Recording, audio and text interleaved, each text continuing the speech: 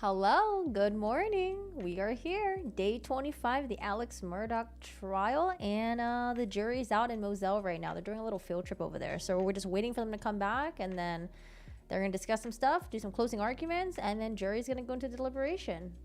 So we're finally here, day 25. I honestly thought the trial was going to go on a lot longer. I thought the defense was going to present more witnesses, but day 25, that sounds good to me.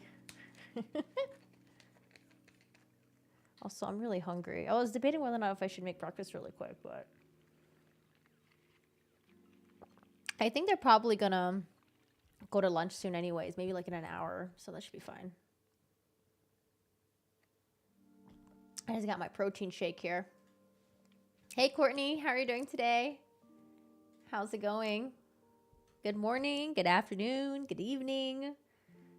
I know you guys are all over the place. I know, they're operating on West Coast time. Yay! I love it. Otherwise, if I had to operate on their time zone, it would be like 6:30 a.m. here. And then I would to get ready. Because like for the defamation trial, I think I would get up at like 5 a.m. Yeah, I'd get up at 5 a.m., do my makeup on stream, chill with you guys for a little bit, and then just watch the trial at 6 a.m. That was rough. But I think after a couple days, it was like really easy because I just got used to it. How are you guys all feeling? Oh wait, let me do a poll. Did you guys eat anything yet? Start a poll. Oh, we also have some Amber Heard and her trial, or Amber Heard and her court stuff update. So we'll definitely chat about that maybe during the lunch break, because they do like long lunch breaks anyways. All right, ask a poll. Do you think Alex is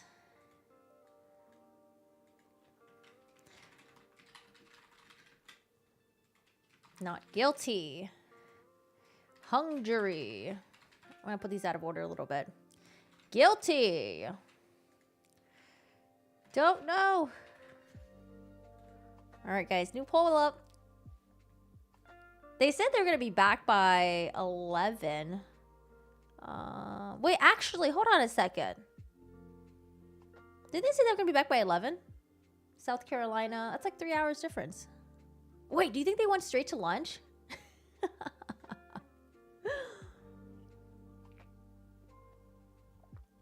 Footage from the police cam? You know what? We can watch it. I have seen it. Are you talking about this one right here? Police cam.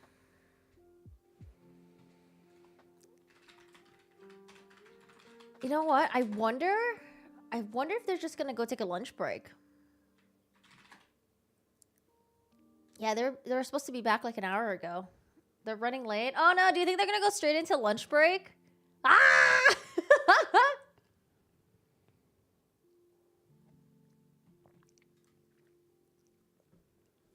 Alec arrived at the courthouse about 15 minutes ago. Okay. Were you guys watching Law and Crime? Were they showing people who are coming in and out? This is the one that I watch, and we can watch it together. And hey Momo, how are you doing today?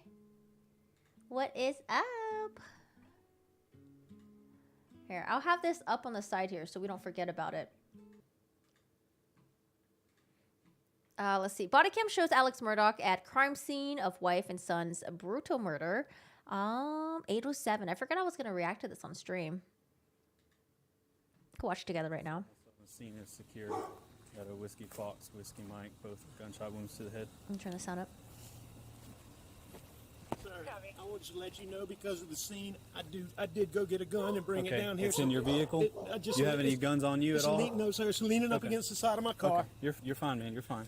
Turn around for me. I don't have any guns. Okay. Yes, sir. I see that. Okay. This is your wife and son? And son. Okay.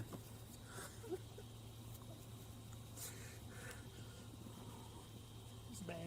Oh, wait. I think we're back live. Hey, are we back in? Hey, we're back in. Okay, we'll watch that together later on. Don't worry. It's only like it's a very short 8-minute video anyways. Okay, so I need to adjust my audio a little bit. We have it at 81%. Maybe that should be good. Honestly, though, I think audio might be... it depends on how dramatic they want to get. Because, like, sometimes if they're talking directly to the jury, the audio gets a little bit... It sounds like they're in a fishbowl. It doesn't sound that great. Hi, Punk Princess. How are you doing today? Oh, that was the actual initial footage. Deb, do you know who posted it? Was it Law and Crime? We could definitely watch it together. We're gonna have time after our lunch break, so I wanted to go over some Amber Heard stuff and then just like updates with her because she's got her court stuff coming up in end of this year. So I wanted to go over some of the court documents that we missed, and then we can watch some of the police footage stuff. Are you talking about? Oh, you know what? I think I've only seen the one that I just showed you guys just now, and I've seen the one where they were sitting in the car, but only pieces of it, but nothing afterwards. No, I haven't seen that.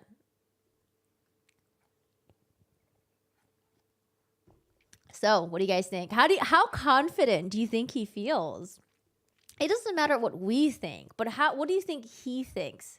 Do you think he's confident? Do you think he's gonna be like, oh, I'm just gonna get away with it? I'm Gucci. I'm good. The waterworks has been A+ performance. They're gonna totally believe me. Oh, thank you, Punk Princess. Thanks for watching with us. I appreciate it. I wonder how their little field trip was. Do you think it really made an impact on the jury though? Just to go to Moselle and see it, like, to see how massive the property is, see the feeding room. I don't know. I feel like if anything, if you actually go there and see the actual property, I feel like it becomes even more real. And honestly, I would think it would be worse for the defense tripping them out there. All right, we got any lip readers in the chat? Oh, we have someone here right now. Oh God, we have we got a leak in one of our rooms. It's been a headache. I honestly don't even want to know if there's like mold in there, even though we should go to Home Depot and get those like mold testing kits. All right, so we have 36 votes in so far. Not guilty, 14%. Hung jury, it went away, 25%. Guilty, 61%. Don't know, 3%. You felt so bad for the woman who was doing the autopsy when she was testifying. I think she has experience, I think she's testified on the stand before. So I would say she's probably used to it, but maybe it's even more tough because it's being streamed and a lot of viewers are watching in. But I was in the Law and Crime chat, and yeah, when she was testifying, I was like, are there like a bunch of bots in here or something? Because normally when you have the witnesses go up, the chat's like pretty okay. You have some like stragglers here and there saying like weird shit, but like the chat was like half weird people and half like people who are just like just chilling. I don't know, it was so weird. Beautiful Buster. You guys like his outfits that he's been wearing? He's got a very interesting style. I don't know if it's like a southern thing. But like they got like all these different colors and patterns for their suits and stuff like that. But yeah, I'm sure Dr. Reamer, I'm sure she's fine. I think she did a really good job at holding it down, Harpootlian does a really good job at like getting under people's skin. And especially because he starts off as such a sweet, nice old dude, got the grandpa vibes, laughs at some of the jokes, and he's like a little bit silly initially. And then he just goes ham and he starts yelling at you. You just feel like you're being fucking reprimanded by your fucking dad on the stand. It's like so fucking weird. But it's tactic. You got to do what you can to get underneath the witness's skin. Hello, Bleep. How are you doing today? YouTube. Eat a dong. Anyways, third time sending the message. Wait, seriously? Did YouTube? Wait, honestly, if you're a mod, they still hold back your message. I made Ricta a mod because I didn't want their messages to be held back by YouTube's auto mod. Oh man, I told Dennis to put the doggies in the room. It's a rich kid style. Okay, give me 1 second. I'm gonna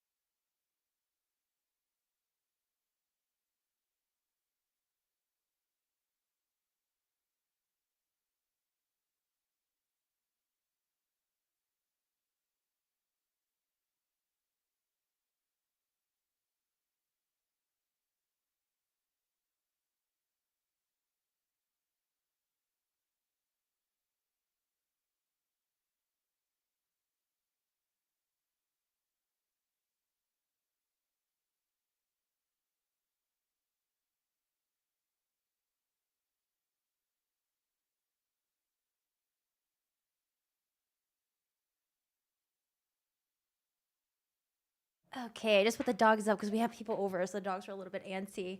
Oh, you know, I wanted to ask you guys really random question. Um, every morning I keep finding a hole in my yard, like a nice like little like hole like this size. Does anyone know what that can be? At first, I was like, "Is this a snake hole?" But then I was like, "No, it seems kind of big, and I don't know if snakes be living underground. Like, I don't know if they live in like, I don't know, whatever it is, it comes out at night." Oh, squirrels do, but see, or rabbits.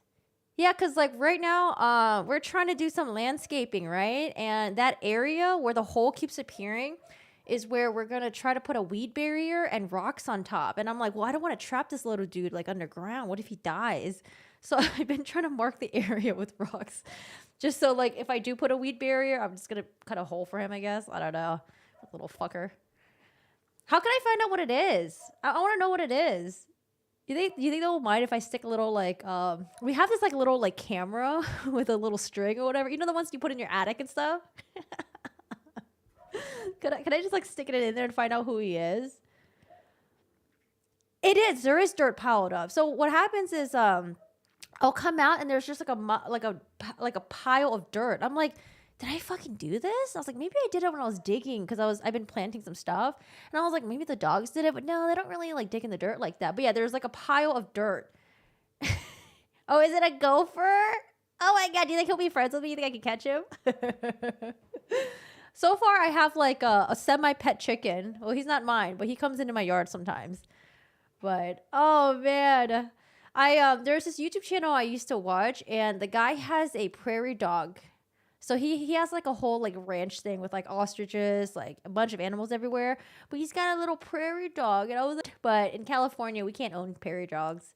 But if you're in Texas, apparently you could own a bunch of exotic animals. So I gotta move my ass to fucking Texas. They'll ruin your yard. Really? I don't want. What am I supposed to do? Am I supposed to just trap him down there? I don't want to mess with them. I love animals. But yeah, I don't know. I was thinking I just planted a bunch of stuff there, so I'm like, dude, I hope they don't come by and start like munching on the roses or anything like that. I was thinking of getting like some. Honestly, though, even if I did get like little mini garden fences, like one that's like 2 feet high, they might be able to squeeze through, right? Or just dig underneath. Someone had a kangaroo. Yeah, no, there's this guy on YouTube. I don't watch him anymore, but his name is like Urban Rescue Ranch.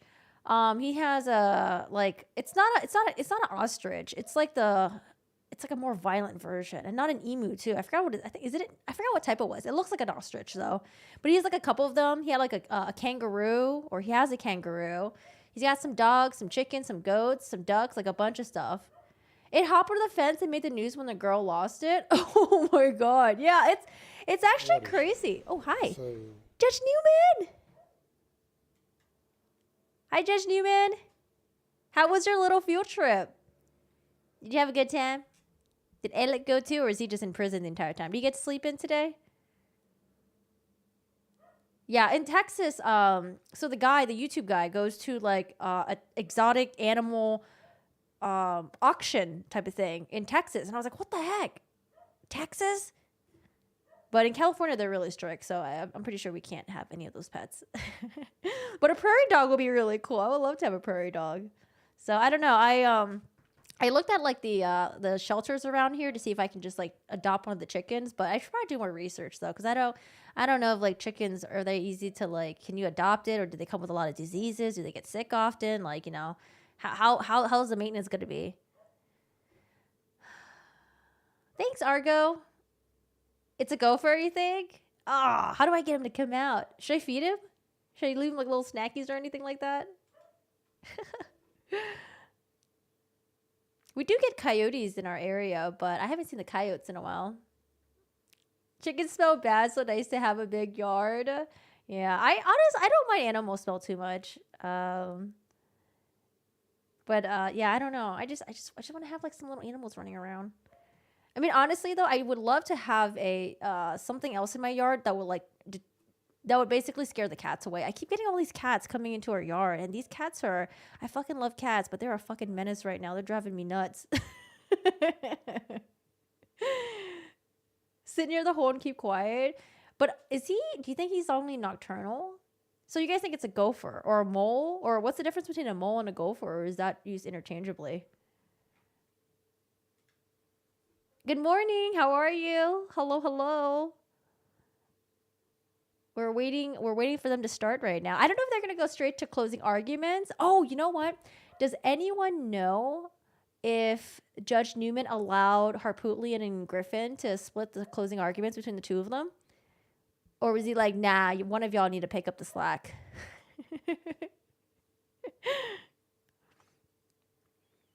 You're in San Diego. You don't have moles, but you have gophers. Okay, I need to see what the difference between the two of them are. You see the hung jury percentage is picking up? I think in law and crime, too, I saw it was like 25% hung jury, which is, okay, we're at 20%. Jury. All right, you may bring the jury. Bring him in. Hey, Judge Newman, what time are we breaking for lunch today? Because I'm hungry. I kind of skipped my breakfast for this. I don't know. I think I say guilty. But I don't know the jury. But I say guilty. I think they're going to go for guilty.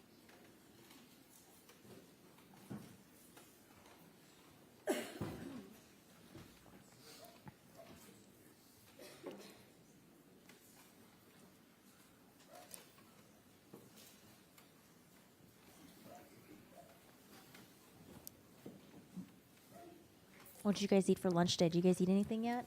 Or breakfast?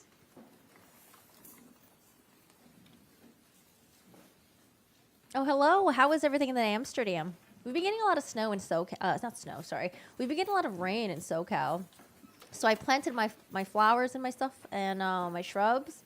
I put some cow manure in there. We had some fun with the cow manure. It actually smells really good. Jerry is present, sir. And then it rained a fuck ton. All right, thank you.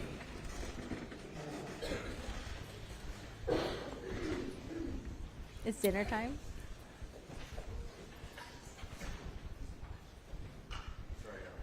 Yeah, hopefully they'll do a good job in closing arguments, right, Blair? You're fasting right now? I'll wait until when they go on lunch break to get some food, I Wait guess. till everyone gets settled. It's 3 a.m. in Australia. Oh, Lord. It is 9:13 a.m. here in SoCal. All right, welcome again, once again. Day number 27. And you have heard all of the testimony, received all of the evidence. You've visited the scene of the alleged crimes. And now it's time for closing arguments. First, by the state, Mr. Waters. Thank you, Your Honor. May it please the court. Hello, Cray Cray. Good morning. Good morning. You studied hard. It's been a long trial, hasn't it? Mm-hmm. Sure has. On June 7th, 2021, at the Moselle property in Colleton County, Maggie Murdaugh and Paul Murdaugh were brutally and maliciously murdered at the kennels by Alec Murdaugh. Paul, as you know, suffered 2 shotgun blasts. Maggie suffered 5 blackout rifle wounds. And after an exhaustive investigation, there is only one person who had the motive, who had the means, who had the opportunity to commit these crimes, and also whose guilty conduct after these crimes betrays him. The defendant was the one person who was living a lie. The defendant is the person on which a storm was descending, and the defendant is a person where his own storm would actually mean consequences for Maggie and Paul, and consequences for those who trusted him. And that person is the defendant, Richard Alexander Murdaugh. I know this has been a long trial because it's a complicated case. And I'm not going to talk forever, I promise. But I am going to try to distill this down for you. And the first thing I want to do is set the stage. And to set the stage, we have to understand a little bit about Alec Murdaugh and who he was and who he is. He was a person of singular prominence and respect in this community. But he's also a person who's been able to avoid accountability for all of his life.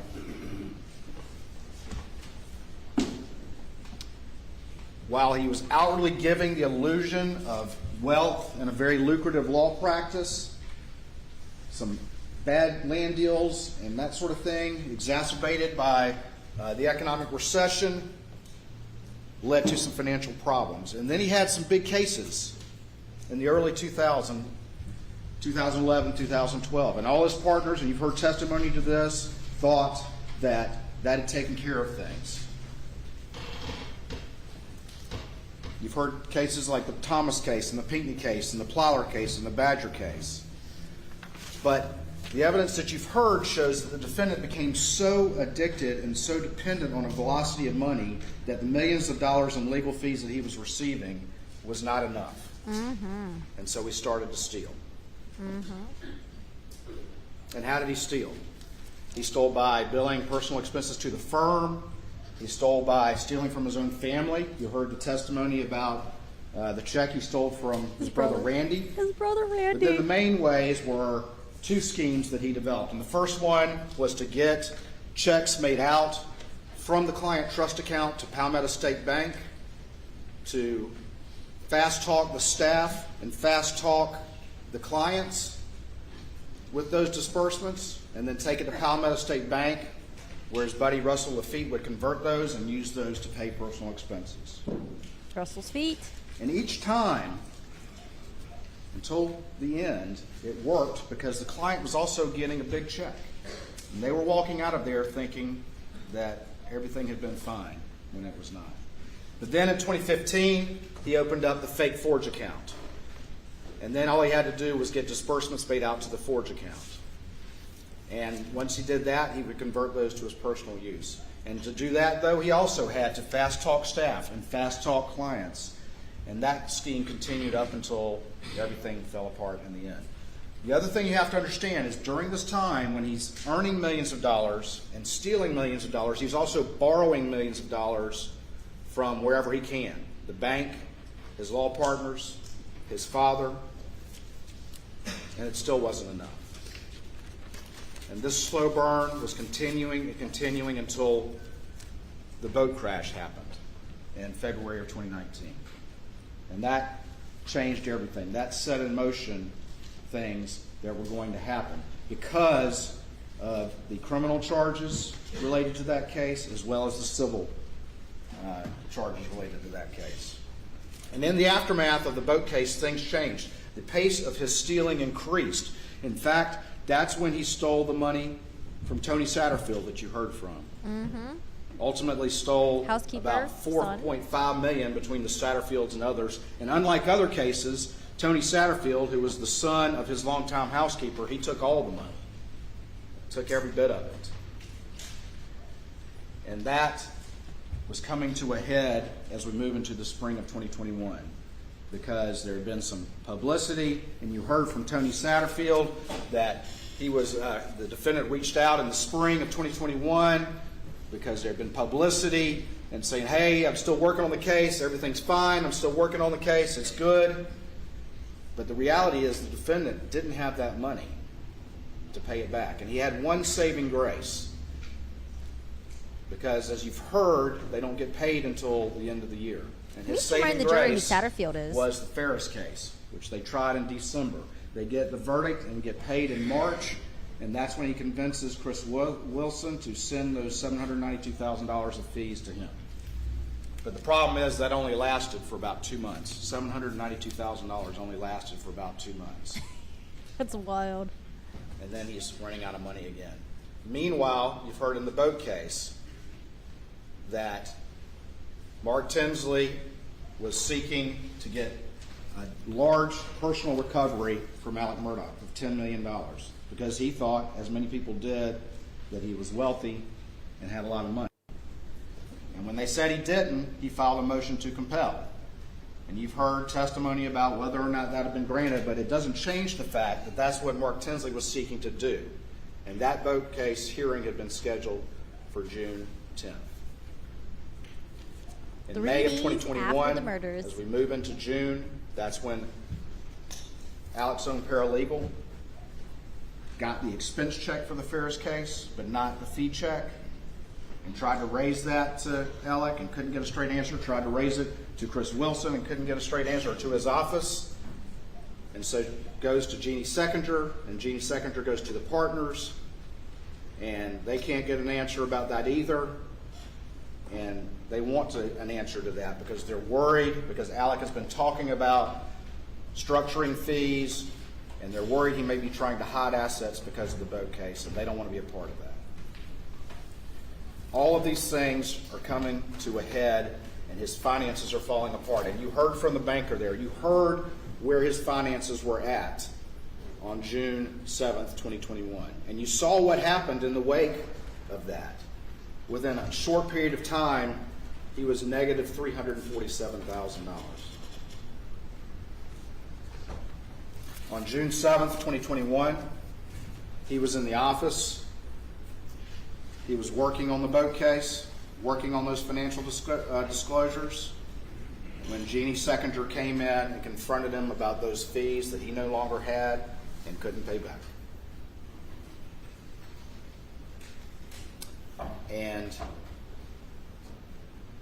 on June 7th, 2021, and he tells this to Jeannie Seconder, his father, Randolph, is having a very difficult time. And while they might have said it was some positive news, the reality is that he was very, very sick, and he had always been someone that the defendant could go to, that he could borrow money from. And so that pressure is happening as well. And he got sympathy from her.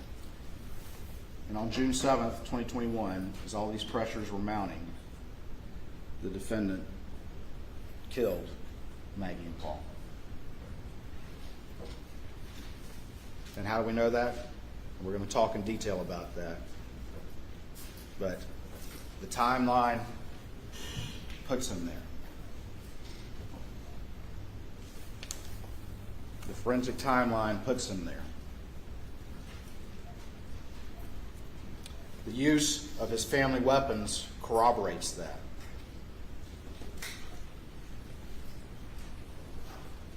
And his lies and guilty actions afterwards confirms it. And we'll go over each of those in great detail. Before we get to that, though, I want to finish out, because in the wake of this, everything changes. All those things that were coming to a head immediately go away. It's a different world now. They're not asking about the Ferris fees anymore. And you heard testimony to that.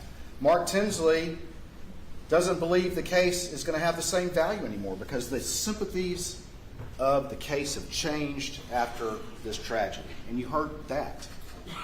And who would better understand that than Alec Murdaugh, who does the same work? The boat case hearing goes away. And everyone immediately rallies around Alec Murdaugh. And it worked. Because it allowed him to borrow $250,000 from Johnny Parker, his law partner, who of course wouldn't have loaned him that money if he knew what Alec was up to, and allowed him to go to Palmetto State Bank and get $350,000 and an off-the-books loan. It's like chump change for him. Applied for, and to send that money to Chris Wilson and convince Chris Wilson to pay another $192,000 of his own money, and to send an email to the firm that everything was okay. And that made it another month or so until Annette Griswold found that Ferris check in his office, and Jeannie Seconder looked up the forged accounts. And what happened in the wake of that? What was the reaction of Alec Murdaugh? Within a day of September 3rd of him being forced to resign, his buddy Chris Wilson is trying to see him, comes and sees him on September 4th, and confronts him about what he's been doing. And then within 2 hours, the side of the road happens. And Alec is a victim again. When accountability was at his door, he was a victim again. And he told a extremely detailed lie and went so far as to draw a composite sketch with the police of this assailant. And the accountability that had arrived at his doorstep again, he tried again, tried to get it to go away, and it worked for a little while.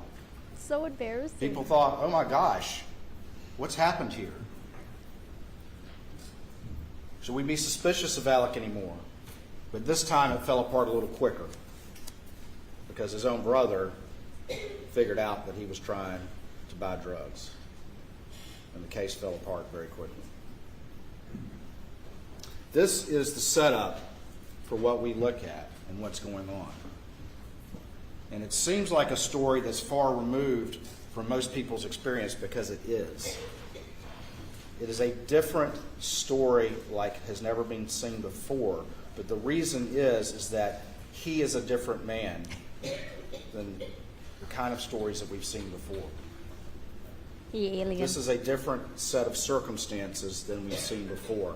And it's certainly easy to understand when you have a middle-aged man who's outwardly successful, who has a strong family legacy, who has a prominence in the community and a reputation, but is living a lie. Is living a lie. Yeah, this is some shit that normal people can't wrap their head around. And that leads to and It's can tough. lead to those pressures being overwhelming and actions like this happening. Husbands have been killing wives, unfortunately, for years, and husbands killing sons goes back as far as King Herod, probably further. When those pressures mount and someone becomes a family annihilator.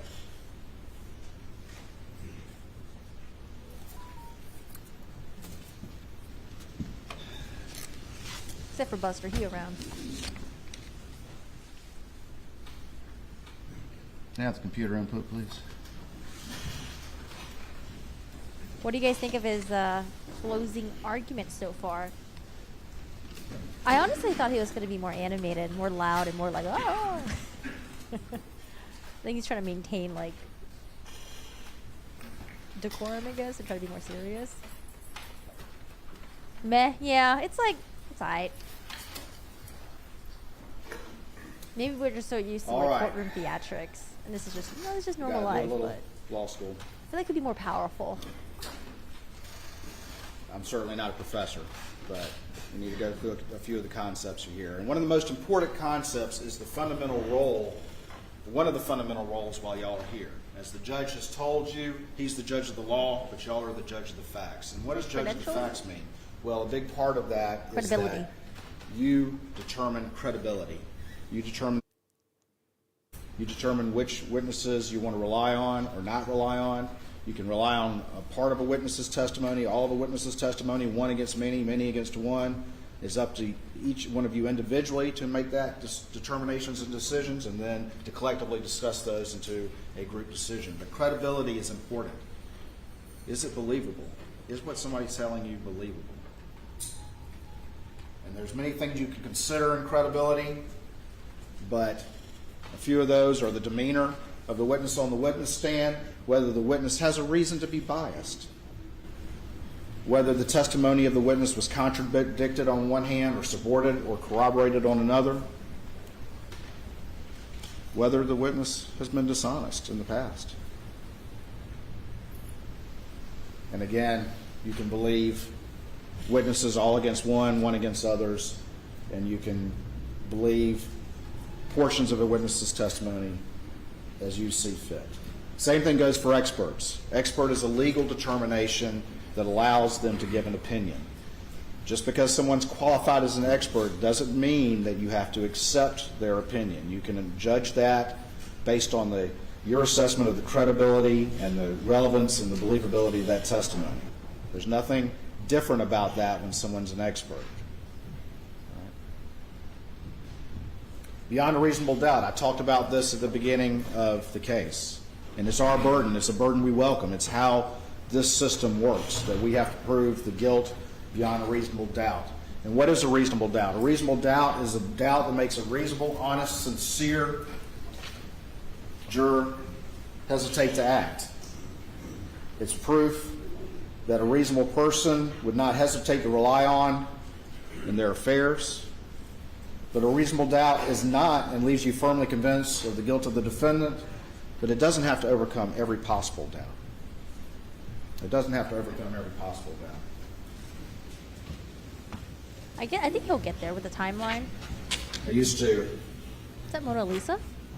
try a case against a defense attorney, and he would pull up a picture of something. Right here I have the Mona Lisa. And he would tear off a piece like that and say, ladies and gentlemen, that's reasonable doubt. And my response to that is, you still know what this is, right? You still know what it is. And that's reasonable doubt, okay? If you still know what it is and you're firmly convinced, then it's your duty under the oath that you've taken as the law, as the judge will give you the law to convict the defendant. I kind of like that. Direct and circumstantial. Directly proves the existence of the fact, and circumstantial evidence is proof of a chain of facts and circumstances indicating the existence of that fact. And we talked a little bit about that at the beginning. Sometimes people in common discussions will say, oh, the case is just circumstantial. But the law says Oh, shit. What the fuck happened? that doesn't matter. The circumstantial evidence can be just as good as direct evidence. It is just as good. It makes no distinction between that, and the judge will charge you on that. There's no greater degree of certainty required of circumstantial evidence than of direct evidence. The circumstances must be consistent with each other, and when taken together, point conclusively to the guilt of the defendant. And I gave you all an illustration at the beginning. I'm not going to redo the whole thing, but about being inside. And you go outside and it starts raining, and you know it's raining, okay, because you got direct evidence, you're getting wet. But if you go inside and you're in a closed room and all of a sudden it gets dark and you hear thunder and you hear the wind rustling and you hear the rain coming down on top of the roof, and then after an hour or so you go outside and the sun's shining, but there's limbs all down in the yard, and it's wet as far as the eye can see, and there are puddles in the yard and puddles in the driveway. Is there any reasonable doubt what happened, that it rained?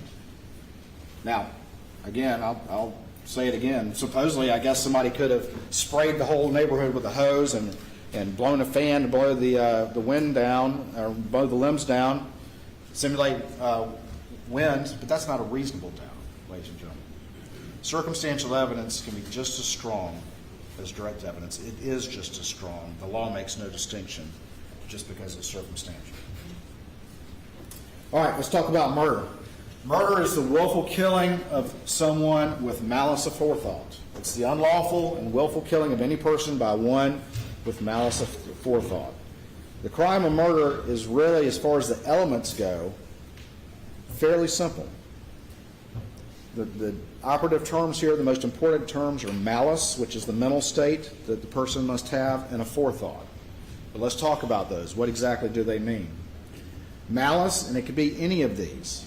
It can be the hatred, ill will, or hostility towards another, but it also can be the intentional doing of a wrongful act with an intent to inflict an injury under the circumstances that the law would infer an evil intent. It could be a general malignant recklessness of the lives and safety of others. It could be a wicked or depraved spirit intent on doing wrong. It could be using firearms, shotgun in a blackout to blow somebody away. That can be malice, ladies and gentlemen, if that's what you decide. A forethought. Sounds like it has to be planned, and certainly planning would account for a forethought, but it may be conceived at the very moment, a split second, or in conjunction with the act. So a forethought doesn't require planning for that malice to occur. All it has to do is exist in the moment, just a split second, or in the moment that the act occurs. So when that trigger's pulled, as long as there's that intentional doing of a wrongful act, intent to inflict an injury, there would be an evil intent, a malignant recklessness, which you can infer from the circumstances of the case, then that's all you need. He should tie each point back to And Alec. how do you do that? Maybe he'll I do that at said the end. infer.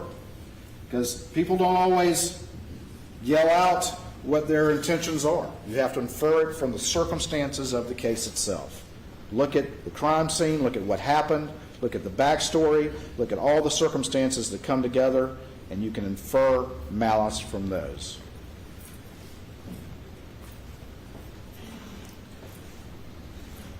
Last little bit of law school. Malice and drugs. Voluntary intoxication does not impair a person's ability to act with malice aforethought. That's a legal principle. If you voluntarily get intoxicated, it is not a defense to a crime, and it does not negate the malicious nature of that crime. If one voluntarily intoxicates themselves, they are just as responsible for their actions as when they are not intoxicated. And the judge, again, take what the law comes from the judge, but this is a legal principle that you will hear. Because Alex is who Voluntary knows that, right? intoxication is not a defense to a crime. Just in case the defense goes with that angle. Why does the law say that? Well, you can't take whatever it is and deny responsibility for what you've done under the law. All right? Yeah, I don't know. He needs to tie each point back to Alec just so he's just not reading off like a presentation, right? You gotta re-engage the jurors a little bit.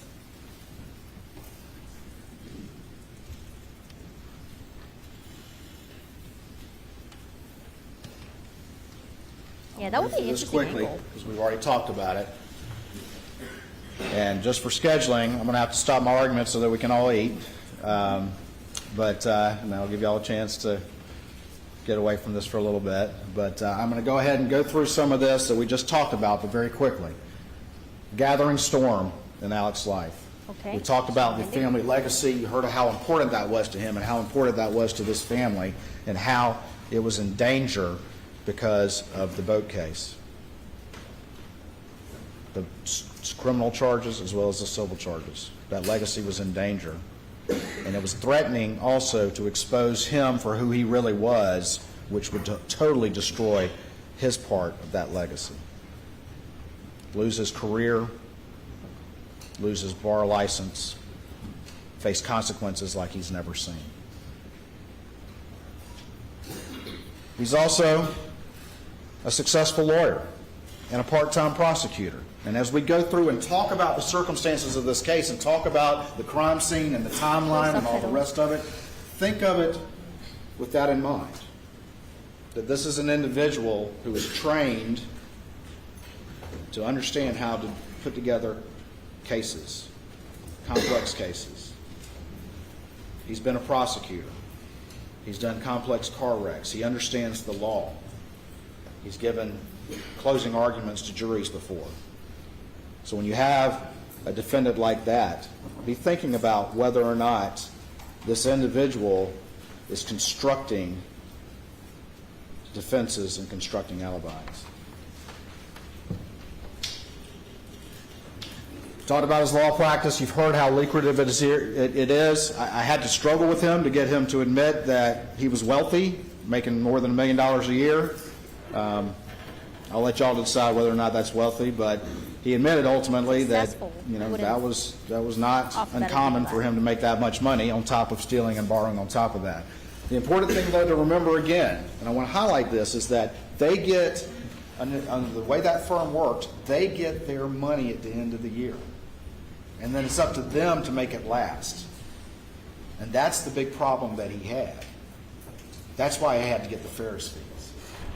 He can't, if he's out of money in May, he's not going to, unless he can borrow it or steal it, he's out of luck. And the hounds were at the gate. All right, we talked about this. He's got, you heard, I think, Jeannie described him as having intentional chaos. We had the land deals. He's servicing this huge debt load. He constantly needs new money coming in. And this has been going on for more than a decade, a constant hamster wheel. The stress and the pressure of that would be extreme because it's been going on for so long, always having to stay one step ahead of the game, always having to beg, literally beg, borrow, or steal for over a decade to have the truth from being exposed. That's been going on all that time. The big cases, his partners think he's straightened it out and paid off his debts, but he hadn't. He's getting paid millions of dollars, but he's stealing on top of that. It's not enough to keep that hamster wheel going. What is that image? Change the hair to red. So he borrows and he steals. The methods I mentioned, you got the PSB checks, you got the fake forge, you got fake business expenses, running the firm card, and from his family and his law partners. Each one of these depends on him being able to sit down and look someone in the eye and convince them that what they're doing is right, when in reality that wasn't happening. And all those clients trusted him based on those. And we sat there and went through that, and it may have been exhausting, and I apologize for that, but he couldn't tell you about one conversation that he had that stuck with him. That's how easily it came to him. Is that relevant to your consideration of what he had to say to you? That's for y'all to decide. Couldn't name one conversation. Just had that same answer that he had rehearsed. And didn't want to talk about any of those individuals who trusted him, as he looked you in the eye and asked you to do the same. Down to the bottom. It's not just the clients, too. It's his staff. They're doing the paperwork.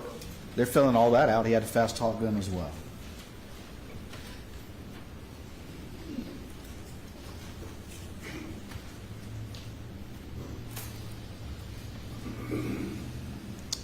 Alex's situation, I think, is akin to a Ponzi.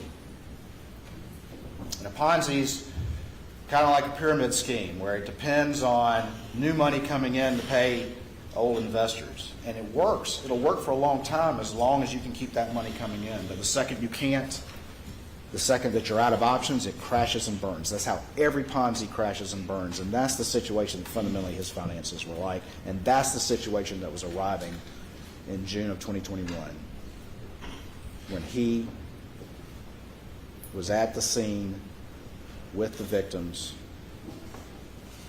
minutes before they died and lied to everyone who would listen about it. A gathering storm. The boat case, other factors that were arising, each one leading to that inevitable day of reckoning. You had the trial lawyers conference where he was confronted. Mark Tinsley was confronted by Alec. Alec, of course, denied it. Everybody's lying on Alec. Alec's telling you the truth, even though everyone who knew him had no idea who he was. Everyone.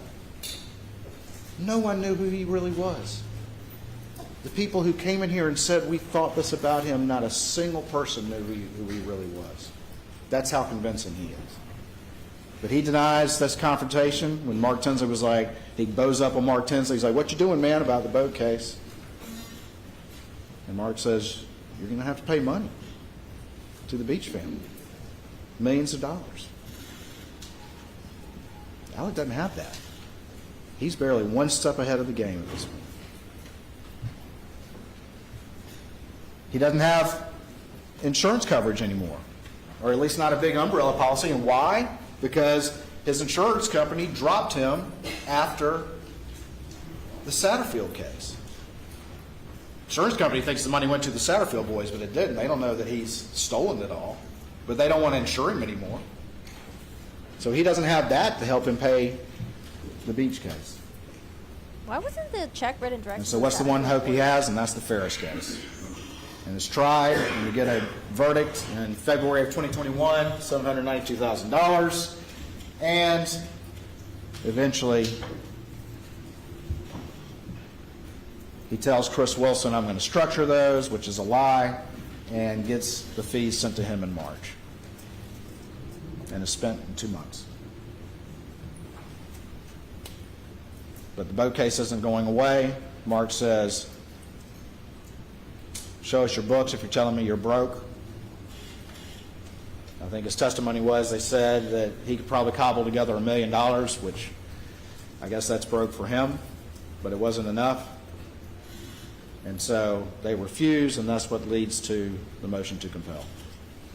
And there's been a lot of argument about, oh, is that going to be granted or not? Would the judge have granted it? What we do know is that Mark Tinsley said that's what he was seeking to do, and he was seeking to do it because he had been told by the defense that he didn't have money. So he's like, prove it. None of us believe that, knowing what we know about you in this community.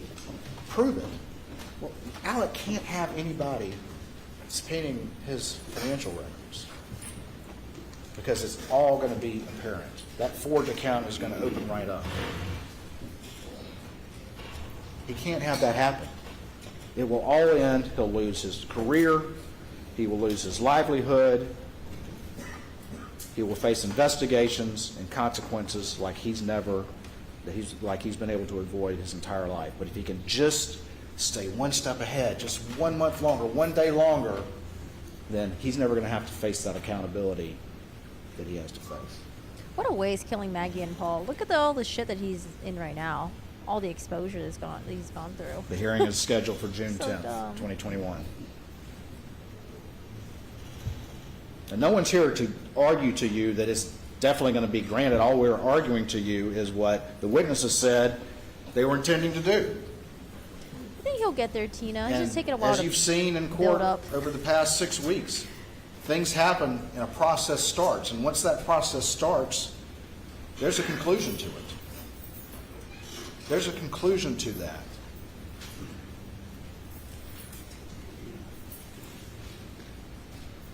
And then you heard from Tony Satterfield, who got up on the stand and talked about the fact that there was some coverage about this case as we move into the spring of 2021, and he hears from Alec, and Alec lies to him and says, yeah, we're hoping to get this case moving, and you saw the text message to that effect when the reality was that it had already been stolen. He needs to remind How's he the going to jury pay who that, Tony ladies and Satterfield gentlemen? is. That's millions of dollars. There's so many people that went up and they didn't take notes. It's millions of dollars.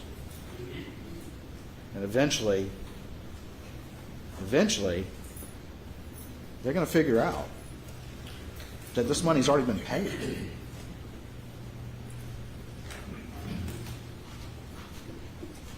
The insurance company thinks it's gone in the right place. At some point, the question is going to get asked, and that alone is going to break everything apart. Ferris case, this is when his paralegal finds the expense check and not the fee check. And I've already told you this part of the story, and y'all have heard the testimony, but it sets off that inquiry from the second juror. So now we have this on top of everything else that we're mentioning. This is like nothing he's ever experienced. He's always been able to stay one step ahead of the game. But after the boat case, his appetites increased greatly. He started stealing millions of dollars, and now he's running out of options, and all these factors are converging. All they're converging. And they're converging on 1 week, 1 day. And that arrives. His father's in the hospital. There's a confrontation with Jeannie. Alec Yeah, the tells her, timeline is way manages too to ward off convenient. the conversation by saying Mr. Randolph is terminal. He, of course, denies that, so I guess Jeannie's lying on him, too. But that's what she says happened. He's working on the boat case. And then the tragedy happens. And it worked. It's not the only reason, but it's part of the reason.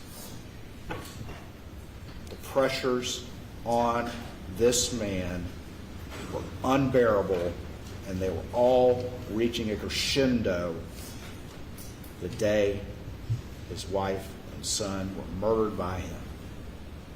All on that day. And in the wake of this, everything changes.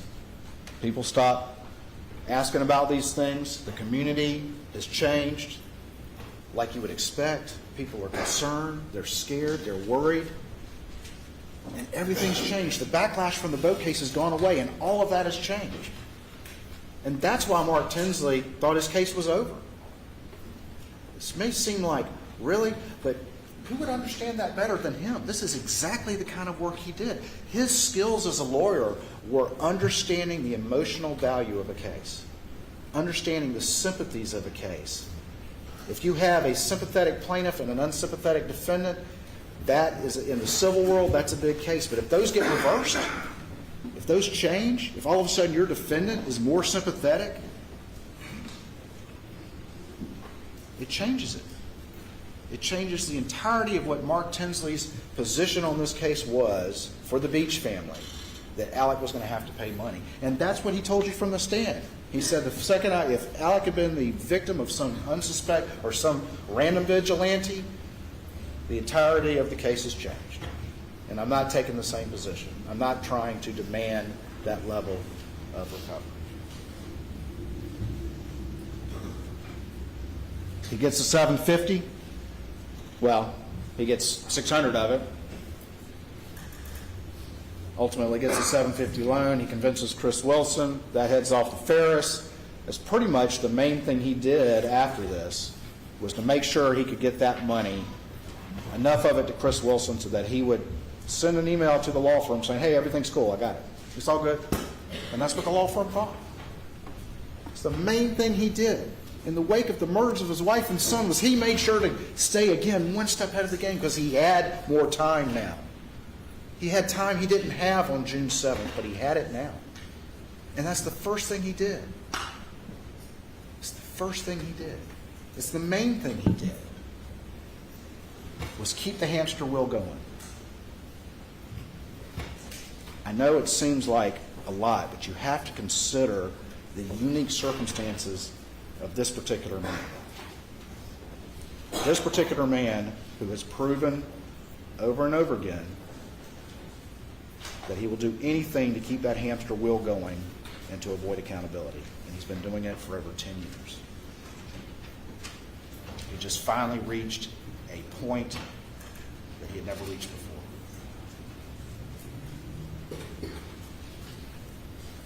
Of course, the hearing on the motion to compel gets canceled. Who would go forward with that in the wake of what's happened? That goes away.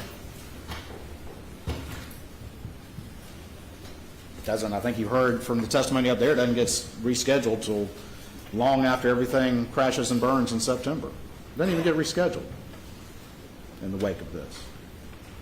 We don't have to worry about that either, and the potential that had for exposing who he was. Because the second somebody looks at his accounts, the second his own partner, Danny Henderson, looks at his accounts as in representing him and says, well, let me see him, he can't do that. He can't do that. He can't even show them to his own partner. Because what's going to happen? They're going to see it too. He can't let that happen, or everything falls apart. And he loses everything, including that legacy that you heard from individuals up there is so important to him, more important than anything. I'm not going to go through all of this, but this is the timeline. And you can see, and I'll let y'all look at that, but you can see how this develops, how this hamster wheel continues, how he always has to be one step ahead of the game. You know, we've talked about the Redbeard and the Zero United. Those are the land deals that went bad. They get charged off, but yet Palmetto State Bank, still dealing with him. He then appoints Russell Lafitte a conservator and borrows up to $1 million from the Plowler girls' accounts without their knowledge. And then he has to steal money from the Badger case, where he's already making a huge amount of legal fees. He has to steal money from the Badger case to pay off the Plowler girls before they turn 18, and then there's an accounting for that. And then he opens up the Forge account, and it continues. $338,000 from Dion Martin. Johnny Bush, Manuel Sanders, and Richard, $225,000. He's maxing out $1 million line of credit. The only way to stay afloat is to beg, borrow, and steal. He's maxing out $1 million line of credit. He steals some more money, but he's right back to where he was. March of 2018, he's now maxed out not only $1 million line of credit, but also a $600,000 line of credit. A line of credit, almost like a credit card, maxed out. Then the boat crash happens, and look what happens to the figures. $3.7 million, $1.1 million, $1 million.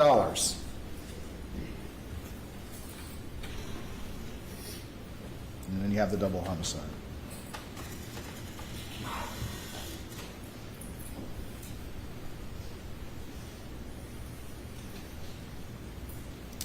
This is some of the exhibits. This is, as you recall, there'll be the statements, and they're in evidence showing the defendant's assets on June 7th, 2021, and the reds are his liabilities. That one's green, but it's negative. And then over here, that's where he was a couple months later. He borrowed $750,000 and still ended up $347,000 in the hole, which part of that had to cover.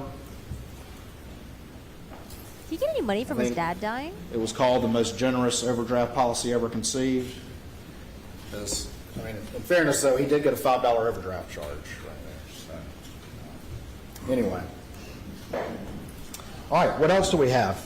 Because we've talked about a lot of things about the finances, and I know that there's been a lot of that, but it's really the only way to understand all the things that were affecting this middle-aged, outwardly successful professional man who had all these pressures upon him, like no one had ever seen. Well, we've got the pills. He claims he's had a pill addiction for 20 years. What does he say about that? He says it makes him paranoid. He says it makes him agitated. He says opiates give him energy. Use your common sense about that. But he also says, and he even said this in the telephone interview after the side of the road, that the withdrawals will make you do anything to get rid of them. That's common sense as well. We know how powerful opiates can be and how the addiction of opiates can be extremely powerful. The withdrawals, not being dope sick, can be extremely powerful. But he's also saying he's taking 1,000 milligrams a day. And he's trying to blame all his theft on that. Calculate for But the that's jury not how many what pills that is. These records reflect. 30 milligrams. They reflect an insatiable desire for money and a hamster wheel that's been going on for a long time. And you don't really see the escalation from his drug dealer until March of 2021. I would ask you also, one of the tenets of juries is common sense. That's what you're here for, is for an individual and then a collective common sense. Common sense, 1,000 milligrams a day, does that sound survivable? He sat there on that stand and told you that's what he was taking. And as we're going to go through this process, we're going to talk about what he said on the stand and how many times on the fly that he looked you in your eyes and didn't tell you the truth. Some jury members He's don't very good understand at it. 1,000 His own milligrams. partner We should said do the that. math for them. Do the math for them! Very, very good at it. Graded. I'll leave it to you to decide whether 1,000 milligrams a day is survivable with opiates. And if it was, that you could still engage in work, have a successful practice, and then on top of that, engage in these complex conspiracies to steal and fool everyone and live a life and have people outwardly think that you're, who you profess to be in public. If you were taking 1,000 milligrams a day, does that make common sense? I submit to you, ladies and gentlemen, it doesn't. I have no doubt that he was taking opiate pills. But I think he looked you, and I would submit to you to decide whether or not he looked you in the eye and claimed an amount that's inconsistent with whatever else we know about this man. It's really inconsistent with survivability as a matter of common sense.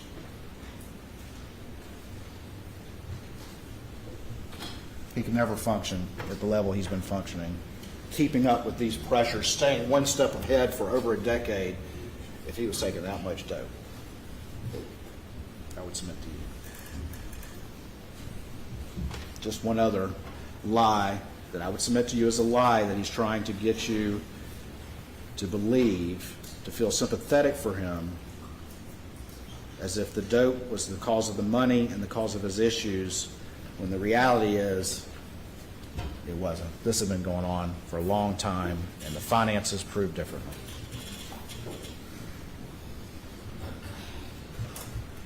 But what else about this? You've seen the interviews. And we're going to play some clips of these interviews, but I'm not going to play them all for you again. You've watched them.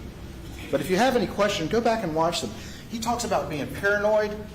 Listen, watch those interviews when he's with Dave Owen.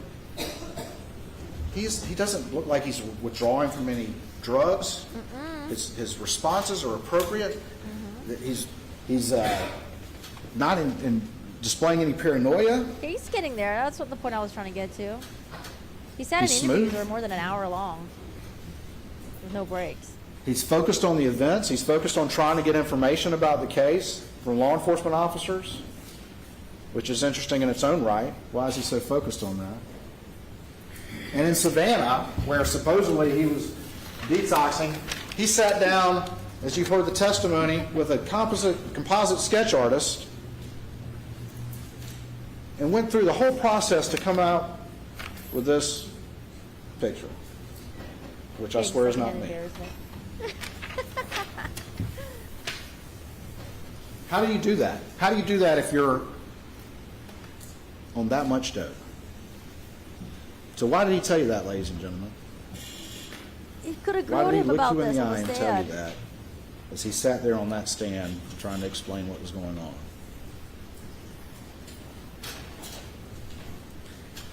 It's interesting also that in one of the interviews with law enforcement, there were 3 interviews, June 8th, June 10th, and August 11th, before we get to the side of the road, that he mentions that Paul was a little detective. That's very interesting for him to mention that, because you heard from Marion Proctor, Maggie's sister, that Maggie called Paul that, the little detective, specifically in reference to Paul paying attention and trying to keep Alec from taking pills. Why would he bring that up? That's an interesting thing to bring up, because that was what that was in reference to. And what do we know? We know that in May, if we talk about all the pressures that are coming upon him, all these financial things that we've talked about, this exhausting hamster wheel that's been going on forever, the need to beg, borrow, and steal and stay one step ahead, and he's running out of options there. On top of that, we know in May that Paul sends a text to him saying, "Mom found some pills, we need to talk." Mom found some pills and we need to talk.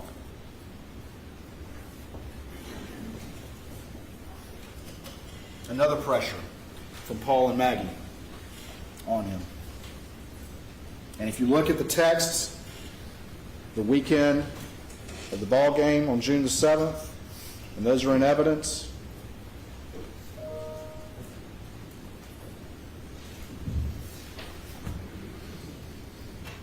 Alec is not at the game.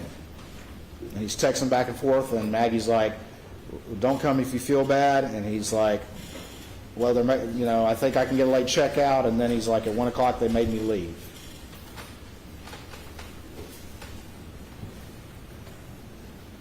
I submit to you, it's a reasonable inference they were on him at this time. They were watching him like a hawk.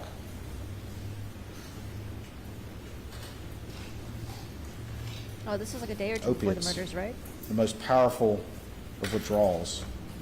And everything's coming to a head, including this as well. Yeah, he needs to tie everything back again for the jury as if...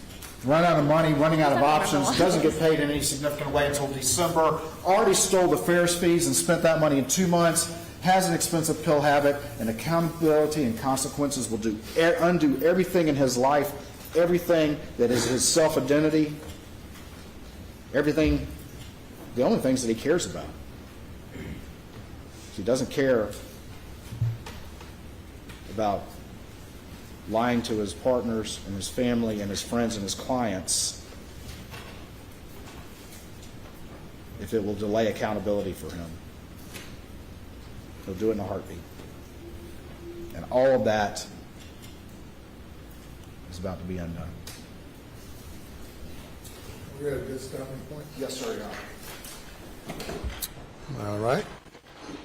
Ladies and gentlemen, we'll take 1 hour and 15 minutes for lunch. Please do not discuss the case. So, what do you guys think of the closing arguments so far? I just wish that he would just give like little tiny reminders to the jury here and there, just in case they forget. Like who Gloria Satterfield is, the Satterfield kids, Chris Wilson, the ball game, like how many days that was before the murders happened, and why they were on to why Alec and why Paul and Maggie were on to Paul. Just like small little reminders like that, just in case the jury forgets, you know, because they can't take notes. We'll be in recess, 1 hour and 15 minutes. Yeah, I mean, I was thinking maybe it's just going to be like a slow build-up, and he'll probably get really animated at the very end. But I would say the build-up was like it was kind of slow. Ugh. The timeline that lies in the kennel, yeah, I mean, I think he'll get there. But I mean, I feel like he could still have a really strong and profound closing argument, even about talking about the financial stuff, right? He was just kind of like, hey guys, what's up? Measured, good sleep. he said that a number of things, and let me just go forward with his themes. He said that Alec Murdaugh had the motive, the means, the opportunity to kill Maggie and Paul. He laid out that the storm was descending, the theme that he had from his opening statement. And he said you have to understand the depth of the financial crimes to understand why this was going on in Alec Murdaugh's life like never before. He wasn't able to control anything. He couldn't borrow money from his father anymore. His father was dying. His law firm was about... Did he get any money from his father's estate when the father passed away? Because I would assume he would have gotten like a lot of money or something, you know? You believe he's going to? Wait, yeah, I think we just have to be patient. But I would just say like it's a slow start in my opinion. I think Creighton Waters though, I think he did a really good job direct examining, cross-examining all the other witnesses though. I thought he did a really good job. I was like, oh, this guy's pretty cool. He's really animated and stuff like that. Ask good questions and you feel like you're really engaged with him. But when we got to the cross-examination of Alec Murdaugh, it was okay. You know, I feel like there were some things that he could have honed in more. But like I did mention though, like he only had a couple days of preparation because Alex changed his story on a lot of things. And so Creighton probably had to re-navigate what kind of questions and how he was going to ask the questions to Alec Murdaugh. So I don't know, being a little bit lenient on him. Who do you guys think is going to do the closing argument for Alec? Do you think it's going to be Pootie or do you think it's going to be Jim or who do you want it to be? For me, I like Jim, but I kind of want it to be Pootie. The Mona Lisa analogy. I like that too. I was a little confused where he was going with it, and he kind of ended a little weak, but I thought it was pretty good. It wasn't bad. Maybe he's reading the jury and they're not into the drama. Yeah, I mean, we don't know because we're not sitting in the gallery, but I feel like, the jury might be a little bit like a little tired. You want Jimbo to do it? You want Pootie? Or you think they're going to do it? All right, guys, listen to, I want to say her name is Linda. Is this Linda?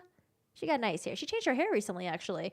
You guys listen to her really quick. I'm going to go, I don't know what to make for lunch. I'm going to heat up something or maybe make a sandwich or something. Yeah, get up, stretch, and we'll be right back. Listen to Long Crime. To find out that he was, did find out that he was stealing, that he said that he had an illusion of wealth. He said that there was a slow burn going on and that he did it, and they'll talk about it later on because the forensic timeline put him there along with the family weapons and the lies that he told and the activities that he did after the scene. He said that he talked to the investigators while he contends that he had an opioid addiction of 1,000 pills a day, that indeed you watched them and he was measured, and that he could lie to everybody straight on by looking them in the face, just like he looked at you in the face in this courtroom, jury. He said that husbands kill wives, unfortunately, every single day of the year. We've seen since King Herod that he could kill sons, so that fathers do kill sons. He said the pressure of being in withdrawal made him a family annihilator. He talked about the circumstantial nature of the case, and if you take the Mona Lisa and you clip off an end of it, you can still tell it's the Mona Lisa, even if all the pieces don't fit apart or one of the pieces aren't there. He said that in theme that this was planned, and indeed he went back to motive, means, and opportunity, mens rea. He said it was malicious. He said it was with malice aforethought, echoing what Alec Murdaugh himself said on the stand, that whoever did this planned it for a long time. Okay? Think about it. The jury now has an hour and 15 minutes to think about it. They're taking lunch, and while they do that, we're going to take a quick break here at the network. We will see you on the other side.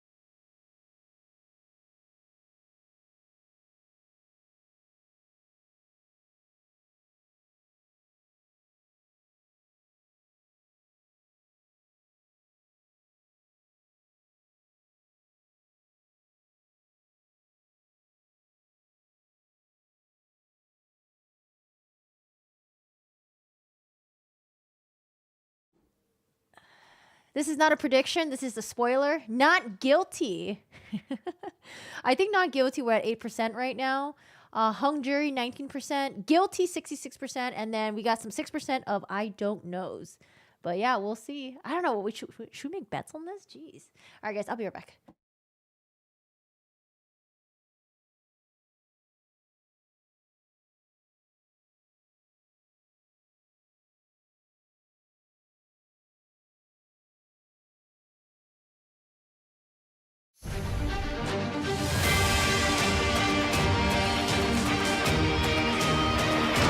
Welcome back to the Law and Crime Network. Well, the moment we've all been waiting for, the closing arguments of the parties, began this morning in South Carolina in that courtroom in Waterboro, where Creighton Waters, the Attorney General, one of the Attorney Generals that we saw his boss yesterday, started to tell the jury that Alec Murdaugh had the motive, means, and opportunity to kill his wife and son. He was measured and continued on his theme about the storm.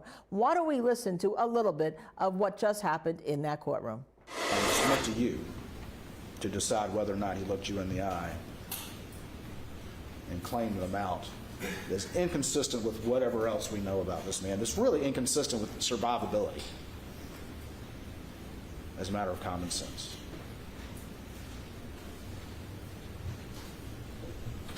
He can never function at the level he's been functioning, keeping up with these pressures, staying one step ahead for over a decade if he was taking that much dope.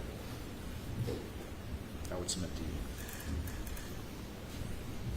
Just one other lie that I would submit to you as a lie that he's trying to get you to believe, to feel sympathetic for him, as if the dope was the cause of the money and the cause of his issues, when the reality is it wasn't. This has been going on for a long time, and the finances prove differently.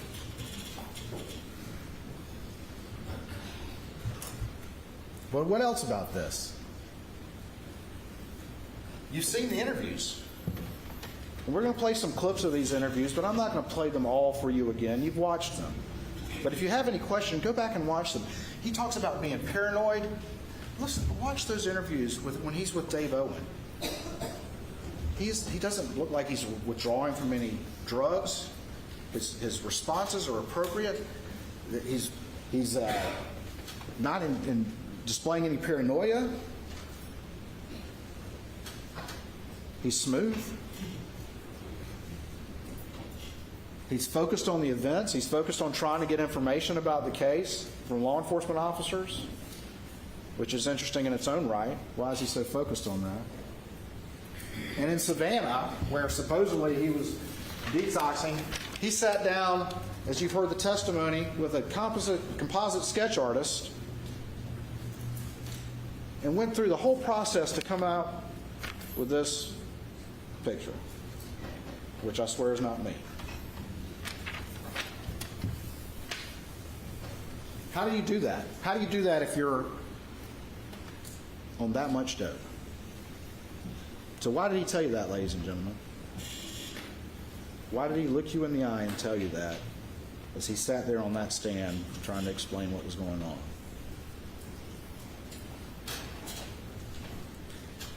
It's interesting also that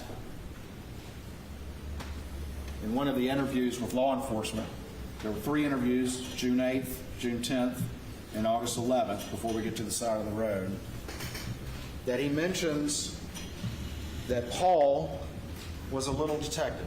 That's very interesting for him to mention that, because you heard from Marion Proctor, Maggie's sister, that Maggie called Paul that, the little detective, specifically in reference to Paul paying attention and trying to keep Alec from taking pills. Why would he bring that up? That's an interesting thing to bring up, because that was what that was in reference to. And what do we know?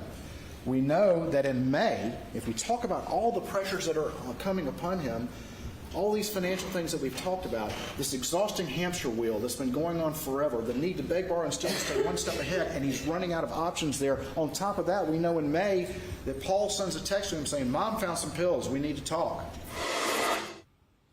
All right, there you heard it. Creighton Waters, the Assistant Attorney General, who's the lead his closing argument, telling the jury that Alec Murdaugh murdered his wife Maggie and son Paul, and that the evidence all points to him. I'm Anjanette Levy, coming to you live from Walterboro, South Carolina, right in front of the Colleton County Courthouse, where I don't know if you can see behind me, but there's still a line of people hoping to get into this courthouse. They got here, at least the first person in line got here at 3 a.m. this morning. So people are very interested in this.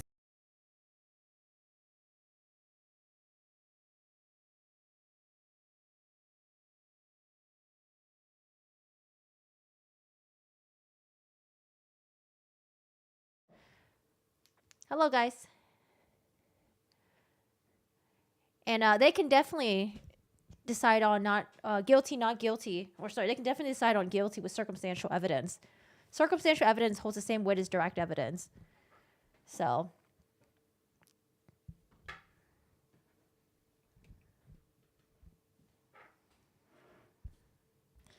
Hey, Rain. What's up? How are you? I got my food. I made Japanese curry last night, but I used like the cheap beef. I don't know what kind of curry, what kind of beef you're supposed to use, but I bought the cheap beef, and the beef is just really hard. So I'm really sad. My curry sucks because the beef is really hard. Are they talking about anything important? Anything going on over here? So I just got my food here, and I was just gonna eat and just chill for a little bit, and then I had some court documents to read, catching up on all the Amber Heard stuff. No, shut up, sub. I haven't done my nails in like 3 weeks. I got lazy. I hate it when people, it irks me when people don't do upkeep with their nails, but that's me right now. Listen, I've been busy, okay, with the garden, trying to be a landscaper. I don't like Wagyu. Is that weird? I'm not a huge Wagyu person. I did buy ribeye, though, that I was going to use, but I felt like ribeye was, like, overly done for curry, but chuck beef, yeah, maybe I should do chuck. Chuck was on sale, too. When's your next trip? We might go to Japan next month, but I've just been really lazy to plan anything. So we were planning on going to Japan, and I just didn't feel like, looking at, like, tickets for flights, train, Airbnb, hotel, and I kind of just put it off. I don't know if you guys can tell, but we're really last minute people. We're like, okay, let's just go. Let's see how it goes. So Japan is still up in the air for next month. We'll see. But honestly, though, Japan, their food is really cheap, but like, oh my God, everything else is so expensive compared to Thailand. Dude, the Thailand trip was amazing. Everything was so cheap. For Japan, I've always wanted to do those, like the hot spring hotels, the onsens. Dude, I was looking at some of the rates. It was like, if you want to do the whole, where they set up the dinner for you, right, in your room, there was one that was like, it was like 300 per dinner per person, 300 per person for dinner, and then that doesn't even include the stay. I'm like, oh! And I remember a couple years ago, I think 5 years ago, we went to Japan. We were planning on doing the onsen thing too, right? And it had a really cool view of Mount Fuji, but per night it was like 600 a night, and I was like, I don't know. Honestly, like, experiences are cool, but I think it would just hurt me more, like my gut, if I knew I was paying 600 a night. Like, it's cool for experience, but I don't know, man. It's like, Did I go to Chiang Mai? No, I didn't go to Chiang Mai. I do want to go because my friend told me that Chiang Mai is amazing. I did want to go to Chiang Mai, but our schedule was a little bit too tight. We landed in Bangkok and then immediately went to Phuket. Stayed in Phuket for like 2 days, and then afterwards we went to Krabi for a couple days, and then we went back to Bangkok for like the last 2 days or something like that. Corey's gonna Akihabara. Honestly, like, I didn't really care for Akihabara. When I went to Akihabara last time, I was like, it's okay. I think I was trying to go to a maid cafe, though, but we just kind of just like, meh, whatever. But no, I don't like buying figurines. I don't like buying stuffed animals anymore because I just see those as dust collectors. Japan has bad internet service. I can't imagine living there. My friend, when he lived in Japan, seems like, I mean, he had really good cell reception streaming out there when he does his like IRL streams. And I remember he played some like, he played some games at home and he was streaming. So maybe it depends on what area you're in, but it seems okay. And there's a lot of streamers that live in Japan now. And, they do their thing. Looks like it's all right. Maybe you just have to be careful like what areas you live in and make sure that it has good internet. Chiang Mai is great, especially for the food. Man, all of Thailand is great for the food. Oh, gosh. I would love to go back to Thailand, but we've been wanting to go back to Japan because we went there 5 years ago. And it was funny because we went there 5 years ago. We're like, oh, my God, we're going to come back to Japan every 6 months. This place is wonderful. And we haven't been back since. If I went, I want to visit places like Chiba, fuck Tokyo. I want to see the countryside. Oh, Chiba. This girl I watched on YouTube, she's trying to buy what are they called again? They're called like Japanese abandoned homes. They're like very old, traditional style. What's it called again? Akiba? I forgot what they're called. But yeah, she went to Chiba a little bit in the countryside to see what was up there. But honestly, Tokyo was my least favorite because I don't like crowds. It was so crowded. Shibuya, like getting on the trains was like I didn't even want to get on the train because I was getting claustrophobic.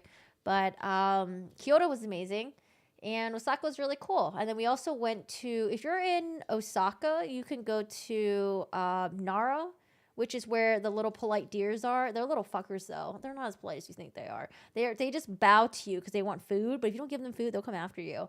So we went to Nara. That was pretty cool with the deers. There's some temples there. And then we went over to Kobe, where you can get like Kobe beef. And it was really cool because like Osaka's in the middle, and then you would go to Nara, and then you go to Kobe, and it was only about like maybe like 45 minutes train ride. And then from there, Akiya, that's what it's called. Thank you.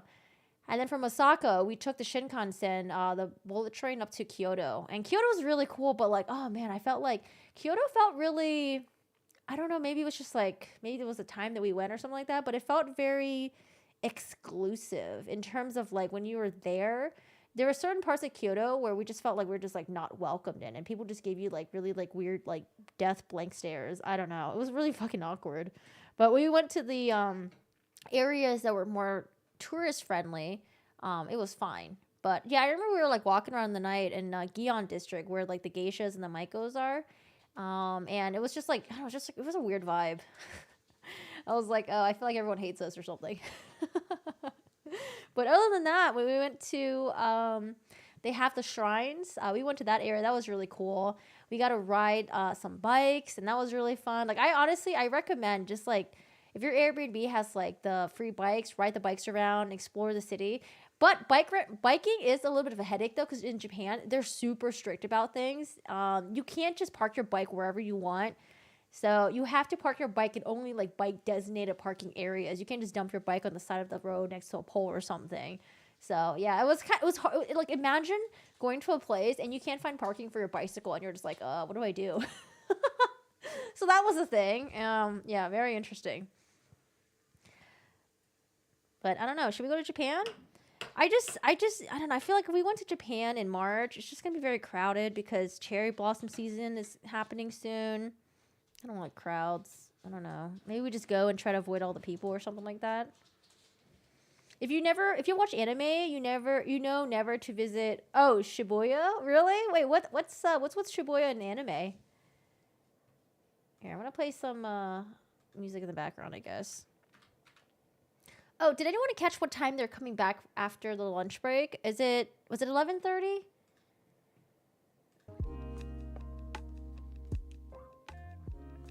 I forgot what time they said.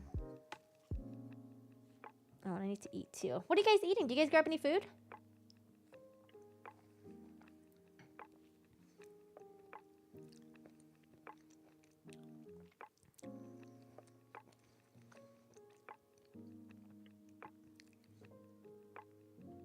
Lots of ESL teachers in Japan. Only thing in the busy city I want to visit is Shibuya Crossing. Oh, Shibuya Crossing is really cool. They have a Starbucks that's like right next to there where you can just go into the Starbucks and you go on the second floor and you can see like a little top-down view of Shibuya Crossing. So yeah, it's really cool. Have you guys ever seen that movie Lost in Translation with Bill Murray and Scarlett Johansson? Fucking love that movie.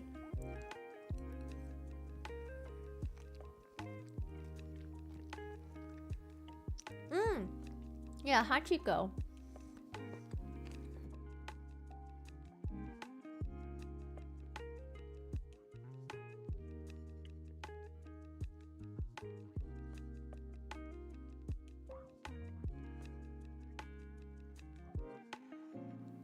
Yeah, I was at a Goodwill, which is a like a thrift store, and they had Lost in Translation in was it a VHS or was it a DVD? I think it's VHS, and I just bought it just for the heck of it.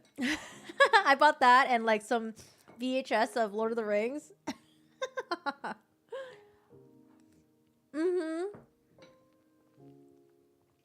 But you know what? I went to the hotel where Lost in Translation, you know, the bar scene? When I was in high school, I like always fantasized like, oh, I'm gonna go to that bar. I'm gonna smoke a cigarette. I'm gonna drink some whiskey, blah, blah, blah, blah. I wasn't even a whiskey drinker, but you know, for me, all that was like really sensationalized. And I was like, I'm gonna go there and like, it's gonna be so cool.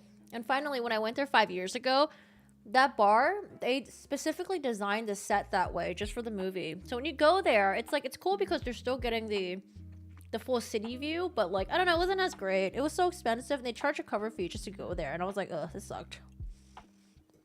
So it was meh.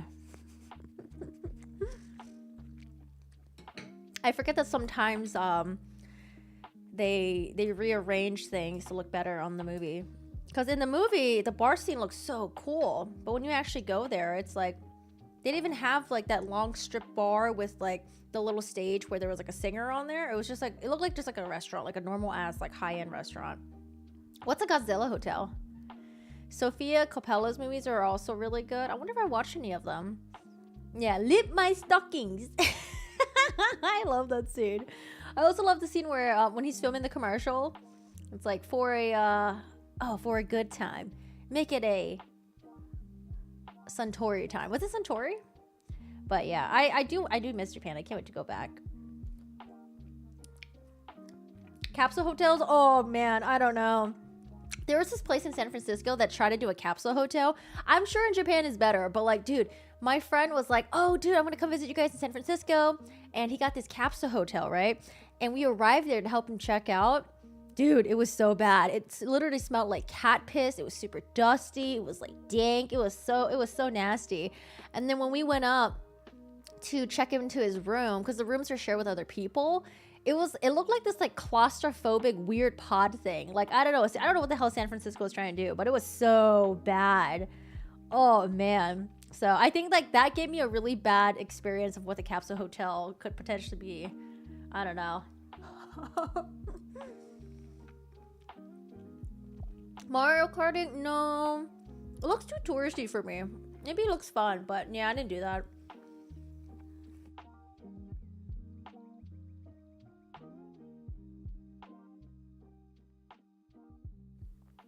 Oh, she's the director. What other film has she made? Yeah, I really enjoyed it. Honestly, when I was young though, when I first watched Lost in Translation, I hated that movie. I hated Scarlett Johansson because I used to have like an extreme hate towards people that would like, whether it's like emotionally or physically cheat on their partner, because you can tell they like emotionally like cheat on their partners like for each other.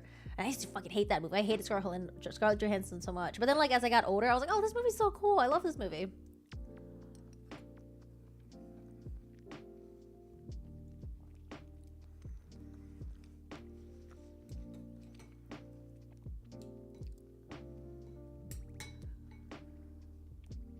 I was so sad when I went to Savannah. Oh, really? And couldn't find the Forrest Gump bench? It was a prop. Wait, I thought the Forrest Gump bench was real. I've always wanted to go eat at Bubba Gump Shrimp. They have like somewhere around here in like the LA area. I still haven't gone yet though, but I want to go so bad. Hotel Gracery in Shinjuku has a massive Godzilla which roars on the hour around the corner from Don Quixote. Yeah, I don't think I've been there. I went to there's like an area where they have like the giant Gundams and stuff. I forgot what that area is called. Odaiba, I think. Yeah, that was pretty cool. So did I. They're all terrible. they make it look fabulous because it's like a commercial for the hotel as well. I don't know. Maybe it was just disappointing because it was the Park Hyatt, and we had to pay. Oh man, I feel like we had to pay like 20 or 40 bucks just to get in for cover per person. And then when we got there, everything was so expensive. So we're like, we'll just get one drink. But one drink was like $18 to $25. And I was like, I'm sorry guys, this is a doozy. Let's get the fuck out of here. We just fucking left. I couldn't even take any pictures because it was so damn dark in there. Yeah, it didn't even look good. Santa Monica. Oh god, I hate Santa Monica so much. It's so busy and it's like, oh, the traffic getting there. I fucking hate it. Why would they make a fake bench? Lol, there's plenty in every park. Apparently, there's a famous bench in LA where, have you guys ever seen that movie 500 Days of Summer? God, I fucking love that movie, but I also fucking hate that movie. I hate Zooey Deschanel in that movie so much. But it's one of my favorite movies. Apparently, that famous bench is like somewhere in LA, in like downtown LA or something. Gundams are expensive. I gave up on Gundam.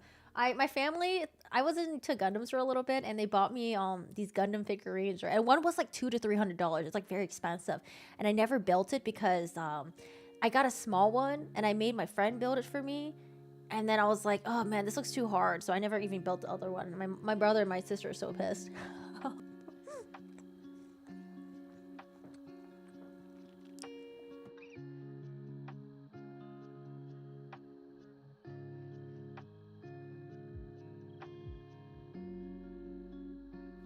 But the annoying thing is, they're so fragile. The Gundam that I have, Epion, it's so fragile. I feel like it could just fall into pieces soon.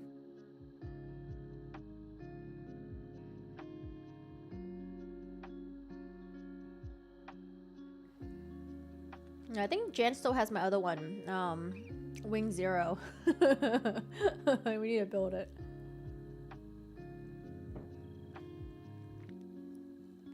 Wait, Hello Kitty Gundam?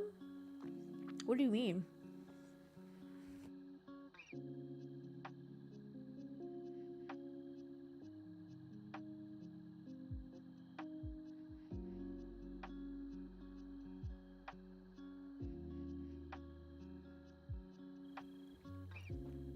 Yeah, I want to see. Post in Discord.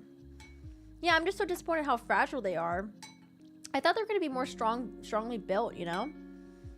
It just feels like meh because how expensive they are. But yeah, I have an Epion one in the back. I don't know if you guys can see it. If I do full screen, yeah, you can see it. It's like right there. It's in the back with this green little sword.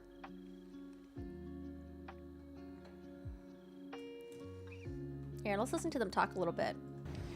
This is a good question. Mal from YouTube. Seriously, where did the money go? No way, just drugs or lifestyle. Someone blackmailing him, I'd say. I'll take this one right now. We heard about these bad land deals. Apparently, you know, just he's the main breadwinner for the family. $50,000 a week on opioid pills. I've been told by somebody who knows Alec Murdaugh that he was viewed as somebody who was a connector. So maybe we'll learn more about that at a later date. And also, I kind of poked around a little bit last night as well. Sounds like they know where the money went. So we might find out more about that at the financial crimes Anjanette, trial. could I just say something? Anjanette, could I say something?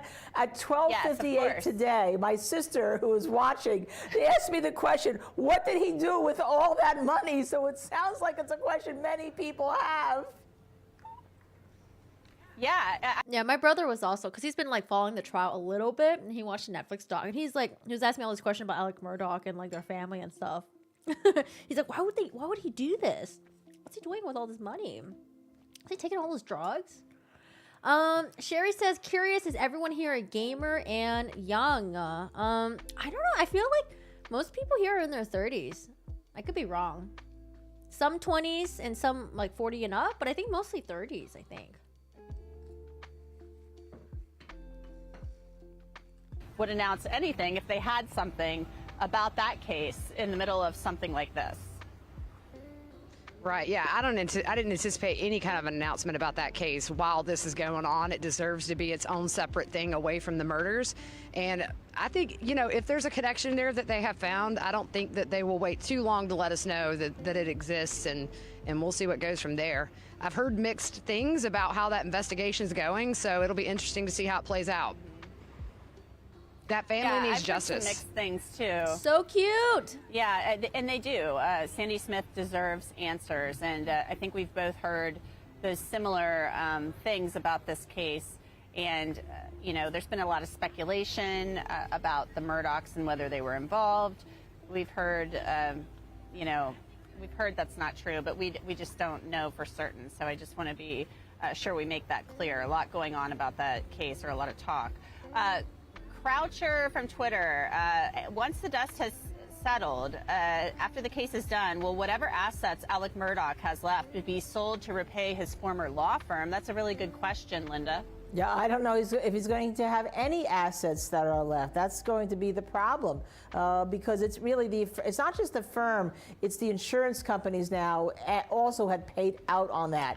So I assume that the problem they may have is that they can't get access to the trust, right? So that's why when we talked before about the trust that may have limitations to it. Oh, I thought you guys were all in your 30s.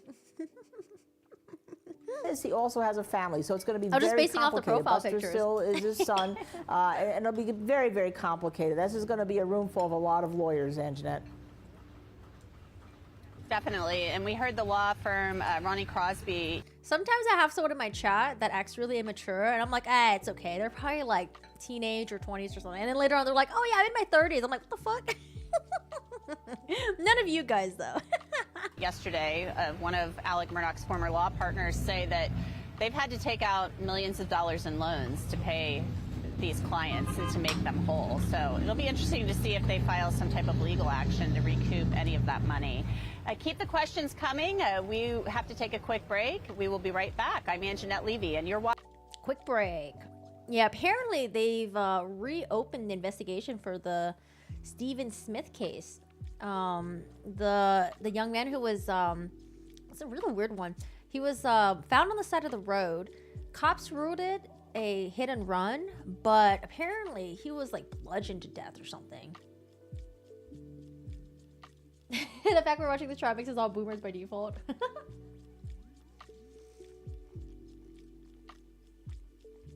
No, not you, Blake. You act like you're in your 30s. You're like a normal 30.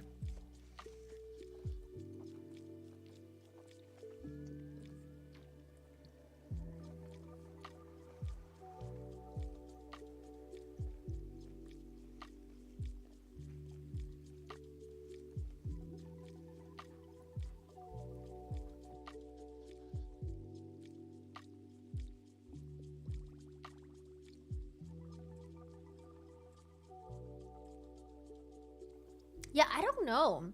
I don't know if Buster's working. I don't know if he's working. I don't know if he even got any money left. Like, yeah, I don't know, man. I mean, if anything, Buster can always work for... John Marvin still got his business, right?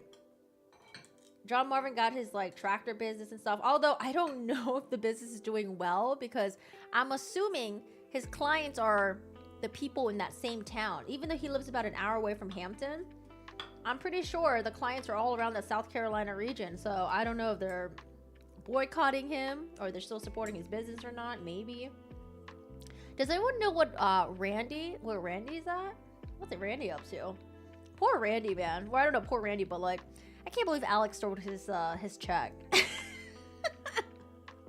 I wonder if Alex has also stolen from John Marvin before or anything like that. Hot take, Cowboy Bebop live action and anime are not that different. They're very different. The story, I don't think the story's not even the same.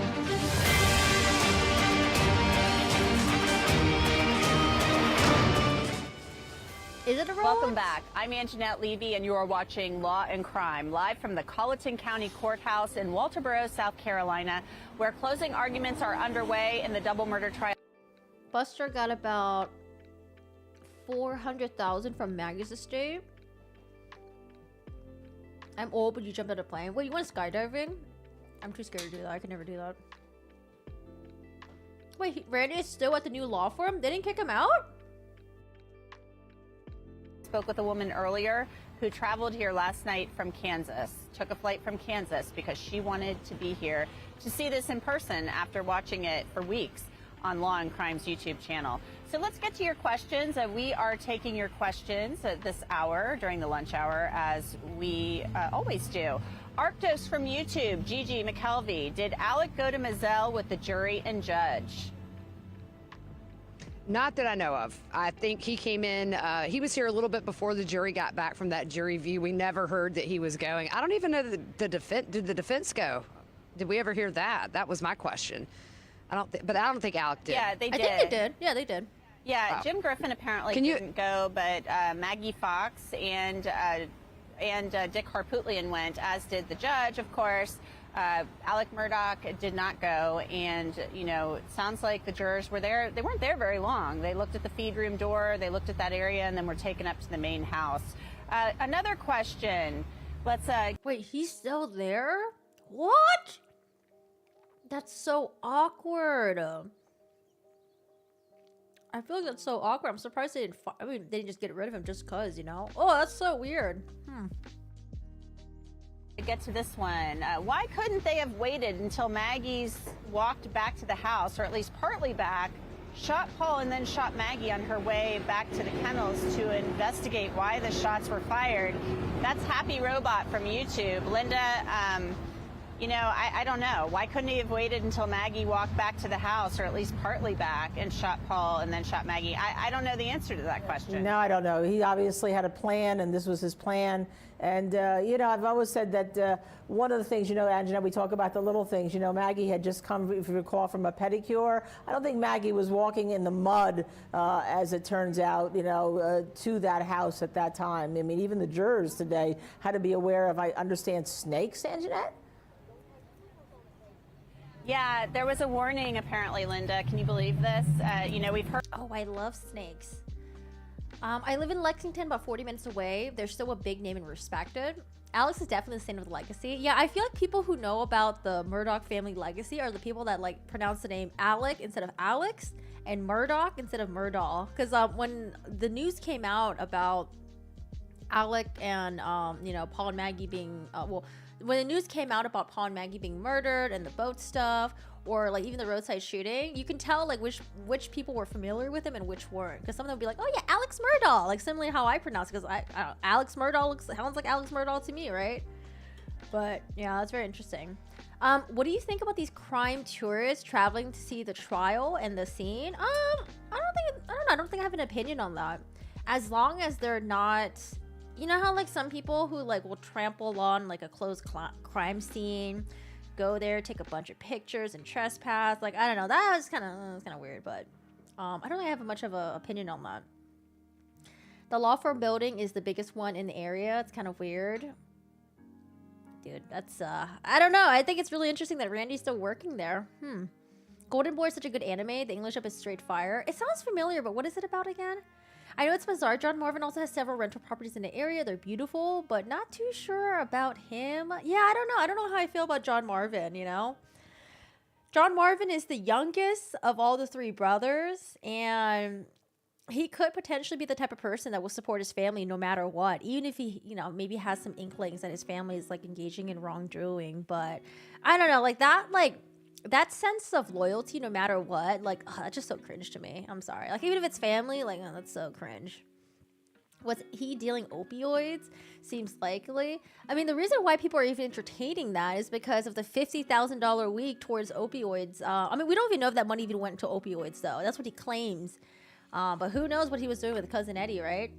What I want to know, because I haven't looked into it yet, has Cousin Eddie changed his story yet? Initially, when Cousin Eddie was arrested, Cousin Eddie was like, I wasn't involved in this hitman scheme. I wasn't supposed to be in an assassination.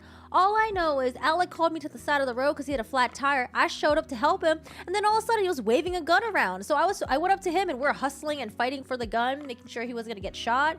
And then he actually gets shot, and then he flees the scene, right? So I don't know if Cousin Eddie, did he ever change his story? The loyalty only goes as far as the dough. Yeah, I don't know. Like, I don't know. People that are like so motivated about like money, family legacy, and they just like just really don't care about other people in terms of like they think they could do whatever they want and not suffer any consequences. I don't know. That's just like, but maybe, you know, because maybe I just don't know what it feels like to have a family legacy. You know, I ain't got no family legacy. So, you know, I'm just a normie. We just normal people, man. What is a family legacy? I'm glad no one here is a triggered anime fan. You know, I think the reason why is because they know dub is better than sub.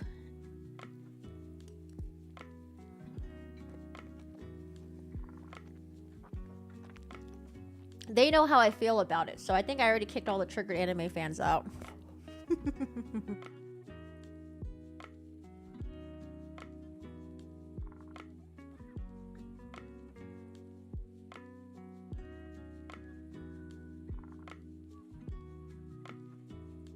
Heard so much about the hog hunting that goes on out there at Moselle and other places. The hogs are a nuisance. We got a tutorial on that yesterday, and now today the jury was warned and everybody was warned, like, hey, the weather causes the snakes to come out, so watch where you step. Snakes and then hogs. So that was really something else. Wait, snakes and hogs? You mean the hogs that only come out at night? The ones that they said don't come out during the daytime? What? And murder, yes. Terrible thing. But in the dogs, you know, people were asking me if the dogs were going to be out there as to kind of make the scene look the same. I don't think so, because those dogs are with other people now. Bubba and Grady and the others. Yeah, Bubba's with the former housekeeper, Blanca. But I don't know what happened to Grady or Maggie. I like sub though. I'm not toxic about it, so don't kick me out. I mean, people are toxic about it. I usually don't mind anyways. It depends on how often they're toxic about it, I guess. I don't know how it would react to a family member. Honestly, though, like, you always want to give your family benefit of the doubt, right? Because they're your family members, especially if you have a really great relationship with them. So I can understand people giving benefit of the doubt to your family members when something initially happens. But bro, if the evidence comes rolling in and then you start realizing your family member's lying to you and they really done did it, you know, I'm testifying against you. I might even snitch on you. So I was actually having a conversation with my brother about this too. I was like, dude, if you were fuck up, man, I might even snitch on you. But yeah, he was just laughing about it.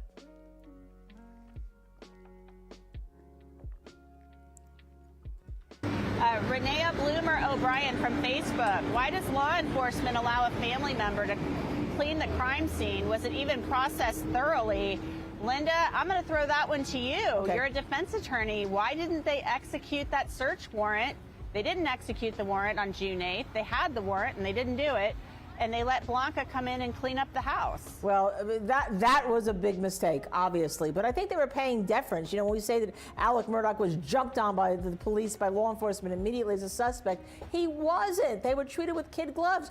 Who doesn't execute a search warrant? Who lets the family members walk in and business partners walk in? That crime scene should have been locked down with one tape so that only the crime scene processors goes into the one area. The second tape should have been for, like, you know, the big shots or the news media that comes along and could watch. But that scene should have been locked out. The family should have been moved. There was great deference played. With regard to cleaning the crime scene, though, once the crime scene is released, it is the family's duty to, the police don't do that. But what I want to know is, what's normally, when do they release the crime scene? Is it pretty normal for them to release a non-public crime scene within a couple of hours? Like, if it was, because, you know, I used to live in the city and stuff, so like crime scenes happen, shootings happen all the time, and they release it by the next day, right? But because it's like a public area. But like, if it's on like private property, do you just release the crime scene right away? Like, don't you want to come back during the daytime and make sure you don't miss anything? Maybe like a chunk of a skull or like some bullets or anything like that. Like, I don't know, that to me, I thought it was like kind of weird, but I don't know shit about crime scene stuff, law enforcement stuff. So it's easy for me to sit here and criticize, but I want to know. Family has to clean a crime scene, and there's a lot of companies that do it. Anime fans are toxic in general. Anime fans are toxic in general. I don't think so. Anime fans are toxic in general. Are they? I don't know. I feel like 20, maybe like 10-15% toxic. The rest are pretty chill to me, it seems like.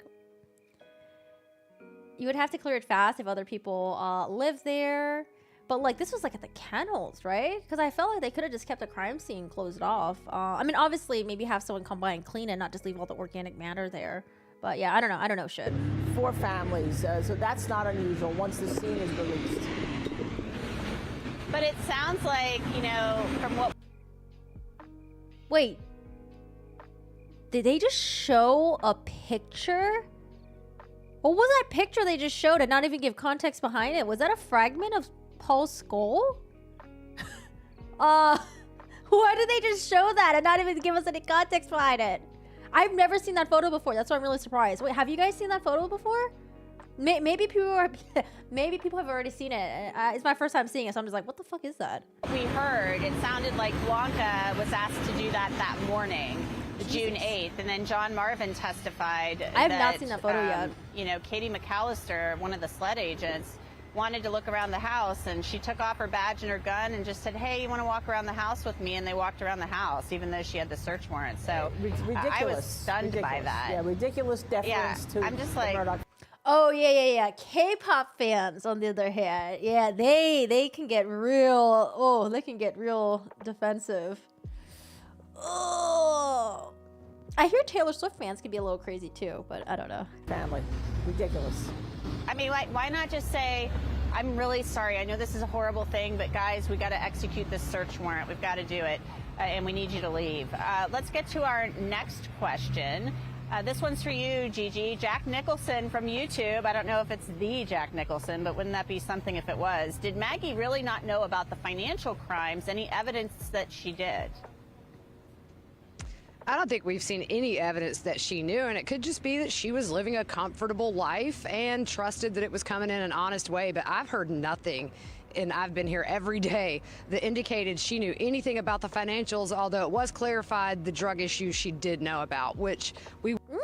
No, because she had that. I mean, unless you think Blanca's lying, but Maggie had a conversation. Well, Blanca said that Maggie had a conversation with Blanca where Maggie was like, hey, Blanca, I need to talk to you. Like, I think Alec is not being truthful to me about like the financial stuff. We weren't sure before trial, but now we know. So I just don't before see it, trial. that she knew that he was stealing all this money. I don't think she knew the depth of it, like the ceiling and stuff, but I think she knew there was like something was up with the finances. Yeah, Hey, I don't think she knew about the stealing, but she did apparently tell Blanca. I remember Blanca testifying that Maggie... Thank you, Anjanette! She knows everything. Every time I disagree with someone, I feel like Anjanette always comes in and she pays attention. I love you, Anjanette. Thank you. Very concerned about the boat case and what it could do to them financially. And she pulled her into the gun room that one day, she said, I don't think Alec always tells me everything. Maybe, I don't know, maybe Right. she was getting a little suspicious. Who knows? Also another thing. Blanca also claimed that she found Maggie's wedding ring underneath the car seat when she was cleaning it out. Does anyone know? I don't know if it was ever mentioned, but did they actually find, like, was Maggie's wedding ring ever on her when she died? I only know like about like an earring that got blasted, and like I think she had like a diamond bracelet that got blasted as well. But I don't know. I feel like they never really circled back on that wedding ring thing. It's kind of a weird one. So I do recall that. So Manic from YouTube, how long do you think it'll take the jury to decide? Linda, do you have any Couple thoughts days. on that? Oh, no tea leaves on that one. Obviously, if they all go in, take a straw vote and say, oh, they're not guilty, they'll be out fast before Friday. But I don't see that. I think they're going to... Yeah, they didn't even get to take notes, so I feel like they have to go back and rewatch a lot of the videotapes and stuff like that. If they had to take notes, maybe it'd be quicker, but I wonder if there's like a minimum time requirement that the jury has to deliberate for. Like, has there ever been a murder trial where the jury just like comes out like 10 minutes, like, hey, I'm done, I got this. going to take the better part of next week. I think they're going to be talking a lot about this case. But, you know, you haven't asked me for my prediction yet. But I think Tuesday, Wednesday next week will be finished. Really? Yeah, I'm trying to remember, Linda. Did you get it right? Did your prediction win? No, I could see that. Like a week? Oh, man. A week. Maybe a week. My concern is that they just didn't get to take notes. A Depp trial in the law and crime jury pool. Were you right on that about Oh, yeah, that what was the verdict Depp day? trial? I think How you many were, days if I was that? recall correctly. Yeah. Gene- It depends on Gene when they go Rossi was out the on. one It that got depends that on when one wrong. it depends on whether Yeah. look, obviously the judge is going to charge Thursday. They're going to deliberate Friday. You know, could they come back Monday? Sure. Absolutely, Monday, I don't think because so. they've been there a long time. So usually when juries have been in a trial for a long time, they know what they want to do, and it's a lot faster. To get a hung jury, you have to have at least a day per week of trial. The general rule is. So if it goes a real long time, then it could be a hung jury. And we've been led to believe that they will not deliberate over the weekend. I was told yesterday, Give them the week off. Maybe that could happen, but more than likely not. I was told everybody needs a break. So it's been a long trial. Let's get to... Chris Wilson testified that he picked up some jewelry from the coroner. There was a ring, but he didn't know what ring it was. Yeah, I remember he mentioned, I don't know if he mentioned a ring, but I just remember him mentioning that like he didn't want to go through Maggie's stuff because it just felt wrong to do so or something like that. Talking about AOT has 2 parts now. They're never going to end it. Dude, just read the manga. F the anime. The anime's not even that great. Manga, just go for the manga. It's way better. Another question. Katie Cat 17 from YouTube. How much stock do you believe the jury will take in the fact that when faced with bad news on 9/4, Alec's reaction was a shooting, and on 6/7 he received bad news and there was a shooting? Gigi, do you think that they're going to see a nexus there? Because Creighton Waters says that's what this guy does. Yeah, I mean, it's a valid conclusion to come to because it is how it went down, really. And, you know, the other thing, too, I think that Creighton Waters really made a good point, which is everybody else is a liar, but not him. And so I think that the pattern of lying, really, and the kennel video is going to be the biggest thing that might sway this jury towards guilty. Although, I have to say, I'm not going to be surprised guilty or hung. Do you guys, in your opinion, though, do you guys think that it was a good thing that he admitted to the kennels video? Or do you think it would have been better if he had just not, if they just continued on with the trial and just not addressed it at all? Because then that would just mean that he wouldn't go. Do you think it would have been better if he just kept denying? Like, no, I wasn't at the kennel. Like, remember the other story that I came up with? And I was like, man, what if Alec was like, listen, guys, I was not at the kennel. But you know what? That voice sounded familiar because it is me. But I'm pretty sure that Maggie has a video of me saying that. And it was a video of us when we were like talking about Bubba had a chicken in his mouth. Like, I remember a video of that was filmed like 2 years ago. Maggie must have played that on her phone. I wasn't actually there. Like, I don't know. I could totally see him saying something crazy like that. Or like if he was like, yeah, you know, me and Maggie were FaceTiming, but I don't know why it didn't appear in the call logs. We were FaceTiming. Like, I don't know. I feel like that might be able to trip some of the jury members. Told the truth. I will say this though. I think it was a good idea that he conceded on some of his lies. I think it was. I don't know. I have mixed feelings actually. I'm not sure. But I remember when we were watching the defamation trial when Amber Heard couldn't concede on anything, even the smallest things that was like definitely a effing lie, that made her look really, really bad because it showed that like this person doesn't back down no matter what and they'll always stick to, you know, their story, even though you can tell it's an apparent lie, right? So I don't know. I think it's good that he conceded on some stuff, but sometimes I'm just like, maybe it would have been better if he just didn't really, you know, if he didn't testify and talk about the kennel video. I don't know. Either one of those, I'm not going to gasp. Right. I think I agree with you on that 100%. At ballers_only D from Twitter. If it was so dark that night, how did he know where to look to find his wife if she was so far away from Paul? I don't think she was that far away from Paul, but Linda, you know, we have the OnStar data showing he pulled up and there was about 17 to 20 seconds before the 911 call.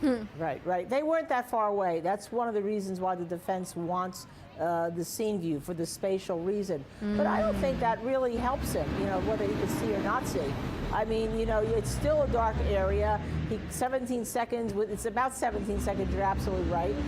And he gets back on and he said they've been shot badly. Come help. So, you know, that's an awful lot to do in a dark space just with your headlines on in that 17 seconds.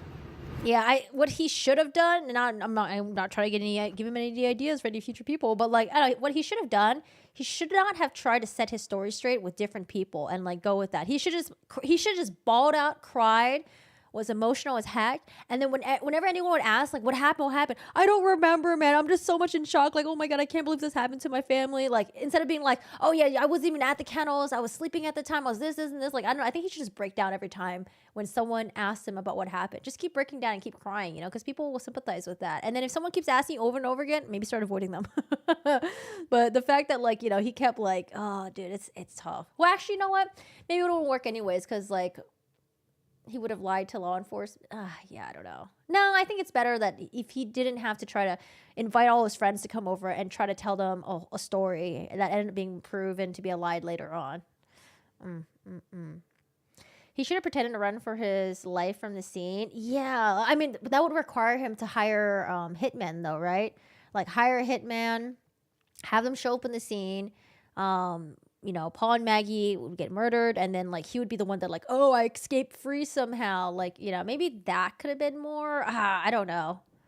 I don't know if that's even like easy to set up, to be honest, because I feel like once they start tracking down like who the hitman might be, the hitman would just probably just, you know, just tell on him. Hey, Trippy, how are you doing today? How's it going? I don't know, man.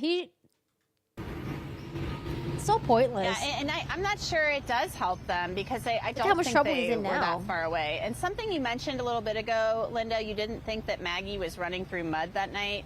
I'm just going to mention it. I remembered we saw her flip-flops as evidence, and they looked pretty clean. Right. So I don't think she was, you know, trudging through anything that night. She wasn't getting that dirty. I don't think we did. All right, let's take a quick. We need to ask some more questions. Barb Setti from YouTube. How can the jury weigh everything out when they weren't even allowed to take notes? Oh, Gigi, we have talked about this so much. Those poor jurors sitting there, they might have a lot of questions. Yeah, I mean, look, I've got a blister literally on my finger from writing for the past, 27 days, and they have no notes. I think that the timeline is going to be really where they're going to have to rely on the evidence to look over. But there have been times I've had pages of notes, and I get so confused, and I have to go back to the hotel and re-watch testimony, which they cannot do. So things like that might delay these deliberations a little bit longer, just the fact that they can't have notes, which I think in some cases is a good thing.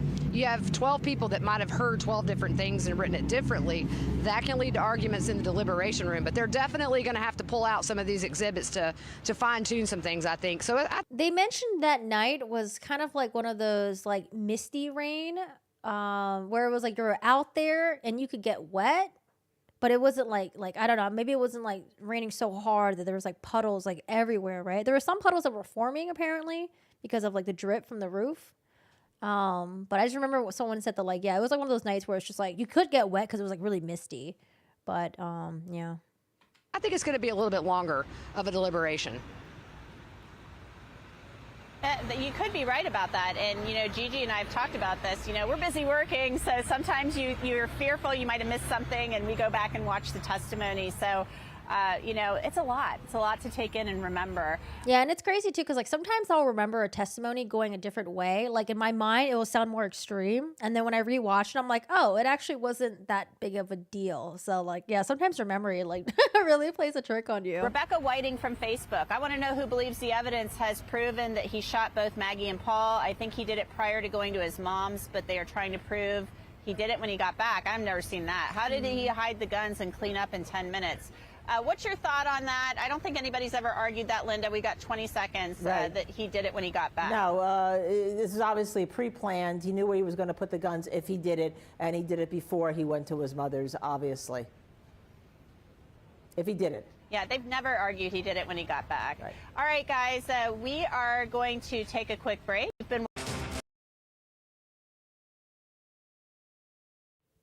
Yeah, because I think that, like, it's possible that he did it, rode the ATV back to the Moselle, grabbed his cell phone, and that's when he, like, started cleaning up, like, fake calling, texting Maggie, and then he left, chucked Maggie's phone out the window, drove to his mom's house, and even though they normally parked in that grassy area, I think that night he especially parked in that grassy area just so he can dump some stuff in the shed or whatever.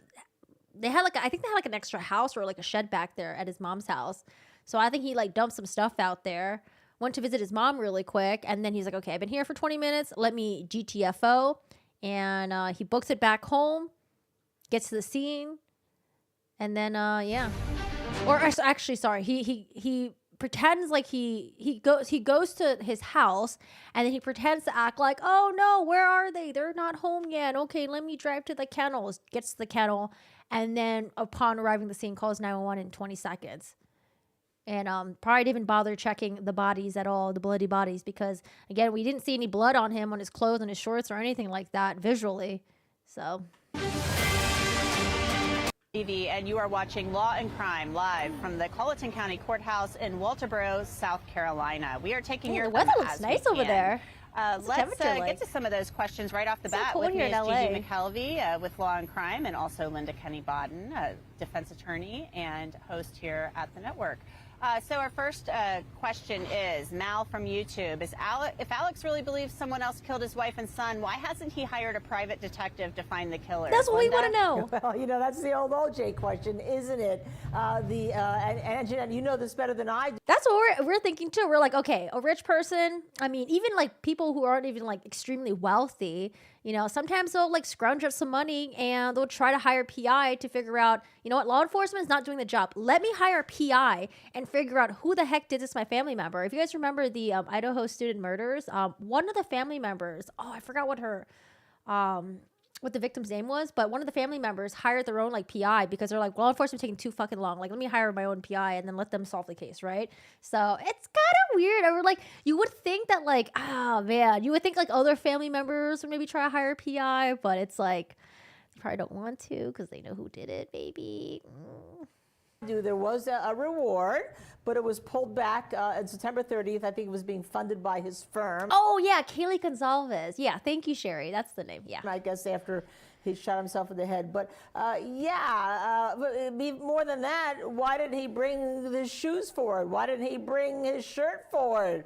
You know, those are things I expect Creighton Waters is going to hit, that Alec Murdaugh didn't do any of that because he's the killer. Police created. I found it odd, too, you know, the expiration date, and I think it was like a date that didn't even exist. I think it was maybe September 31st or something, and there's only 30 days in September. That was an odd thing, too. I've never, you know, milk expires. I've never seen an expiration date on a reward for a homicide. If anything, it increases. So let's get to our next question. Mallory Jackson from YouTube. Where do you think he spent the money, if not on the drugs? What do you think, Gigi? You've watched the whole trial. New poll. Well, I mean, if you go back and look at their social. Let's see. So we have new poll that's up right now, but old poll with 265 votes. Alex Murdaugh is ... 63% say guilty, 22% say hung jury, 7% says not guilty, and 5% I don't know. We got a new poll that's up right now because what do you guys think that how do you think Creighton's closing argument is going so far? I got 4 options up there for you. Alex couldn't afford a PI. I mean, you ain't got to do like $1 million reward, but you know, 10,000, 20,000, or sometimes like I have a feeling sometimes people just say 20, 30,000, but they ain't got the money anyways, but they just put it there just so they can get people coming in and hopefully bringing in like some information. Oh wait, sorry, I'm thinking about the reward thing. Sorry, William. That's a different. Take back what I just said. Take back what I said. But also, his father passed away. I would think that his father would have some money that would have went to Alec and the other 2 brothers, right? That's one. Maybe, I don't know, like sell Moselle or something. Sell the Moselle property. It was under, I think like Maggie made it so like when she died, Moselle, instead of going to her sister, it now went to like Alec. So he could be selling some properties and stuff like that, you know? Figure out a way. Borrow money from your brothers. Borrow money from Maggie's family. You know, apparently Maggie's family seemed pretty wealthy as well. Social media pages before it really got big. I mean, they were taking private jets, courtside seats at Gamecock basketball games. You live beyond your means, then you have to play catch up, and it goes fast. People think that, you know, $1 million or $2 is a ton of money, but there's a lot of reasons why people who won $100 million in the lottery go bankrupt. They don't know how to control it. Before you know it, you're circling the drain financially. So I really do think a lot of that, combined with some shenanigans, obviously, with Cousin Eddie and such, you know, it was just a perfect storm, as Creighton Waters says, for financial ruin. Hi, Rikta. How are you doing today? And then also with people that just care so much about what other people think that they rather live beyond their means and show off how well they're doing, and how wealthy they are, rather than like cut back on spending. Maybe don't have as much parties. Maybe sell a couple of properties. Like, yeah, you think it looks bad, but who fucking cares, man? Do what's best for you and take care of yourselves. Like, I don't know. I always thought that was like so weird. People who are just like, they try so hard to have this like great image of themselves, and they don't want other people to know that they might have some financial, like, like people have financial issues here and there. Like, it happens. But yeah, I don't know. This whole like keeping up the family image thing is just Ruin. All right, our next question, Mal from YouTube again. Who was it that Buster supposedly made a rude gesture to when they were on the stand? Mark Tinsley? I talked to somebody, Gigi. I don't remember what witness it was on the stand, but I've talked to people who said he was not making a rude gesture. What are your thoughts on that? It was wetting his nail. It was Tinsley. It was Mallory Beach's family's attorney. And look, being here every day, I noticed that when Well, Valve, you're still young. You got a whole life ahead of you. To get that sorted out. You got this. things get uncomfortable, Buster tends to chew his fingernails, and it's just a habit. And I think, unfortunately, my opinion is that it just, the picture was taken at just the right time or the wrong time if you're Buster. But I haven't seen really. Do you guys in chat have any habits like that? Do you guys like bite your nails, your toenails, your lip, pick your hairs? Anything else I bite like my lip a that. lot. But he is a. But, It's like, a I bad bite the habit. inside. He needs to put that stuff on there that like burns your tongue, because I don't know that he has much left. He's very, understandably, it's a very nerve-wracking trial for him. They're learning things in court as we are. I think that's got to be tough to do it on a world stage. Buster.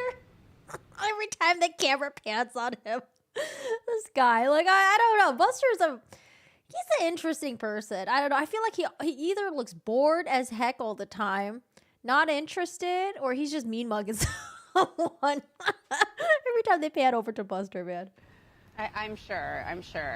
And he's a crime victim. He's lost both his Oh, you mother tore your hair? and his brother. Yeah, I chew the inside of my lip too because I try not to bite the outside, but sometimes I do because like sometimes when you bite the inside, there's nothing else to bite. You go to the outside, right? But yeah, I'm trying to learn how not to do that. It's so hard. I need to do some like cognitive behavior therapy or something. Like I used to bite my fingernails when I was a kid, but then that changed from fingernails to biting my lip instead. But man, I hate biting my lip. Let's get to our next question. Carrie Lynn from YouTube. If he is found guilty, do you think the defense has set up a strong enough grounds for appeal? Linda, do you see any grounds for appeal here, especially with all of that financial crime info coming into evidence? Answer, Roadside no. shooting? And the reason is this, Anjanette. Once the defendant takes the stand, right, and is questioned about all this stuff, anything that is error, that is truly not a constitutional error, which this wouldn't be, it'd just be an issue of an evidence rule, doesn't come into play. And that's why us attorneys, as defense attorneys, will not put a defendant on the stand, because not only does the case come down to whether the jury likes or believes that defendant, but any errors that you have created for appeal don't really exist. They exist, but what the appellate court will say, immaterial. Yeah, I wonder how hard Harpootlian and Jim were arguing with Murdaugh. I was like, no, please don't go on the stand. Don't do it. Don't fucking go on the stand. Alex, like, I got this. I'm a master manipulator. I got so many people to believe me for so long. I got this.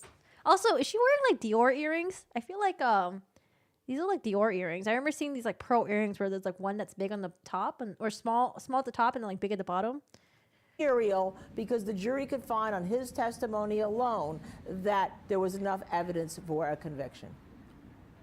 Oh yeah, I mean they can always file for appeal. It doesn't hurt to do so, right? How are the closing statements? Right now it's the prosecution. Creighton Waters is doing it. It's slow. I feel like he could have.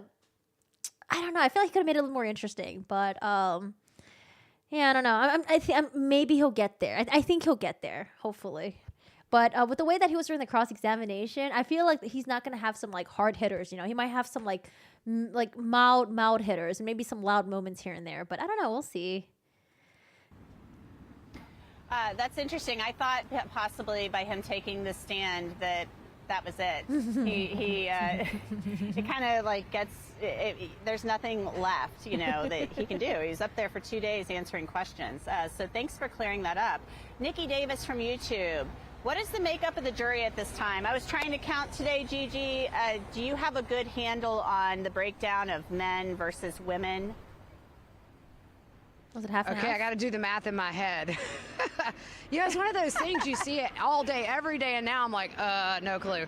Now, I mean, I think it's definitely more female jurors than men, and it started out that way. I think it was, 9-4, but then we've had some switcheroos with COVID.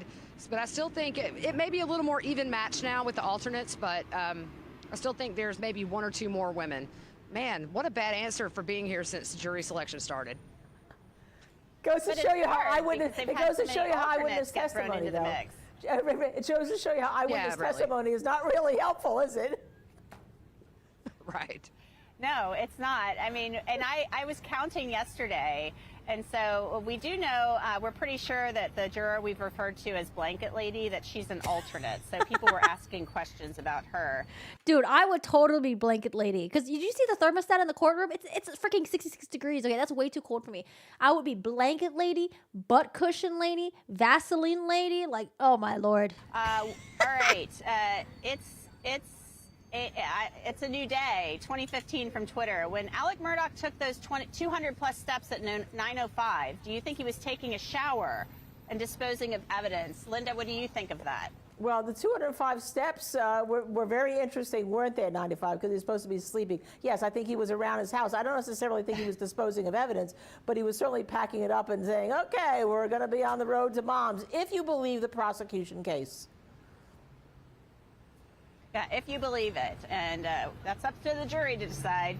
Kristen Reynolds from YouTube. Can anyone name one addict that does not lie and steal due to their addiction and the fact that he was such a prominent figure in the community? His lying does not surprise me. I guess I'll throw that question to both you, Gigi, and Linda. You sleep in 50? Oh my Lord. What's your electric bill like? I used to sleep warmer, but now it's a little bit colder. Well, actually, sorry. It was a little bit colder because it was more comfortable to sleep a little bit in like when it's like not like blazing hot, but it was like at like 74, I think. But now I don't even want to know what I'm sleeping in because we're not trying to blast the heat. We have a little space heater that goes on here and there, but yeah, 50, I would be like, I don't know, man. I feel like my throat gets too dry, my nose gets too dry, and it's just so painful. What do you think of that? Gigi first. Yeah, I mean, he's not immune to the habits that any addict has, unfortunately. It doesn't discriminate based on age, race, or Yeah, I feel like your 74 is prominence in the good. community. It's a beast, and it's a disease. So, unfortunately, people will lie, steal, beg, borrow, do what they got to do to keep that going. I don't think he was any different. Yes. Linda, I've never heard of one addict that doesn't lie and steal. They all do it. Right. And as a matter of fact, one of the things when he talked to I thought you were agreeing with my 74. It gets too cold and my throat's like I don't know, man. addiction specialists is that, they'll do anything, right? They'll do anything to keep that habit. But that doesn't necessarily play into helping Alec Murdaugh here, because one of the other things is they can become paranoid, which was what Clayton Waters says was an interesting use of the term by Alec Murdaugh himself. And if you believe that, if you have, as many people do, some type of experience with drug addiction in a family or friend or a good neighbor, or not, you know this. I think everybody in the jury knows this. Yeah, most definitely. And it's just been such a big issue in this country. It would be hard that you didn't. Christine Howard from YouTube. Did Alec Murdaugh call and invite all his partners and family members, knowing it would immediately compromise the crime scene? Oh my gosh, Linda, that's a great question for you. Oh, you I would go hadn't lower, really thought Ricta? about that, because didn't Jeannie, the office manager, said he lives on chaos, he wants to have chaos, and that was something that also we heard in the closing sequence. So yeah, maybe he called them for that, but in his mind, because he knows that they're all going to come there, but he's calling out for help. The only person he doesn't call to come immediately is his son Buster, that his family has been killed. But everyone else, come on over, we're having a party. I have to pee all the time. I had a child. Things don't work anymore. I haven't had a child yet, but still things already don't work. Like sometimes like when I sneeze, I pee a little bit. And I told my friends that, and they're like, because like that happens to them because they've already had kids. I'm like, I don't know. It's just wrong with me. I have no idea. And then also like, dude, I used to have pee anxiety. I don't know where it came from. I think it came from when I was used to like work in an office or something. But I had really bad pee anxiety, and I had to train myself to not want to pee like so often. And that now I don't even wake up in the middle of the night anymore to go pee. So I'm like I'm very glad of that. Dude, that shit's horrible. I don't know. I told my friends that. They're like, what? And I was like, and one of them is like a nurse. I don't know. And I was like, it happens sometimes, you know? They're back by now? It was a lot of people. I mean, he's frenetic, they said, and Let's go thrives. live. 6 minutes. I feel like they like to take a long little lunch break. Let me get up and pee. Let's stretch, use the bathroom, and yeah. Oh man. When I increased my water intake, I was peeing so much. Now I'm better. Like, I still drink a lot of water, but yeah, I don't know. I get pee anxiety when I'm about to like hit the road too. But I feel like that just made me want to pee all the time, so I just have to like control it. Actually, do I need to get water? Oh, I need to get water. Okay, let me get some water really quick. We talked about anime like an hour ago, okay?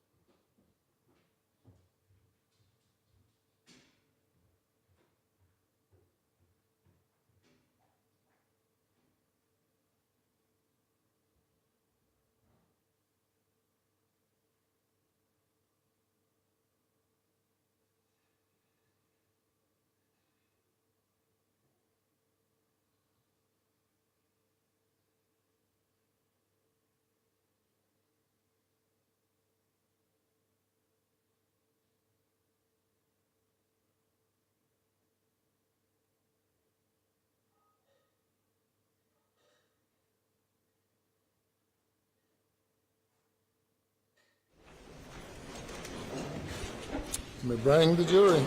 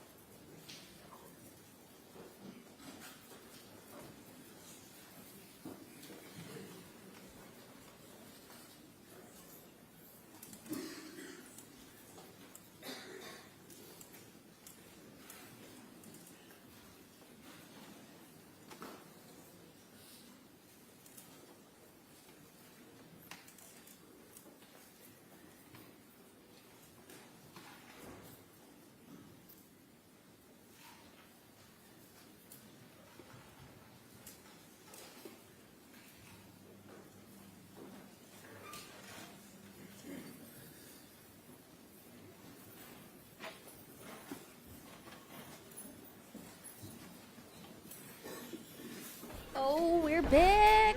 All right, thank you. You may continue. May it please the court, Your Honor. Hello, Creighton. Hope you had a good lunch. Hope you're awake. All right. Doing good. Hope everybody had a good lunch. What was I?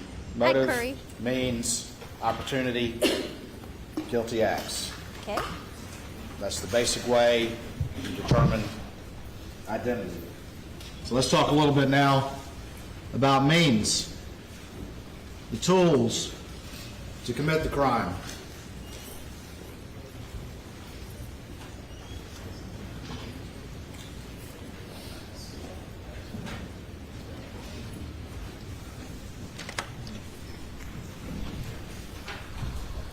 Hi, I have corgis. See? There's one right there. Family weapons were used to commit this crime. And this is forensic evidence that was presented to you. First of all, we'll talk about the blackout. And you've heard testimony that there were 2 blackouts purchased in December of 16.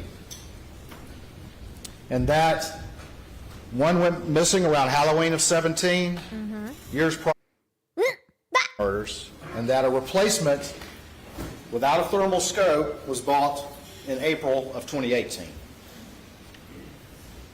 3 blackouts that the defendant purchased can only account for 1 of them. And it's this 3rd blackout which is the one that's at issue. You heard from Paul's friend Will Loving. And first of all, let me say this. You heard the defendant in his various statements, and he's very concerned about saying that they didn't have a blackout. There was no blackout along with them, even though he slipped up once and said, yeah, we were out looking for hogs. And you heard from his law partners that do the same thing, saying, yeah, you can look for hogs in the daytime. Very, very concerned early on in the statements and saying they didn't have a blackout, they just had a .22 pistol. And he also said, eventually, he's like, well, I think I replaced it. Well, I guess I replaced it. I'm certain I replaced it if you listen to his various statements. Very vague and fuzzy about this third blackout. Until the friends, Paul's friends, both of whom testified, but Will Loving in particular. And what did Will Loving say? The defendant said the gun went missing around Christmas time of 2020, but Will Loving said, no, I was with Paul. I was with Paul in turkey season, which is in March? the spring. I was with Paul in turkey season, and we sat out at the steps right outside the house that y'all went to today, right on that side entrance that goes into the gun room. And if you look down, you can see how they were digging a pond and how you could fire down in that area. And they set up some targets to sight it in. And we were shooting that other gun. We were shooting that other gun, that replacement gun. And it had a red dot sight on it. Not a thermal scope, but a red dot. A red dot, which is not good at shooting at night. But they were shooting it and sighting it in with the red dot, the tan gun. He was with Paul while they were shooting that gun right there. And what did Jeff Croft, who testified before you, find right there? Weathered cases, or casings. Weathered cases, right where Will said he and Paul were shooting that gun just a couple months prior to the murders. Okay, he's laying it down. Okay, Creighton. Had a good lunch. What'd you eat, Creighton? S&B 147 grain blackout rounds. And those rounds and empty boxes, and the pictures are in evidence, and the rounds are in evidence, were found all over that property. S&B 147 grain blackout. There were full clips found, there were empty boxes found, and there were also cases found, S&B 147 grain blackout rounds found across the street at their shooting house. Two separate locations on the property, but what's really important, again, goes back to what Will said. I was with Paul when we shot that replacement gun right there. Right there. And you heard forensic scientist Paul Greer testify that the 6 cases, items 2 through 7, the 6 cases found around Maggie that killed her,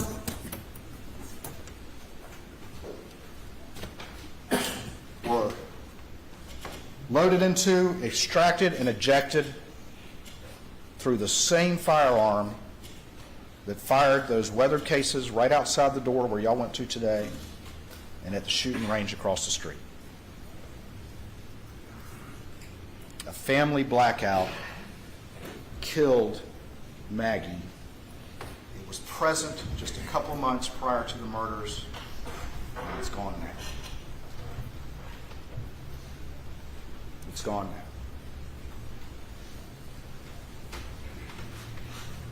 Yeah, where's the gun? Where is it, Alec?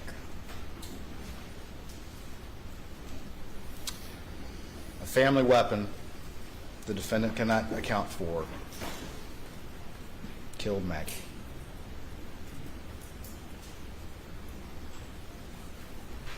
But what about the shotgun?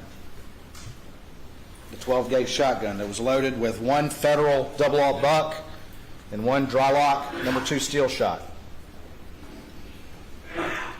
Well, first of all, you heard that the 2 weapons that Paul often favored and often carried were this shotgun right here and the blackout.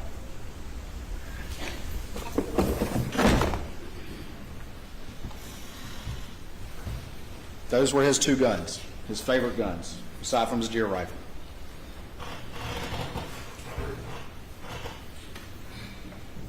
The defendant had that gun with him when Daniel Green, the first deputy on the scene, showed up.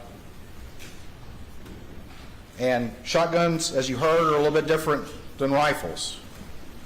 And the conclusion there was that the two fired shells that were inside the feed room that killed Paul had class characteristics similar with that Benelli, Super Black Eagle 3, but insufficient individual identifying marks to either match or exclude it. That shotgun right there.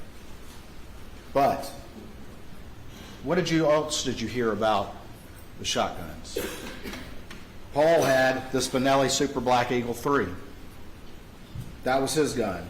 Camo print, camo strap. Nolan Tootin, Nathan Tootin, Will Loving, Rogan all identified that as Paul's gun. It's the one that Alec had. It's got Maggie's DNA and blood on the receiver. You heard from the DNA expert. And it was loaded with 12 gauge and a 16 gauge misloaded round. What else did you hear? You also heard about the Super Black Eagle 2.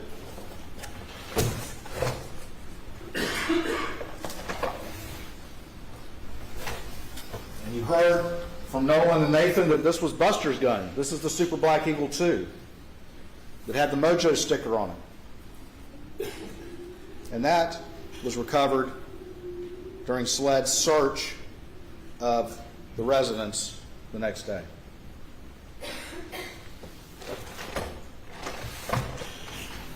So what else did you hear? You heard from Nathan and Nolan. There's like a The fan sound that defendant's sounds really favorite ominous gun in was the a Super background. Black Eagle 1. Remember Nathan going through each one of these guns and how knowledgeable he was as to the differences between them? SLED search Moselle for every 12 gauge. No Super Black Eagle 1. Family weapons. Family weapons killed these victims. And on top of that, just like the S&B 147, well, not as much, but they're in evidence, Federal double-aught buck and the Winchester dry-lock steel two-shot rounds were recovered at various locations on the property.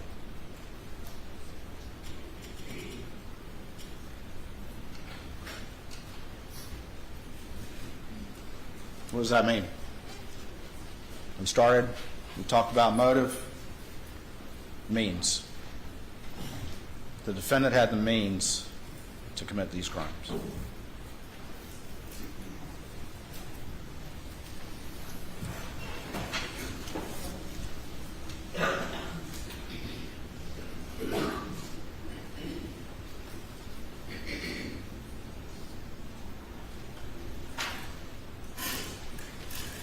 The Alex's face.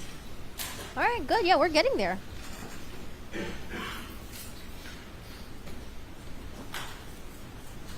Yeah, we're thinking of changing the mulch to pebbles, but I don't know if I get bigger rocks. At the will they beginning of the still mess case, I talked to you about some of the evidence that you would hear, with it? Oh, and I held up my cell phone.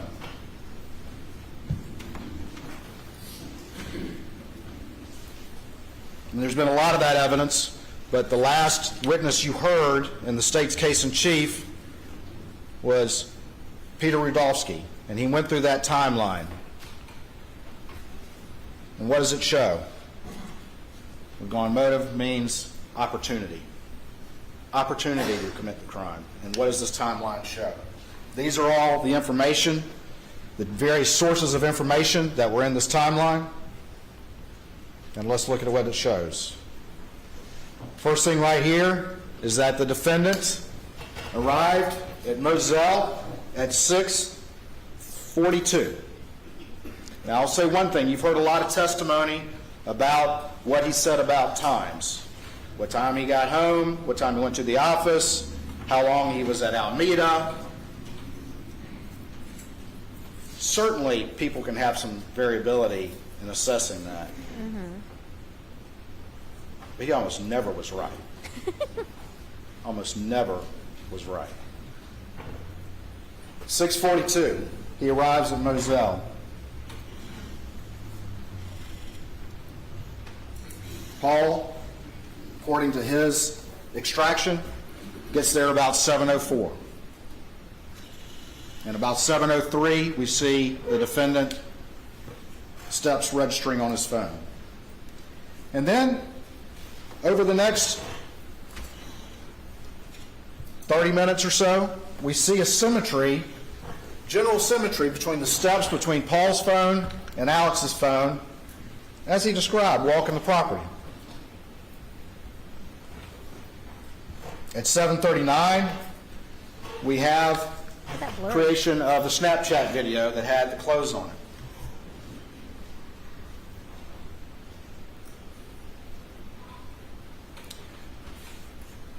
When that ultimately was recovered and you saw the interview, it was shown to the defendant, who had provided his clothes that night.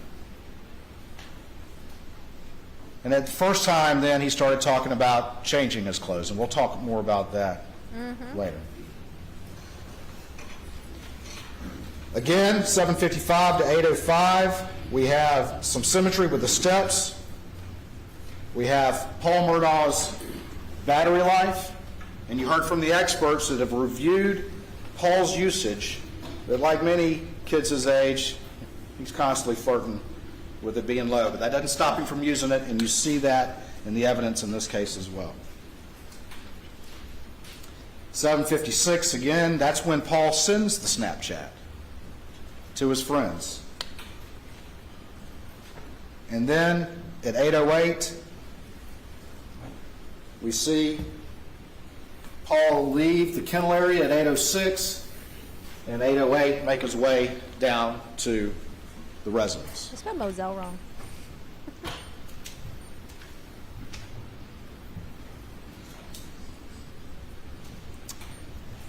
8:05 to 8:09.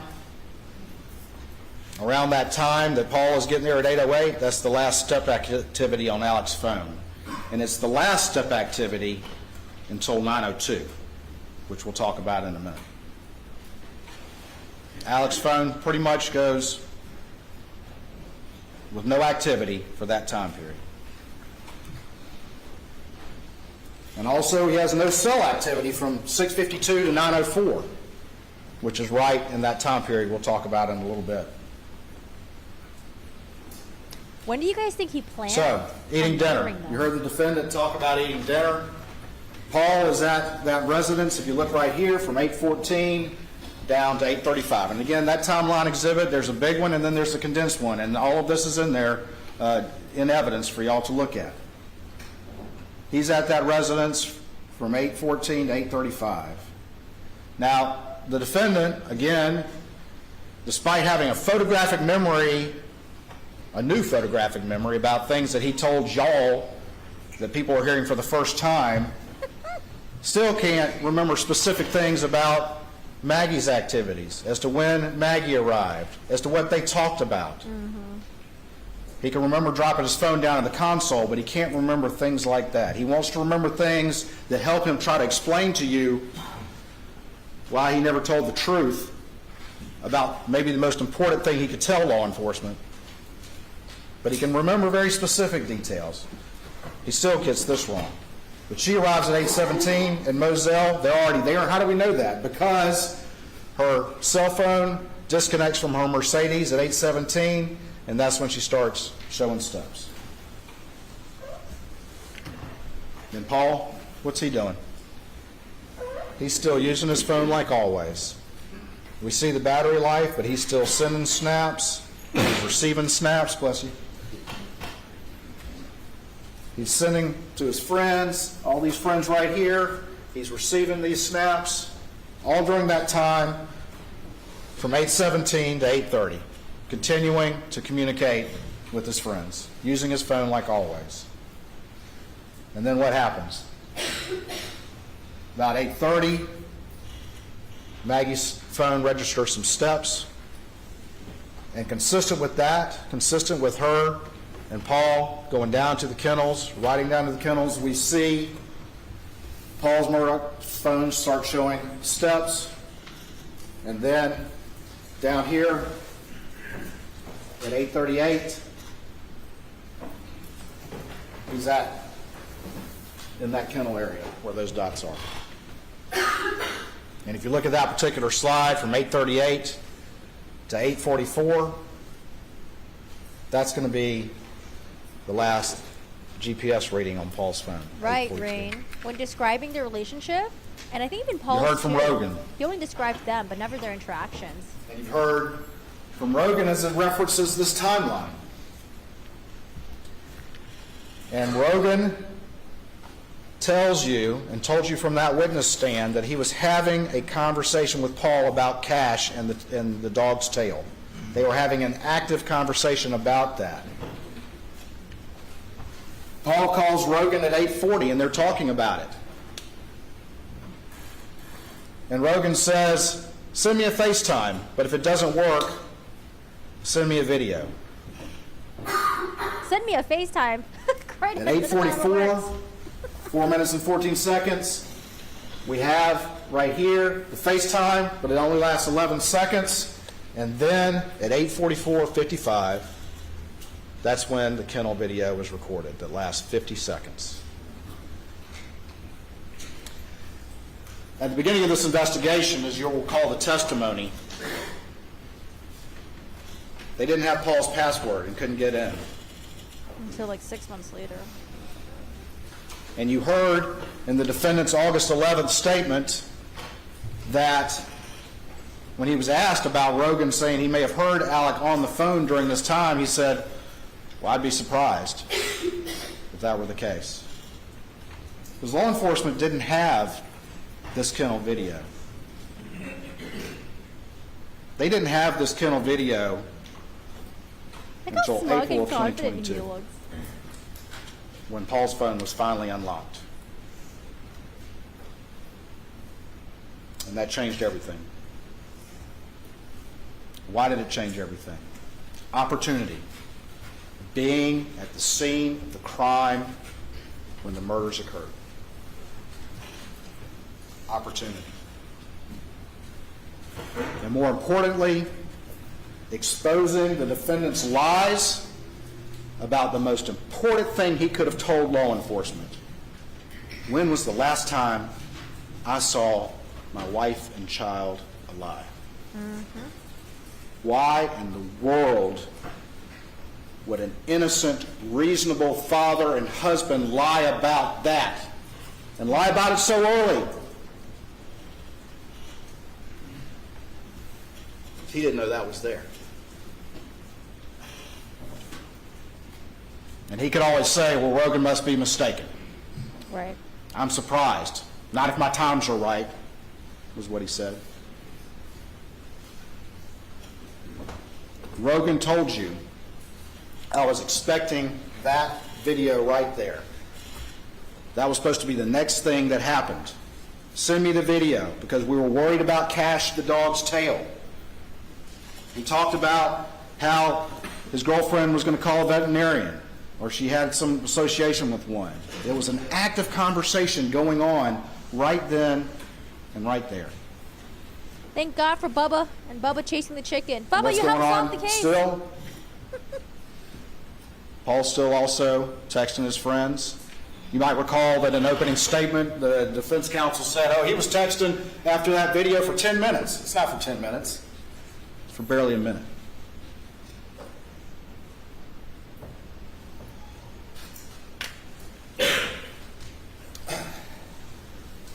Down here, 8:48:58 to 8:49:01. That's the last time that Paul's phone was unlocked. And what do we know? We know that the defendant was there just minutes earlier at the scene of the crime with the victims.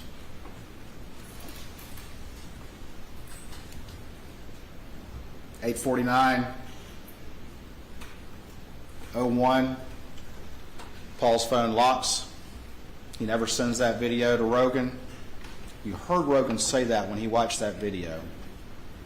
You heard him say, that's the video I was supposed to receive. That is the video that my friend was supposed to send to me. And he never did. Same, Ripto. In fact, Rogan responds at 8:49:35, and he says, see if you can get a good picture of it. Mary Ann, his girlfriend, wants to send it to a girl. We know that's a vet. Tell him to sit and stay, and he shouldn't move around too much. Even though this is an active conversation with Paul, who you heard from multiple friends, was one to respond and use his cell phone, Paul never reads it. Paul never reads it. What happens at 8:49:31? We were 8:49:01 for Paul, 8:49:31. Maggie reads Lynn's response to the group thread about Mr. Randolph, and then her phone locks forever. It was never unlocked again until it's recovered the next day.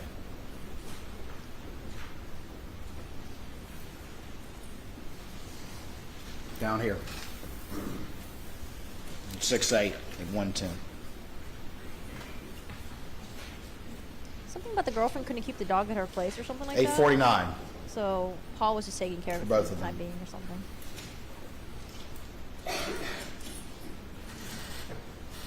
Oh, there you The go. defendant, This is what we needed.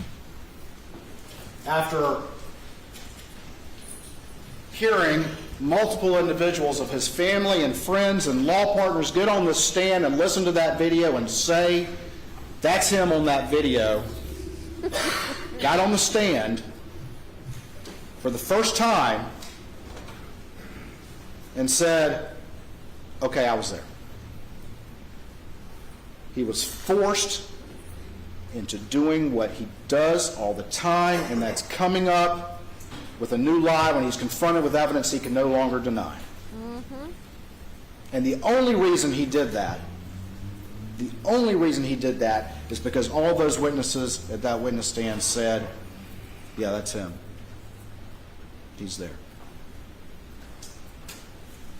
Why would he lie about that, ladies and gentlemen? At Why that would point, he even it was think to incontrovertible. lie about that if he were an innocent man? Why would he even think about that? But he got on the stand and he's told you a story, and we're going to talk more about that story in a minute. But his story was that he didn't want to go down there, and then he went down there, and he went down there really quick and got care of the chicken and went straight back, and he can't remember anything about what he talked about with Maggie. He can't remember their conversation at dinner, but he's dadgum sure about the fact that he went down there and went straight back. But even if you give him the benefit of the doubt, his story doesn't make sense. Mm-hmm. Because that kennel video is 50 seconds. It's over at 8:45:45.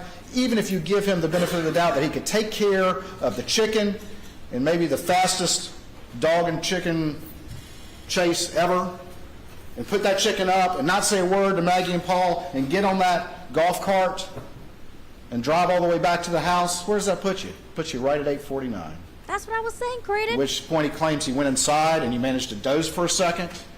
Then he's up at 9:02, perhaps the quickest nap ever. He should have hammered that in It during the doesn't make cross. sense, ladies and gentlemen. It's a new story to fit facts he can no longer deny. From a person who not a single person who was close to him knew who he really was. Not a single person close to him hadn't been lied to by this man. That behind Alex looks angry. And I would submit to you that this one is the most blatant one yet. And we'll talk more about that in a second.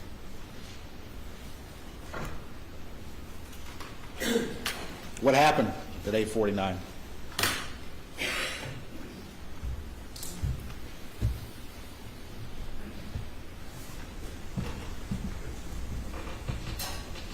Y'all been to the scene. That feed room door is probably a bit tighter than this. But you saw the evidence from Kenny Kinsey, and all the rest of them, that clearly Paul was in the middle of that feed room. It's a kill zone. Nobody in there with him. He's in that room. No defensive wounds at all. His hands are down. And he takes that shot, buckshot to the chest. And any person who did that would probably think that took care of business, because this buckshot, but for some reason he was canted this way and it went through. It was 1,000,001 shot. That it didn't kill him.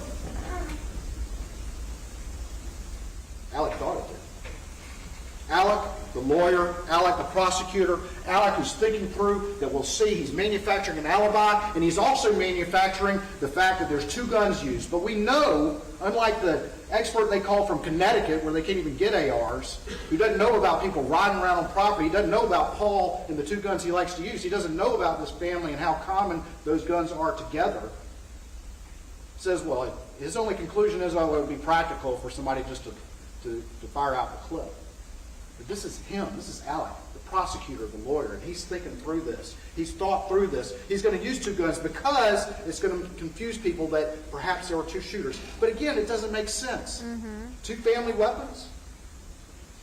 But he thinks Paul's shot. And you heard the testimony that Paul appears in the feed room doorway.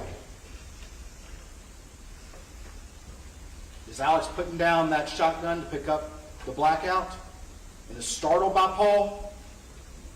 And that's why the angle's like that? And catches Paul like that? And goes up into the ceiling, as you've heard the testimony from Kinsey,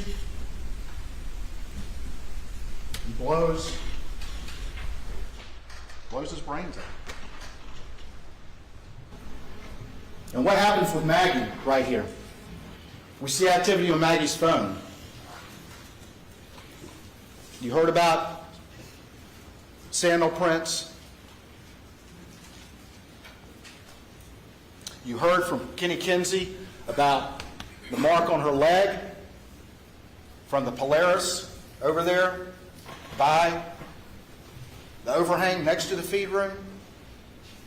You've seen the diagrams and the crime scene photos of that all those cases are in that area between the doorway to the feed room and where Maggie was found. You heard that Maggie had no defensive wounds. You also heard Paul had stippling from that first shot, a close range shot, with no indication that he detected a threat from the person who fired that weapon. And why? Because it was him. Same with Maggie, because Maggie sees what happens and she comes running over there, running to her baby. Probably the last thing on her mind, thinking that it was him who had done this. She's running to her baby while he's picked up the blackout and opens fire at close range, again with no defensive wounds. And she takes those 2 shots that you heard Dr. Reber say were parallel, and it crumples her over. In those cases, you can see them move around. And takes that shot that goes through here, and she goes down flat. And then there's the shot in the back of the head. Yeah, he even, mercy killed him. Just go straight for the head. They felt pain before they died. They were still alive Malice? to register what was sort of happening to them. Is that malice, ladies and gentlemen? True, where Is are that the malice tears? to do that? Is that intentional harm to another with a bad intent, with an evil intent to do those things? Clearly, I submit to you. Clearly, it's malicious. Clearly, it's malicious. Let's talk about the steps. I think Paul thought his dad accidentally shot him. She was running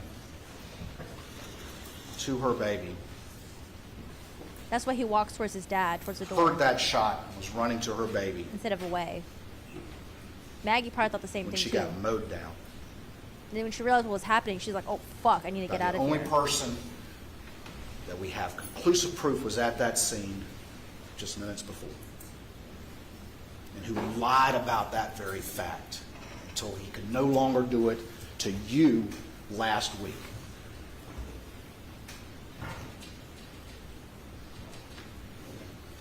Can you also mention how would it make sense for other people to have known where Paul was that exact moment, and where the family guns were? Alec told you he went down there in the golf cart. We'll talk about this a little bit, but they had their expert come up here with the 5'2" people and all the rest of it. Be sitting in a golf cart. But he comes up in the golf cart. But what we don't see, as I said before, is any activity on his phone until 9:02. When you got back to The the crime house. occurred around 8:49 to 8:53. Down there at the feed room, State's Exhibit 516. It's just a diagram. Remember that Roger Dale Davis did about the kennels and the hose there, and how it wasn't put up the way he would put it up? If you're going to wash off real quick, what better place to do it? The water, the pictures of the water in States 199 and 190. There's the waters. It wouldn't take long to strip down and wash yourself off. Get in that cart and head back to the house. And then at 9:02, the defendant over there, who wouldn't even admit until forced to that he was even at the scene, all of a sudden, he is as busy as he has ever been. 9:02 to 9:06, 283 steps. More than any steps. he took in the 9:03, entire we see day. the system start up on the car, and that could mean that he's close by the car. Has he returned with Maggie's phone and placed it in that car? And then what do we see from 9:02 to 9:06? Not only is he 283 steps in that 4-minute period, but he is making calls like crazy. And I asked him, I said, what were you doing? What were you doing? And even though he has a photographic memory about things that he thinks will convince you, he could not answer what he's doing during this 4-minute period that is so illustrating of what we're talking about here. That for 4 minutes, he is not only going 283 steps, this is a defense exhibit, defense 156.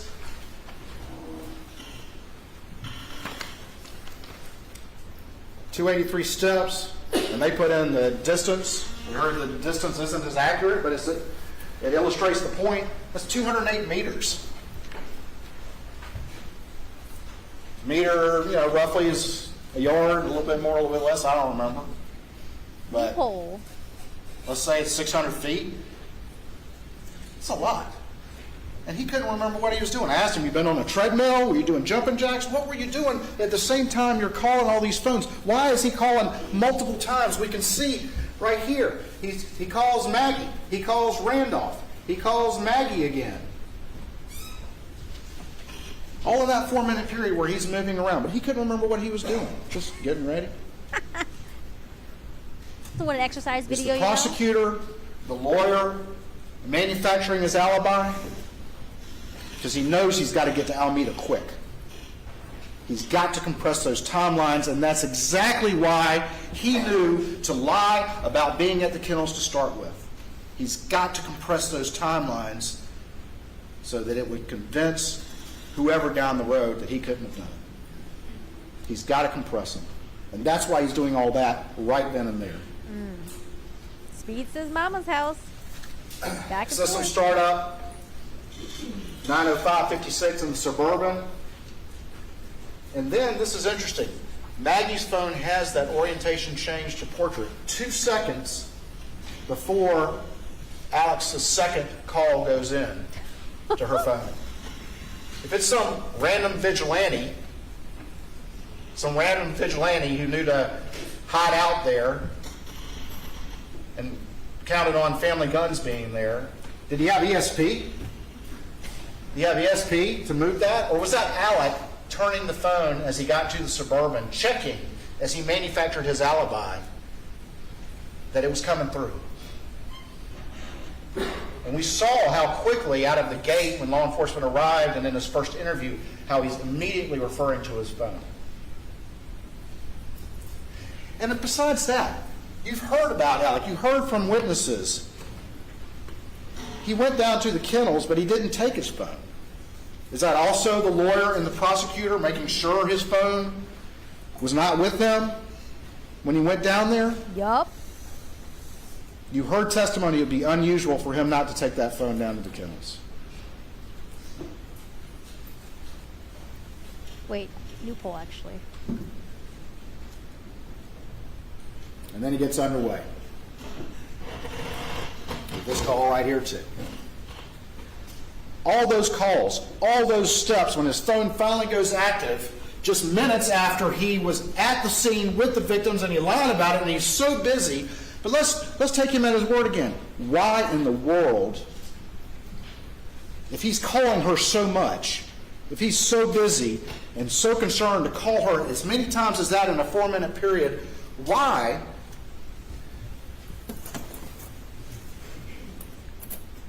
would he not just drive by the kennels?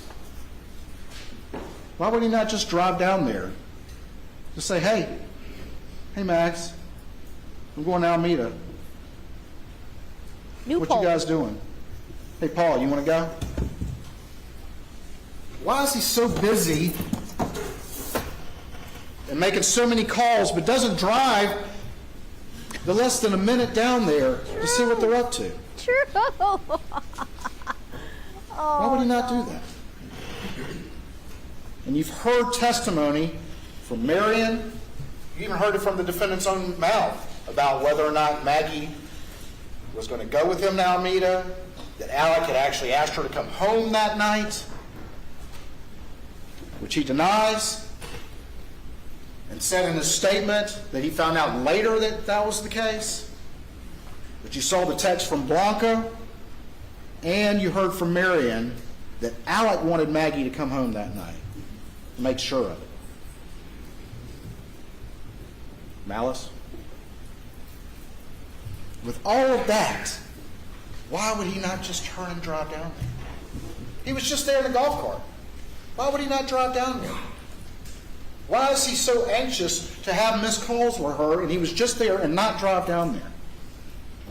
About the same general time period that he lied to until he tried to tell you what he told you from the stand last week.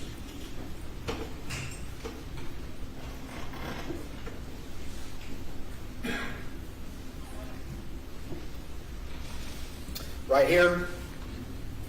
Look at Alec. I don't know. He looks kind of nervous now.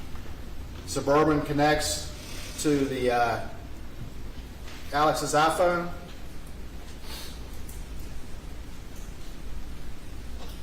He calls Maggie at 9:06:52, and he's getting in the Suburban right at that time. Maggie's backlight goes off from 9:07 to 9:31, and you've heard the testimony from the various experts about the backlight. And then he leaves Moselle Road at 9:07:06. All of this is fitting together. He's on the move. At 9:08:36, he's right here doing 42 miles an hour, and there's Maggie's phone location. And at 9:08:42, he's just past it. And at 9:08:58, just 20 seconds after he's almost at that location, he texts Maggie's phone and says, going to check on him, be right back. That text was unread. Now,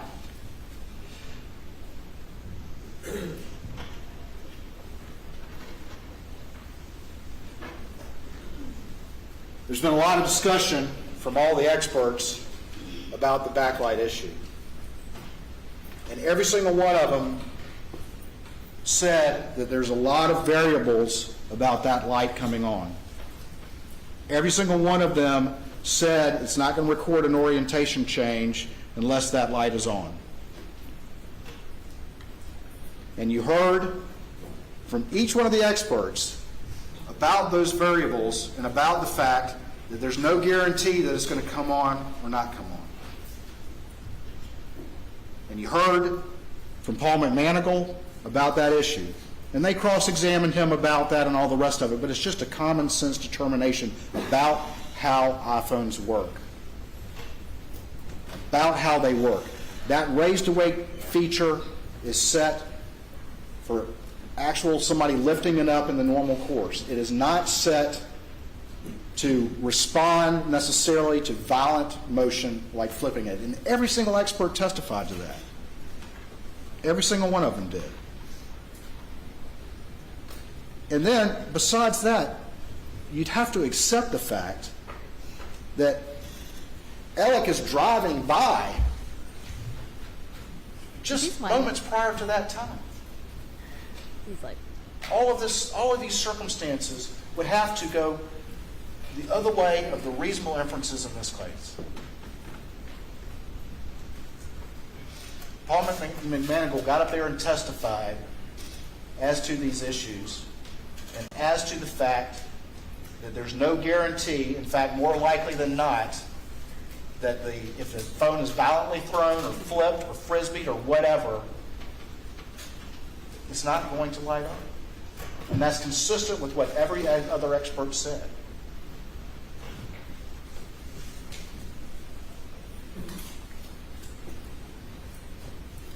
(9:07 to 9:22). The defendant's on the way to Alameda, and you heard testimony from Mr. Rudofsky about this, from Agent Rudofsky. He's hitting 74 miles an hour at night on that particular route. What's he in a hurry about? That's faster than he drove to work. Why is he in a hurry? Because he knows he has to compress that timeline. And then along the way, he's manufacturing the alibi by making these short calls. 60 seconds. He calls Chris Wilson. He calls John Marvin. Chris Wilson calls him back. He's on the phone the entire way. Does he say to any of them, hey, I can't get Maggie on the phone? Say anything like that? They're very short. He doesn't talk about much. And then we get down here at 9:20, there's a 131-second call, which means that call is over at 9:22:45, and that's also when we see the vehicle go into park.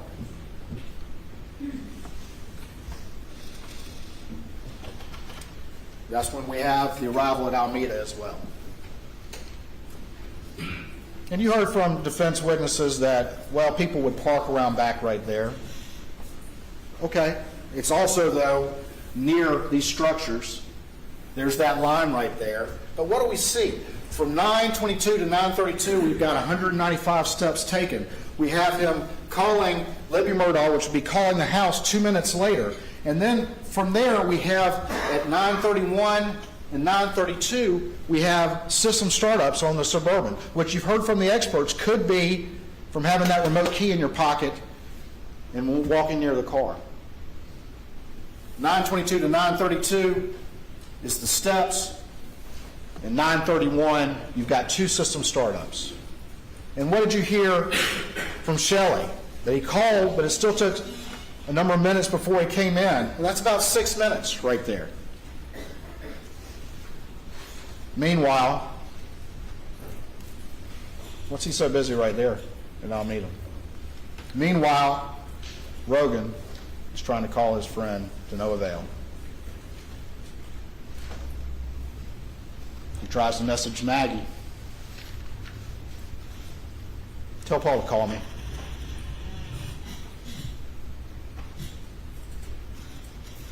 Neither one of them can respond.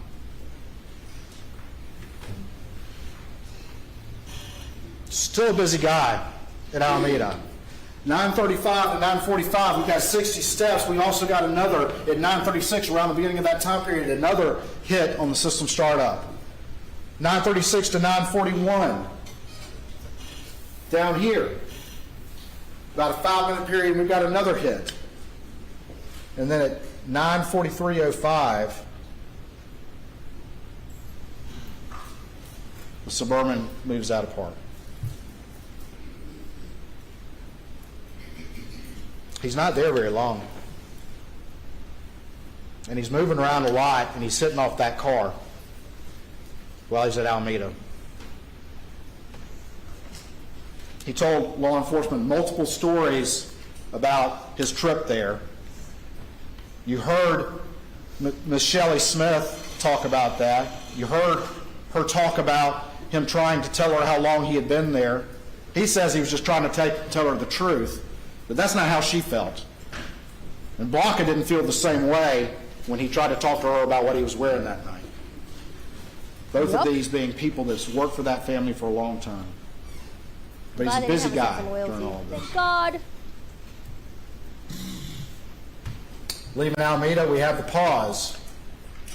9:44 and no seconds to 9:44 and 54 seconds. And that's during the time period that Alec calls that phone of Maggie's again. This is the time period where he remembered, because I asked him on cross, and he remembered very specifically about his phone falling down in the console and that whole story. Is that true, ladies and gentlemen? Or is he coming up with some details on the fly when he can't remember more important things, like what was the last conversation you had with your wife and child when you jetted down to the kennels and back? What did y'all talk about at dinner? What were you doing from 9:02 to 9:06? Those are questions he doesn't want to answer. But would a reasonable person remember those things? Would they not replay in their mind every day the last conversations that they had? Why would he remember that console story? Because he lies convincingly and easily, and he can do it at the drop of the hat, and you've heard testimony about that. He's been doing it to all the people who trust him for years. And he did it to y'all. He's manufacturing an alibi. He's smart. He's a good lawyer. His family has a history of prosecution. He understands these issues. That's why this case is a case that had to be figured out this particular way, because he knows what to do to try to prevent evidence from being gathered. And if you listen to his statements again and listen to the questions he asks, he's asking questions like that. He's trying to figure out, what do the police have? What do they know? He's a prosecutor trying to manufacture his alibi, and we see this again. He calls Paul. He sends a text, "Call me, babe." Of course, none of that's read or responded to. And then, in 9:52:15, he calls Chris Wilson. "Call me if you up. Call me if you up." And Chris calls back, and they chat for about 2 minutes, including the connection time. 2 minutes. And what does Chris Wilson say? Well, he says it was a normal conversation. Well, of course it is with this guy. He's convincing. But what does Chris say? The only thing that they talked about was Chris bringing up some case. And then Alec was like, "Hey, I got to go. I'm at Alameda." Did Alex say, "Hey, I'm trying to get home. I can't get Maggie on the phone. I've called her like 6 times. Paul won't answer either"? Did Alex say, he said, "Call me if you up"? Did Chris say that Alex said, "I got to ask you a question or let's talk about this"? No, Chris brought up some case, and it was mundane. It was mundane. It's manufacturing an alibi. He's calling anybody who will answer the phone for these short conversations, and it's one of the first things out of his mouth in the first interview. "Look at my phone. I called this person, I called this person, I called this person, I called this person." He's manufacturing this alibi. Also, throughout all of this relevant time period, you see from the Dillon Hightower extraction, you'll see that over and over again, all these call logs that are deleted from the extraction. They're deleted, which occurred on June 10th. What's up with that? On the way back,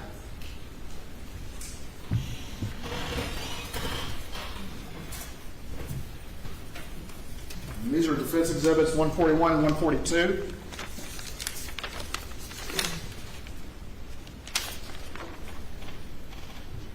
Rolling pretty heavy at 75 to get there. And I'm sure the defense will point out that 80 miles an hour was a peak. Still running pretty good there. What's he in a hurry about in the dark? Doing 80 miles an hour. At 9:51:42, rolling 80 when he texts Chris, call me if you're up. His peak speed when he's texting me. 10:01, he arrives at Alameda, and this is going to be important. Rogan, of course, is trying to call Paul, and he texts Paul, yo, which is unread, but hits Paul's phone. And then he gets to, says Alameda. Sorry about that. That's obviously back at Moselle. He gets there. He's shifting in and out of park from 2200, which is 10 o'clock, to 10:01:43. He's calling Maggie at 10:03:58. And then at 10:05:06, he leaves for the kennels. At 10:05:57, he arrives at the kennels about a minute later. Make it a minute in a Suburban. How long is it going to take in a golf cart? Yeah, I don't expect you guys to all agree here.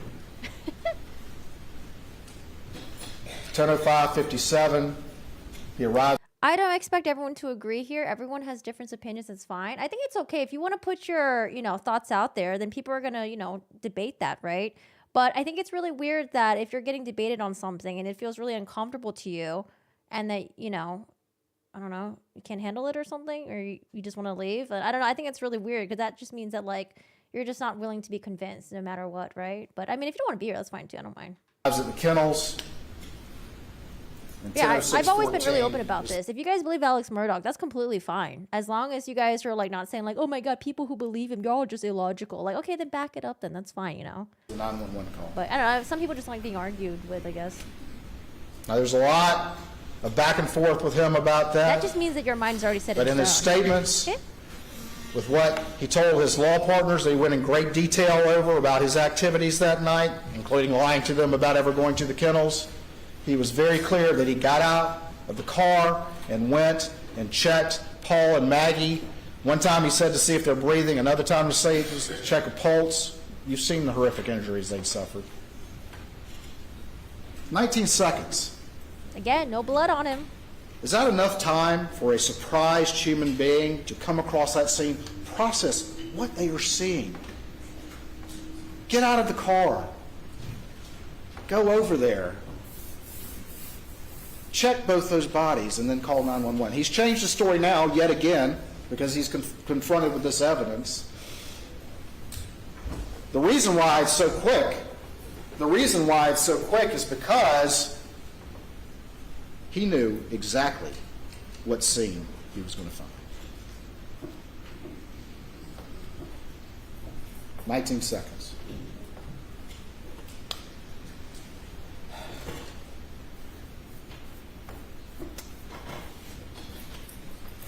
During that 911 call, and you can hear it on the 911 call, he leaves for the residence from 10:11 to 10:14, and you can see the map points on there.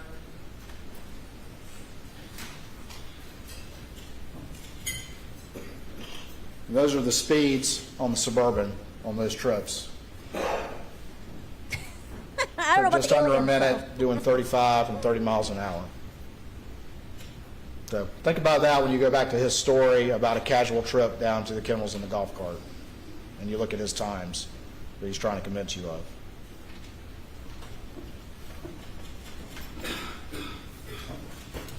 (10:17), he gets off the 911 call. He calls Randy. He calls Randy again. He calls John Marvin.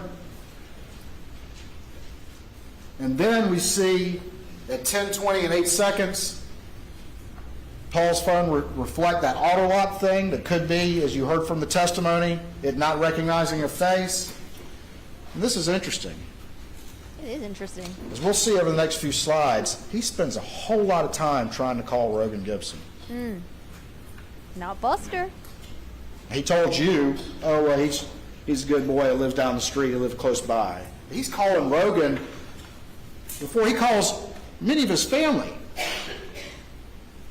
before he calls Buster. Calling Rogan multiple times, and those texts would have come in on Paul's phone.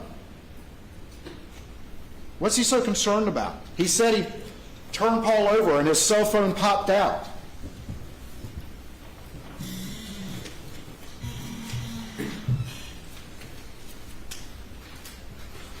This is a sealed exhibit. I'm not going to name it. Popped out. Manufacturing an alibi, concerned about the evidence. Go deep with the pockets. Worried about what Rogan may have known or may have heard. I'll put it down. Can I have this back, please? Yep, you wanted to see what Rogan knew. What Rogan and Paul were talking about. Why was Rogan calling Paul? Thank you, Michelle. Yeah, his face was really perplexed. There, 10:24. iMessages, call me, 10:25. 10:29. 10:25, the first deputy's on scene. 10:29, calling Randy. 10:30, Rogan again. Oh, interesting. Some of you guys think that he did it he planned the murders way before. 33% same day. I think it's same day, but yeah, maybe way before. And then finally at 10:34 is when Paul's phone powers off.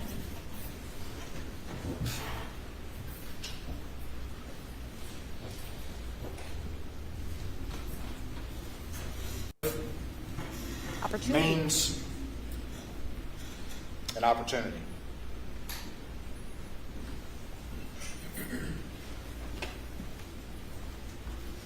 Guilty conscience. Do you think he has a guilty conscience?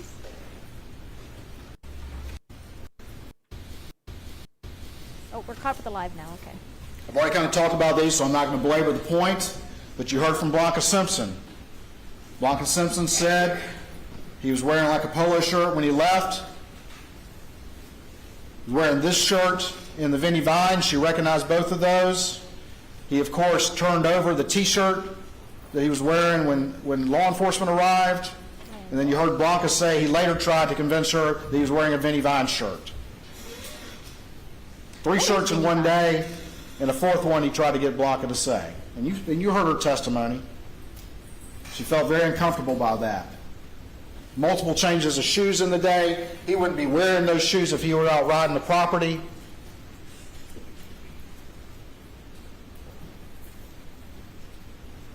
I've already mentioned the text from Maggie that Alec wants me to come home, but he can't even be clear about that point because that doesn't fit with his narrative. Marion Proctor says the same thing, but he can't admit that because that doesn't fit with his narrative. She was surprised that Maggie didn't go along to Alameda. And then she said, Alec made an interesting comment, one of many, some of which came from that stand that we'll talk about in a little bit. Whoever did this thought about it for a really long time. Yeah, that's weird, I guess.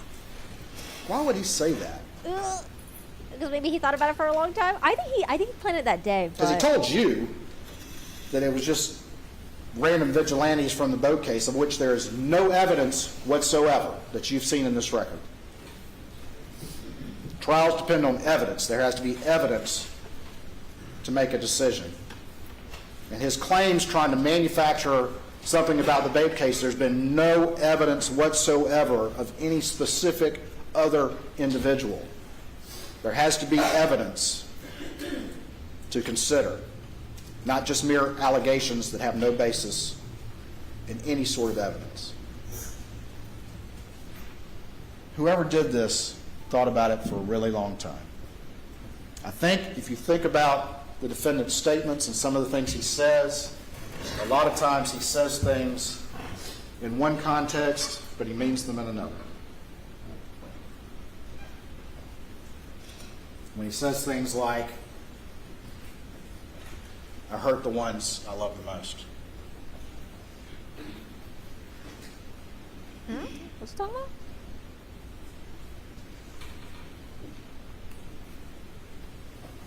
We talked about Shelley. The housekeeper, or Miss Shelley's the caretaker. Sorry. After Randolph's funeral, Please remind the shows jury up who they early. are, just in case.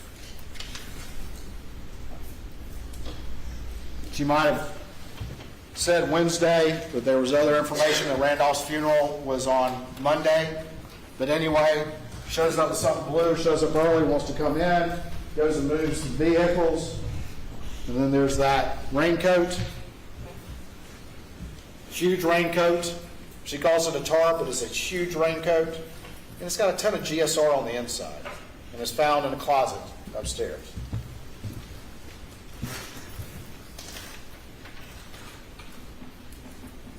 It has a little. I bought this lid thing too, because it makes it easy to drink the water. States 411. A little straw attachment.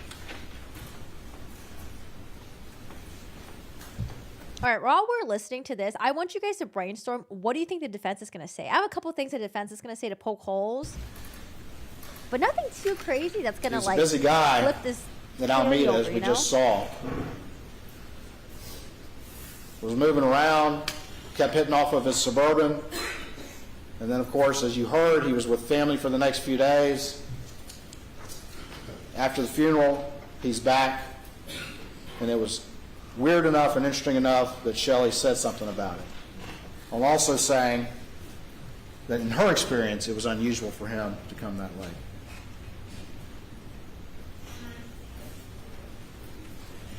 Then we have the defendant and his many statements. Oh God.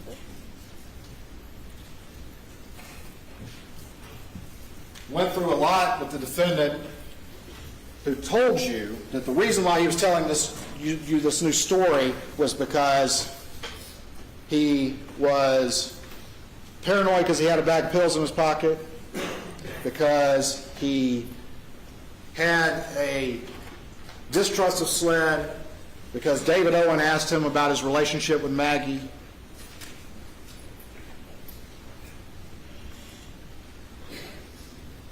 And his law partners told him that he should have an attorney present, which one is in here. One of his law partners is sitting in the back.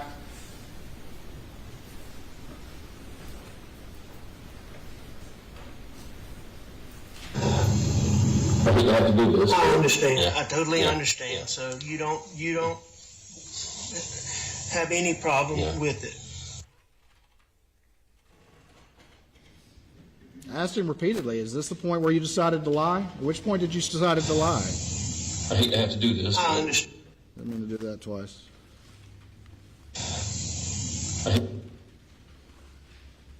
Or was it this point, when he first says, I was at the house?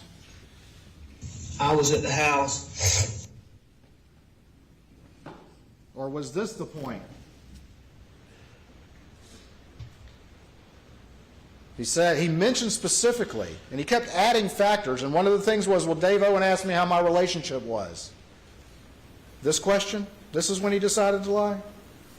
About yours and Maggie's. Wonderful.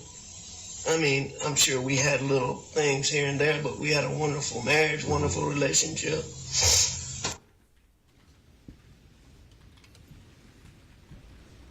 But he digs in on the point.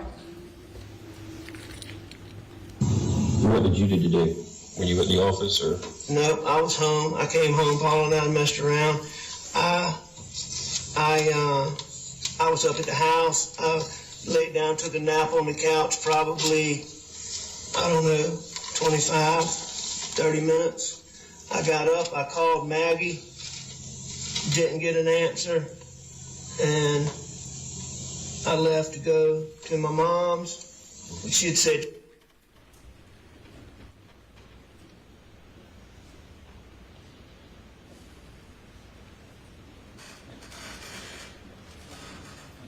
This is June 8th at 1:21 in the morning.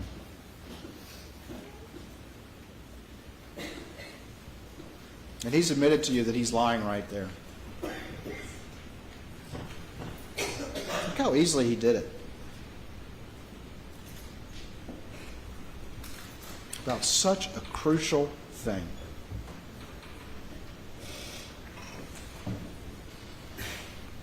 Yeah, and that was 3 hours after he discovered their bodies. This is his And she's demeanor. very good about answering the phone, so that was odd, or calling me back. So that was odd, but it wasn't that big a deal. It was odd, but not that big a deal. But again, he's enough to say it was odd. He's enough to make all those calls while he's doing 283 steps, but he doesn't drive 50 seconds down to the kennels.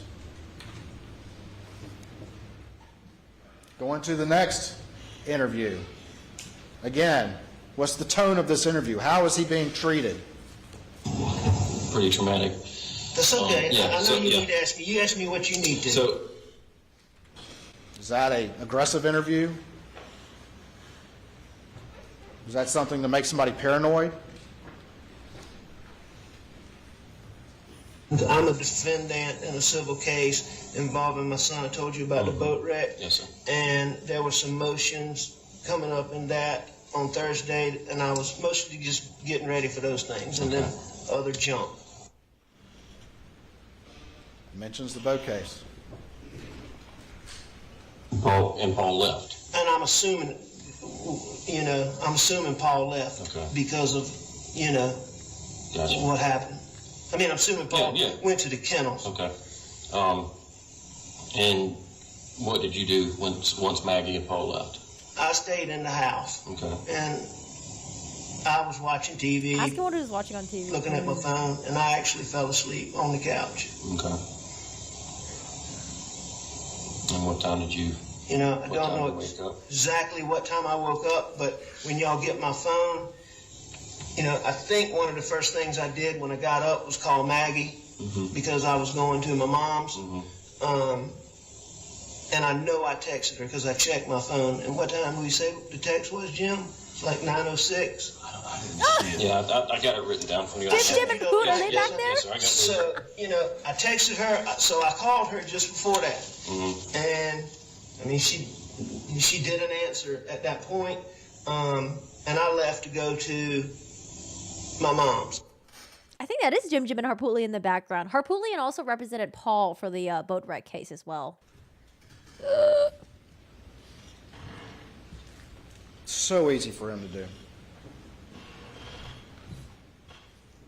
And you said you laid down and took a little nap, and when you got up, Maggie and Paul was gone, or did they leave when you laid down? Or before? I believe that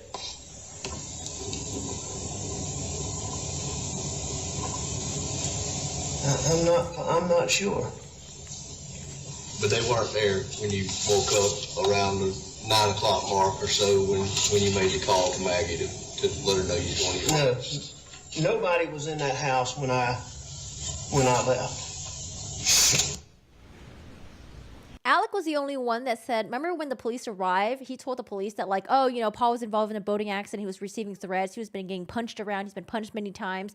But no one else has mentioned Paul ever getting punched. Everyone said that he was getting some innocuous threats on social media. Maybe people would jeer at him at bars and stuff like that. But no one mentioned Paul getting punched.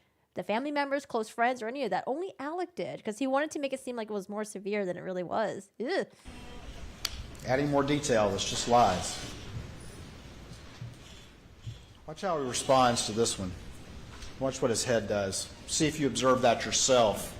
What does when he he's do? over there looking you in your eyes and trying to convince you of something. My eyes? My eyes? Trying to narrow that the last time that you saw Paul and Maggie's when y'all were eating supper. Yes, sir. Paul's phone came out. Did you just pick it up and put it on, place it back down on him, or?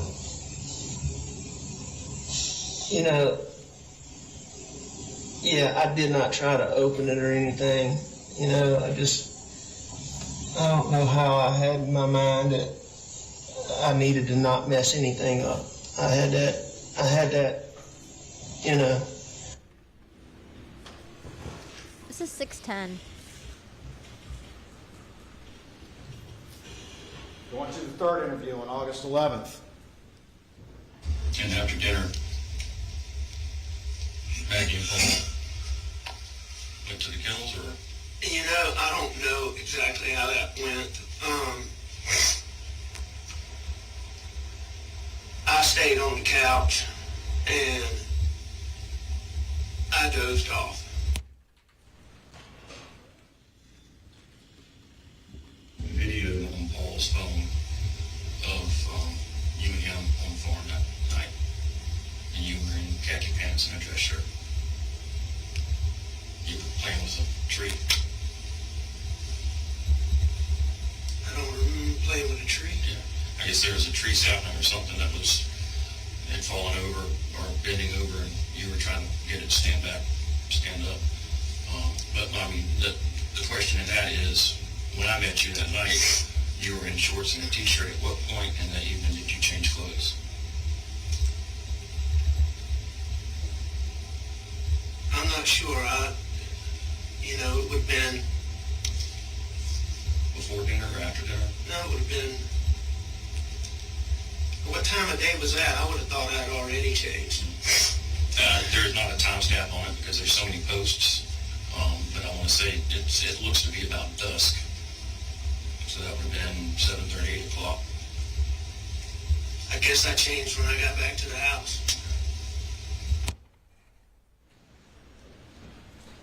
I had some very specific recollections for y'all when he testified with his new story that had never been heard until last week.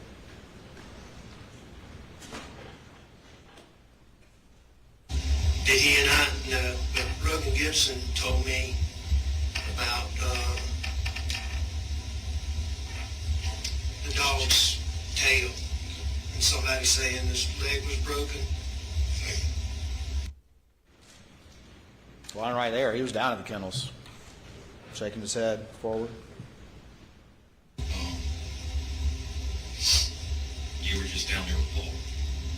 You left and went back to the house for dinner. Paul and I were just knocking around up at the shop, the shed, the kennels, and just the whole property. And that was before dinner yesterday. And you didn't go back down there after dinner until your return trip from visiting your mother? Yes, sir. When he first came in an interview, he sat like this. Then he starts sitting like this. I've got information that Paul was on the phone and Maggie was heard in the background and you were heard in the background. And that was prior to 9 p.m. I heard Rogan Gibson ask me if I was up there, and he said he thought it was me. Was it you? At 9 o'clock? Yes, sir. No, sir. Not if my times are right. Who do you think it could have been? I have no idea. And Rogan's been around your family for pretty much all of his life. Oh, absolutely. And he recognizes your voice, and you have a distinct voice. Do you think anybody else that has a voice similar to yours that he may have misinterpreted? No, sir. When we were talking, he had asked me that, so, he had told me that he thought I was up there. Did that surprise you? Yes, sir. Can the jury keep this slide presentation when they deliberate? What a great way for him to put everything together for them, huh? If they can. I want to talk a little bit about the crime scene.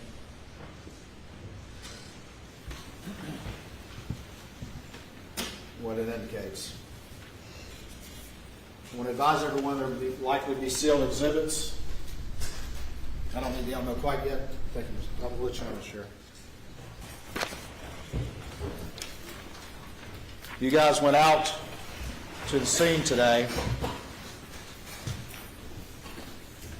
and you saw how it looks now take a good look at those trees and where they were back in the day of the incident. I'll put this up on the Elmo in a second.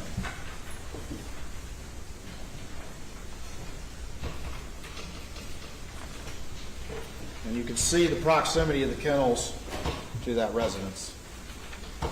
And Back honestly, on June 7th, I think it was 2021. worse that he testified. Get out the Elmo, please. Yeah, I'm gonna say it was worse. It was way worse that he testified.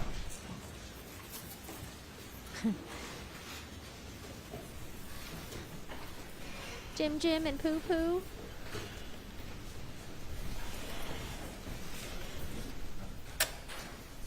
Sometimes I think this guy's created. Just from far away, though. Okay, you're caught up with the live. Get out the PowerPoint back, please.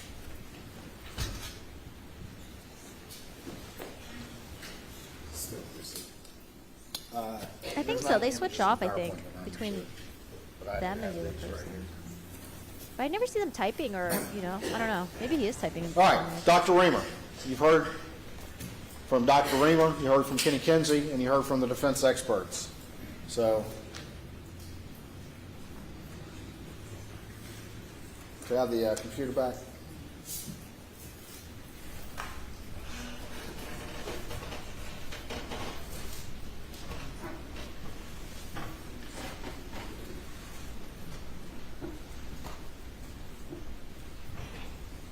Paul, first blast to the chest, stippling, arms down, not fatal for a buckshot blast to the chest. This is where there was some dispute from the defense experts. The second injury went into the left shoulder, into the cheek, with an exit wound on the top of the head, with instantly fatal and terminal collapse. Dr. Reamer's done 5,500 autopsies. She does an independent autopsy.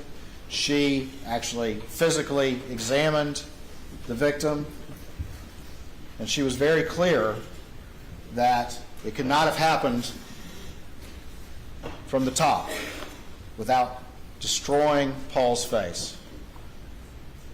And I could show the image again. I'm reluctant to because I know y'all have seen it enough. So I'll rely on y'all to recall that his face was intact.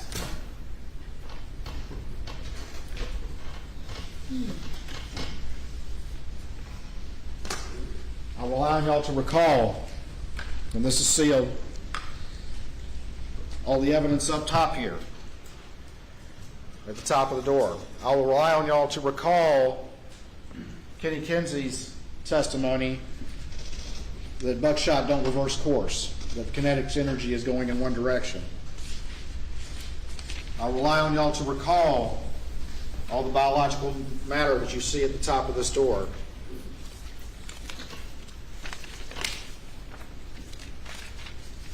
The stenographer, his posture's so odd. I'll rely on y'all to recall, looking at states 339, which is the wadding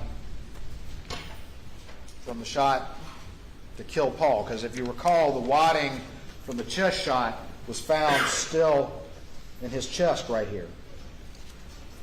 This is the wadding on the ground from the shot to his head. And if one of the things that you recall from Dr. Reamer's testimony and looking at Paul's face was the abrasions around that cheek wound that came from the wadding as it entered there.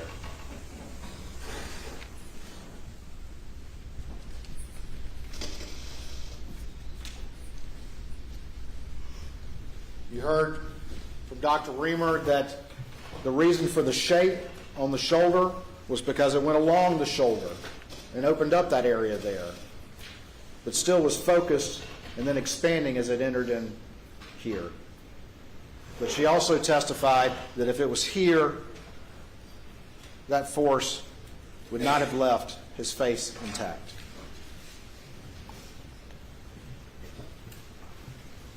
It's a good summary. I think he's doing pretty good right now.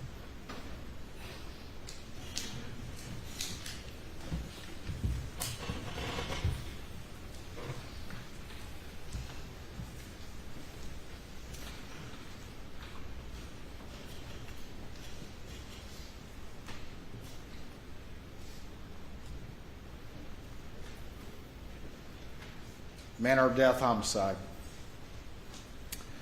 Then you heard from Dr. Kenny Kinsey.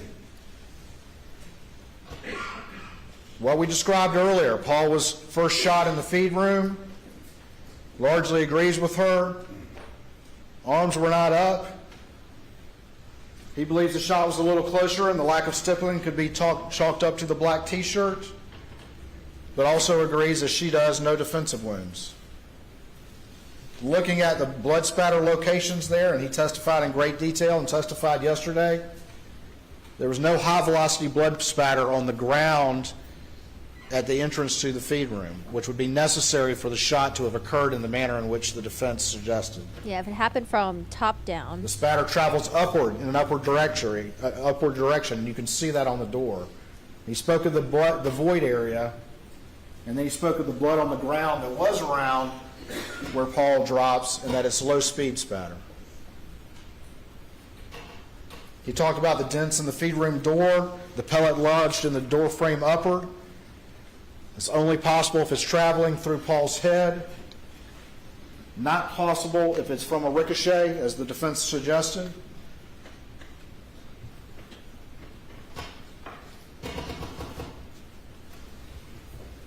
And steel is much less malleable than lead.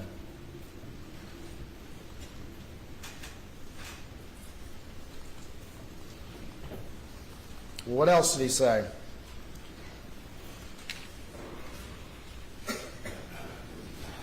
Dr. Kinsey said that he, I think 36 times that he's observed contact wounds to the head with a shotgun, including one that happened in front of him, actually observed it.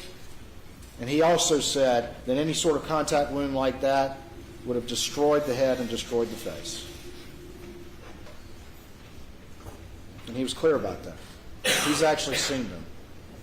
And I think what you see with the defense experts is they're coming to you with absolutes to try to make you consider that there's the possibility that a crime scene can definitively establish whether there's one or two shooters or whether or not they're of a certain height, and that's just not how it works. And you heard that from Dr. Kinsey. That's not how it works. It's not how it worked in this scene. It's a red herring, ladies and gentlemen. It's a red herring. You've seen the testimony from Kenny Kinsey. He returned to talk about these issues.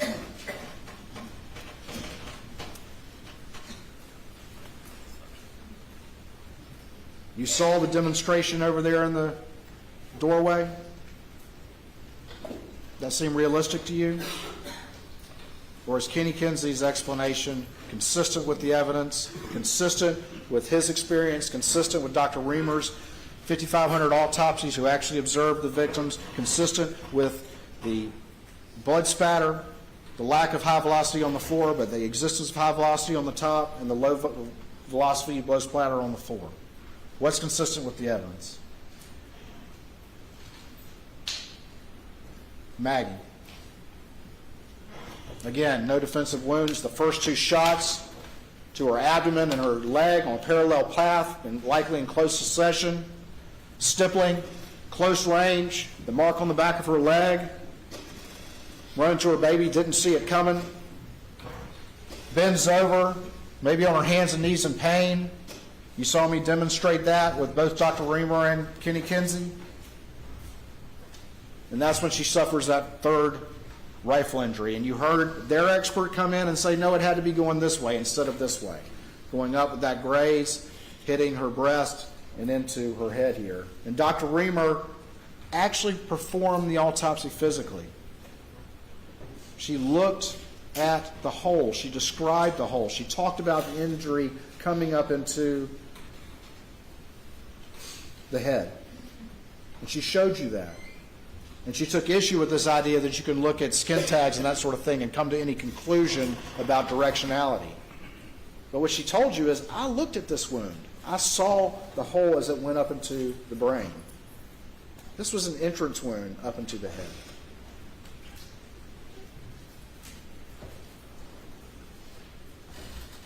Instantly fatal, internal collapse. The wrist wound could have been an extraneous wound, or it could be associated with this. third rifle injury, and then of course the fourth rifle injury to the back of the head that had the canyon in effect. Would have been instantly fatal except for the fact that this one, there has to be some clearance for that third shot to come up. No, of course Again, not. Being a liar manner of doesn't death is make you a homicide. murderer. You've got to take into context of everything else in the evidence, right? The reason why they talked So about what did all the Dr. Kinsey financial stuff say? because they were trying to establish motive. Again, he took issue with an expert coming in and trying to tell you that he can determine the location or the height of the shooter in this manner. He told you the cardboard, that cannot be relied upon. And while he did agree with the angle on the doghouse, he showed you how changing the aspect of the shooter could easily fit with Alec. And that it is too far and way out over its skis to try to assert that you can determine from such information that the shooter had to be 5'2". That's not what you can do. Dr. Kinsey is a crime scene analyst. How many crime scenes did he say he'd done? Hundreds of homicides, thousands of pieces of evidence, real world stuff. That's what he comes and talks about. And you simply can't make those determinations in a real world environment to come in here and try to tell you that from that sort of thing the shooter had to be a particular height. You just can't do it.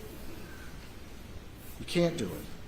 I submit to you that Dr. Kinsey knows what he's talking about, and Dr. Kinsey has the years of experience in real world applications of crime scenes to make those judgments. And I also submit to you that Dr. Kinsey isn't going to get out over his skis and try to make assertions to you in absolutes. Is that a selling phrase? The guy with the 5'2" people refused to even concede the possibility of variables. But Dr. Kinsey knows that that's how reality works, and he's not going to get out over his skis and try to tell you something that simply cannot be supported by the evidence. I've never heard of that phrase before, so I'm wondering. And that's what the defense expert did. Get out over his skis. The shooter could easily be 6'4" or taller and fit all those bullet trajectories. Of course, one thing that the defense expert didn't consider and wouldn't even consider is all his little gray people are holding the guns down like this.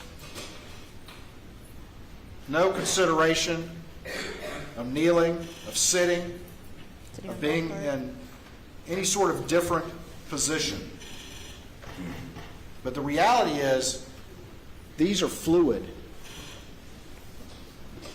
Maggie is running to her baby. She's moving. And when she gets hit, most likely when she hits her leg against that Polaris, there's biological evidence on that Polaris. And she comes forward and collapses as Alec is moving around her, firing.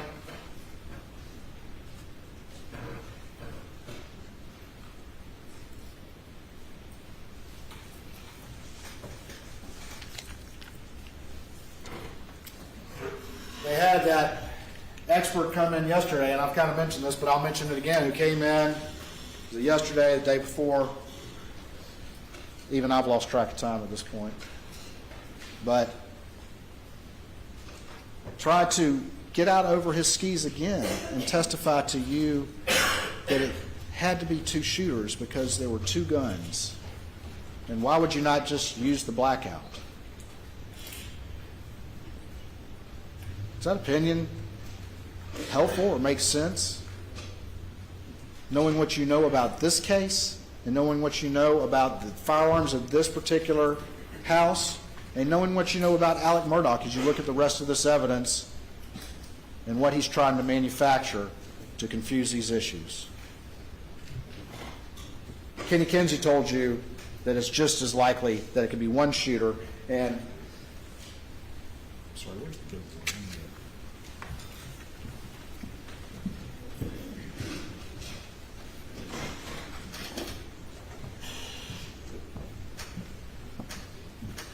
And although this is not to scale, you have the feed room right here, the Polaris is right here, and the cases, while they can't be relied upon as specific location, they still can be illustrating general area, and they're all in that area, moving from here to here.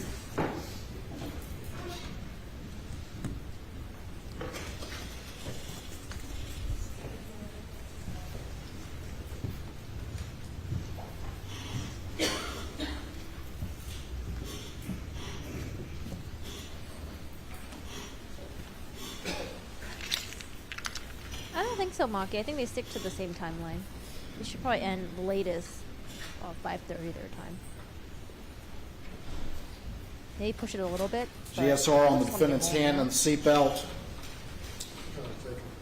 Wait, the GSR in the hand and the seatbelt Ladies thing? and gentlemen, we're going to take a 15-minute break. We'll go to the jury room. Please do not discuss the case. Oh, thank you. The GSR on the seatbelt? I don't know. I don't know if that's a strong one. Because the lady said that gunshot residue can stay there until someone intentionally wipes it off or gets brushed off, right? It could be there like almost forever, she said. So I don't know. And this is a family that like owns guns, shoot guns, they hunt. So like, I don't know. They're like gunshot residue. I feel like we should disclude the gunshot residue bullshit. Because if it was like gunshot residue on normal people like me, Dennis, like we ain't got no guns here. We don't shoot Take guns, a 15-minute recess. That could be strong. But these people had guns everywhere. And I think for the, yeah, they said they found gunshot residue on the seatbelt buckle. We can tell that. And while they are taking their break, gives us a great opportunity to... There was like a droplet of blood on the steering wheel. It was like Maggie's. Like that could be kind of strong. What else was there? I wanted to talk about what do you guys think Harpootlian's going to say, or Jim, whoever's going to go. But we talked about it a little bit already. I think they're going to bring up the fact that like, oh, Maggie's phone was never shown with the 283 steps. You know, if he took Maggie's phone, then wouldn't there be steps on there? How come it never showed Maggie's phone moving along with Alex's? They don't have the actual evidence, or they don't have the actual guns. They don't have custody of any blood on any of the clothes. What else would he say? What else we got? You think Jim will go? They're going to say that SLED fucked up the case because they had a lot of people to trample over the crime scene.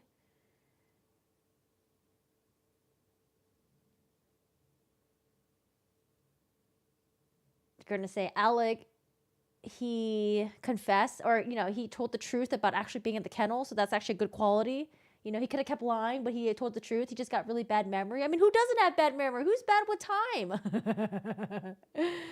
Gunshot residue in the raincoat is telling. But the thing is that I think the raincoat thing and the gunshot stuff was like a doozy, to be honest. I don't know. Because one, gunshot residue on the raincoat, like, there was no blood or DNA on there, you know? The raincoat, you know, Miss Shelley could have just mistaken. The raincoat could have just been like the grandfather's or the mom's or something. If there was blood on the raincoat, like blood DNA on the raincoat, then I'd be like, ooh, okay. But there's only gunshot residue. And, you know, since that lady said the gunshot residue can stay on an item forever until it's get wiped down or cleaned, then, you know, it's just going to stay there.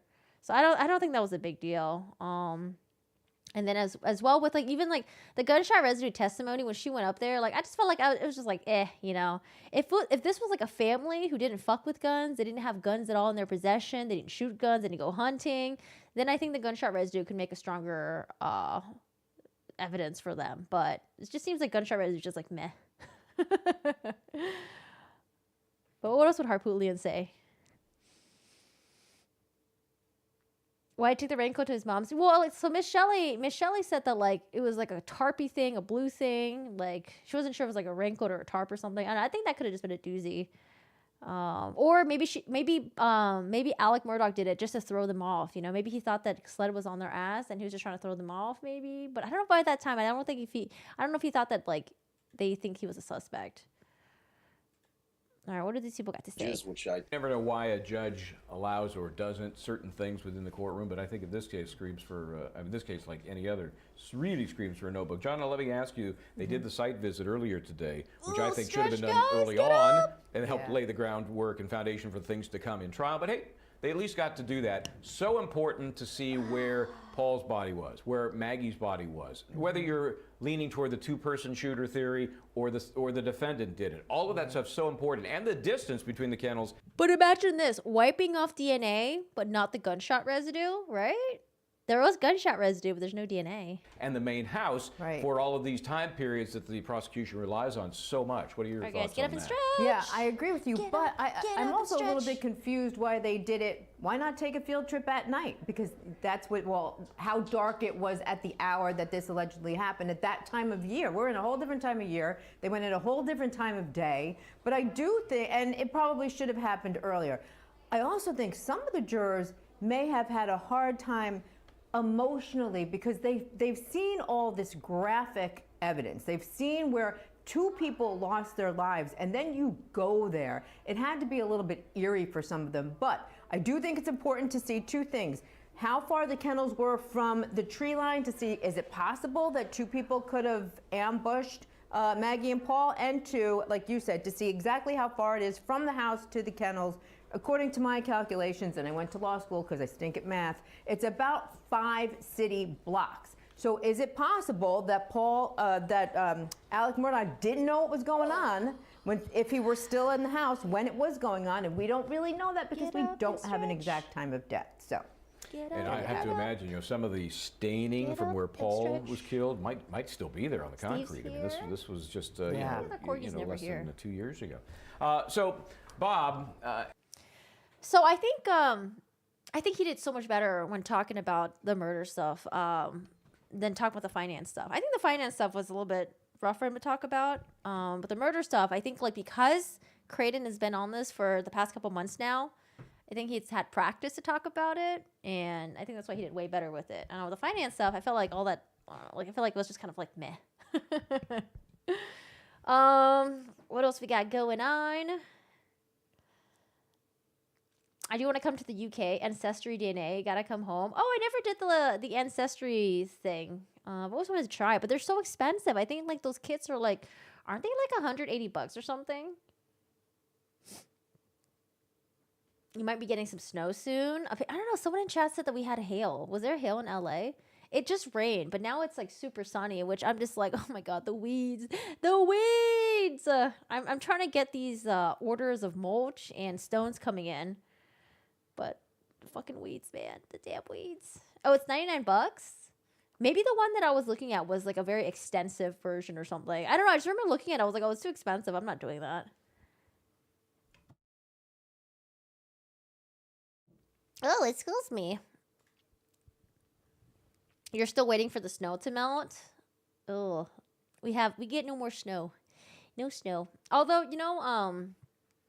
I think in LA it got down to like 37 degrees. So, just a couple more degrees, it could get to snow. 5 more degrees, right? There was hail in San Diego last Friday. Lots of it. Oh man, rip all those cars. You guys ever get like hail ding on your car? Ugh. All the little like indents everywhere. Oh my God, Alec, what's going on here? Alec, is he talking right now? Be somebody who sees them, So that timeline is really tough, and frankly, it's what has me sitting on the fence as to whether or not he did it or not. I mean, that one thing alone is the one thing I just can't reconcile. Yeah, and that thing on the timeline about, I don't know, time of death. Maybe it'd be nice to have somebody really give us a number they can rely on. But the ME doesn't even give you the time of death. And when the guy who's the administrator who checks temperatures by armpit, he said it was between 8 and 10, and then just put 9 on the death certificate. It's kind of in the middle of my range. I think that's you're dying to find out, so to speak, what the time of death was, because everything hinges on that, and we don't have it in this case. Let's take a break here. They are on a break in South Carolina. I think the cell phone usage, or the lack of cell phone usage after a certain time, really does a good job at pinpointing the time of death. In the UK, the forecast for the next 6 months is it's rain. Ew. Oh man, I could I don't know. I could never live in the UK, I don't think. I do like it when days are gloomy though, because I don't know. I think LA is too bright, too sunny. I fucking hate it. Like when I go outside, I need to get some sunglasses or something like that. I hate going outside and it's like I hate it how bright it gets. But I don't know if I can deal with UK rain for like 6 months straight on. I don't know. That'd be pretty tough, man. Oh man. You're in Oregon right now, so much rain. Rip. Someone mentioned wait, no, it was you, Sherry. Aren't you still snowed in or something? Did they ever plow your driveway? Are they coming to get you? Are you just stuck there? Vampire? I just don't like brightness. Yeah, I don't know. I also don't like being in the sun as well. I wear a ton of sunblock. I got my Asian auntie hat on. Dude, I might even go like levels 3 and start wearing them like UV gloves and UV clothes or something. The chat is offensive towards you? Why? Pop-off phone showing text from Roro, Snapchat, then no further phone use after that point. Yeah, and we saw how much Paul used his phone, right? So I think it is a really good indication. If it showed like blotchy points where Paul and Maggie like barely used their phone, then I could be like, oh, then we don't know the time of the death. But I felt like it was, I don't know, man. It just lines up almost too perfectly as well as to when Alec started having activity on his end. So you're a Texan born and raised. You're used to seeing people walk around open carrying, but you don't see any crimes. Your dog gets naughty when it rains. Everyone's on break. Alex did look, you think he looks very guilty. There's some parts where I thought he looked a little smug, like initially when the finance stuff was being talked about. But then when they were getting really close with the timeline and a little bit detailed about how he could have possibly done things, I don't know. I thought he looked a little bit nervous. Just a bit, you know? Just a bit. You have open carry in Oregon as well. I've been hearing about, I mean, maybe it's just because of what the news is reporting, but I've been hearing a lot of road rage, like shootings in LA and stuff. It's kind of crazy. When I lived in a different state, and I feel like I never heard about like road rage and like people like shooting each other up, but like in LA, I don't know, man, it seems like it'd be happening pretty often over here. But it could just be really selective of what the news reports, so. He seems very proud of his son for some reason. Which one? Buster or Paul? Road rage is insane. Yeah, road rage is just like, people, please go get some therapy. Get your anger management under handle. Like, go do something about it, man. I don't know. Road rage people are really annoying. I used to like date someone that had like, it was really fucking weird. Like, they were like a nice, chill person, but the moment they got in the car, like their fucking road rage was like beyond. Like, it was, I don't know. I don't deal with people with road rage. Fuck that. Fucking crazy ass people. I think it's just like it's like being behind a computer screen, right? I think when people are behind like their vehicles, they think they have that protection, maybe even like a little bit of anonymity, and they don't fear what can happen to them. And they like road rage. They do crazy stuff protected by their cars. But your son has road rage. You won't ride with him. Yeah, because sometimes people be like speeding up. Oh shit! Am I streaming still? Can you guys hear this? Type 1 in chat if you can see this, if you can hear me. Type 1 in chat. Type 2 in chat if you can't see me. It looked like my stream died for a second there, but I think it's back. Do you guys notice at one point Alex said to his attorney they're believing it, assuming he was referring to the jury believing what the prosecute? Oh, I didn't hear that. Did they say that? One. Okay, I can see you. You can see me. He didn't cry when I think he cried when the photos of Paul were being shown. But he didn't cry. Oh, lip reading. But he didn't cry when Creighton was talking about how they were essentially like executed. But I think it's good that the defense, or sorry, not the defense, the prosecution, I think it's good that they put out their version of what they think happened, like their own timeline. Because it kind of helps the jury connect the dots a little bit more, you know? Because I think people were kind of confused, like, okay, wait, so did he do it, you know, did he like clean himself before he went to the house? Did he clean himself at the house? Like, how did he get there? when did he eat dinner, when did he go up down there and all that stuff. So I think it's good that they're putting like a version of the story out there that fits with their evidence that they have. It's the first day you've seen him looking concerned. You think Creighton did a good job laying it down? Yeah, I think initially it was a little bit. It was like he was like slowly building his way up, but I think he did a really good job. Finally, like start nailing some points, because I felt like there were some points that he could have nailed during the cross examination. But maybe afterwards he was like, oh shit, I should have said this. Oh well, I'll just include it in my closing argument instead.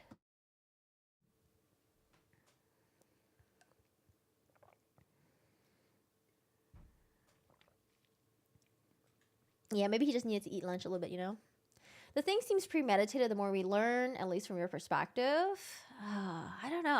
I still think that he decided to do it that day, but that's I don't know. For me it's just like oh, maybe he was confronted, and then Jeannie was really nice to him when Jeannie found out his dad was sick. But yeah, I mean it could totally be premeditated days before. I don't know. I feel like he decided that day, but I feel like in order to plan something out like this, it can't be. I don't know. It'd be tough to believe, I guess, to believe that he decided that day. I was like, okay, I'm gonna do it today, but I don't know. Who knows? I mean, it seems like this guy's really impulsive, though. Remember how he was confronted about the Ferris fees by his law firm partners and his friend, and then what happens immediately after? He decides to hire cousin Eddie to shoot him. So I don't know. I think that does show how impulsive he can be. So I think that's why I think that, when Jeannie confronted him about the fees and then he got insta sympathy when she found out the dad was in the hospital, I felt like he decided that day when he was at the office, okay, you know what, Paul and Maggie, they gotta go. I think that's why he was lingering at the office a little bit, because he was deciding what the fuck he was gonna do.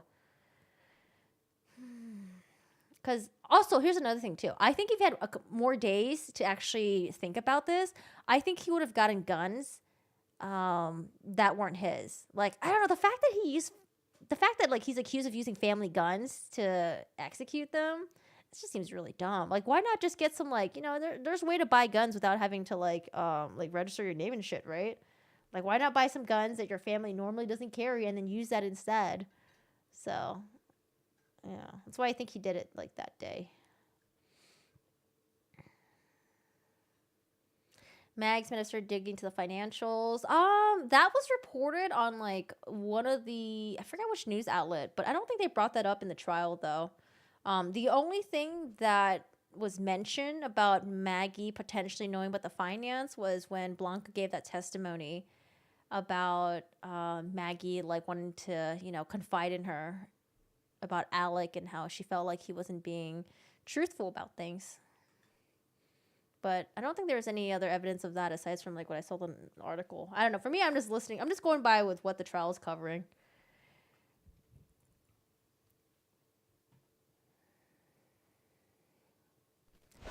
Hello. How was your 15-minute break? Matter we would take up, so I was hopeful that we would, after he closes, we would move to the. I thought Creighton was going to take 2 hours. He almost done.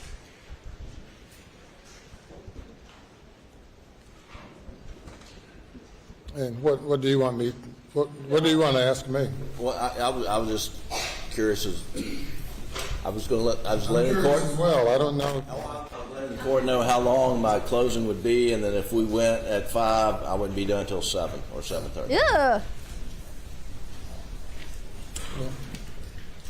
You'll have an opportunity to fully argue during a time where the jury's attention span won't be frayed due to the long hours. And Your Honor, are you considering dealing with that other matter if we, for instance, adjourn? I think that. Yes. Okay, because I think the Attorney General's thinking he's going to be done in about 45 minutes, but. How about less than that, Or longer. Yeah, less than that, please. Thank you. Okay. Did you say you'll be done in how many minutes, or do you know? I think less than 30, Your Honor. Less than 30. Okay. I thought I heard 4 or 5. Less than 30. 4 or 5 minutes would be great. Okay. All right, let's bring them in.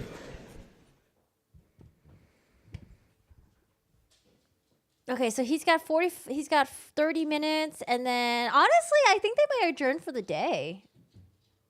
I think they'll adjourn for the day, and then I think I guess it seems like Jim's going. Harpootly, it's like, nah, dog, I don't want to go. You know, it's gonna make me look bad. You go, you go do all the work, okay? This case is a headache for me. You do it, Jim.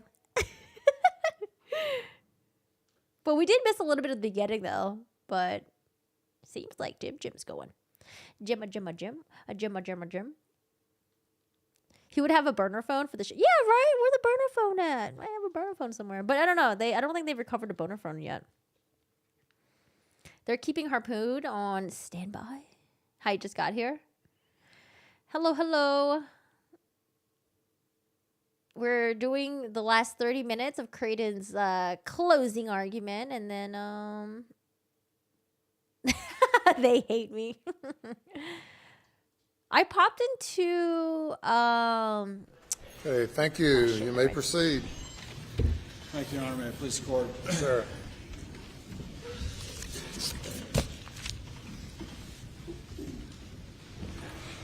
Did you guys get up and stretch and drink water? DSR on the defendant's hands and seatbelt, Maggie's DNA on that Super Black Eagle, DNA on the Suburban steering wheel, no DNA or blood identified on the floorboards.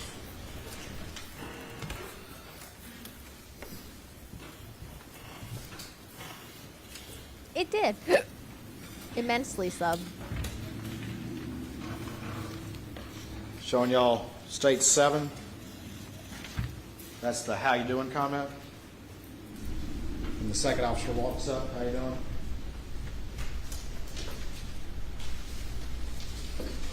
States 5. Also from the body cam.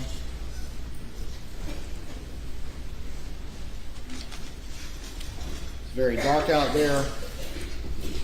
You can see how well lit it can be when the lights are on. 22. 93. 47.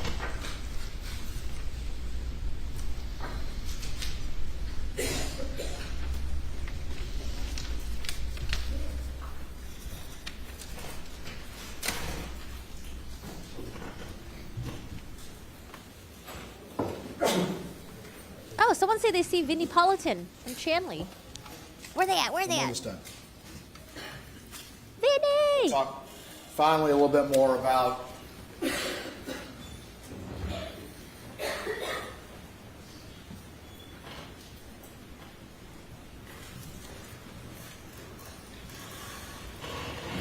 Are they back there? I can't the see. defendant's story to you that he told on Thursday. We've already talked about it. Just a couple more things. I asked him when he went down there, those dogs are clearly out in the kennel video. I asked him if the dogs were alerting on anybody nearby or in the woods, as dogs do. And he said no.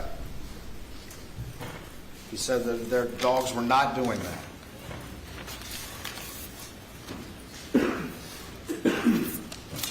You heard about the fact that he changed clothes, and you also heard testimony that his clothes smelled fresh and like laundry. See again, manufacturing this scene. You heard from his law partners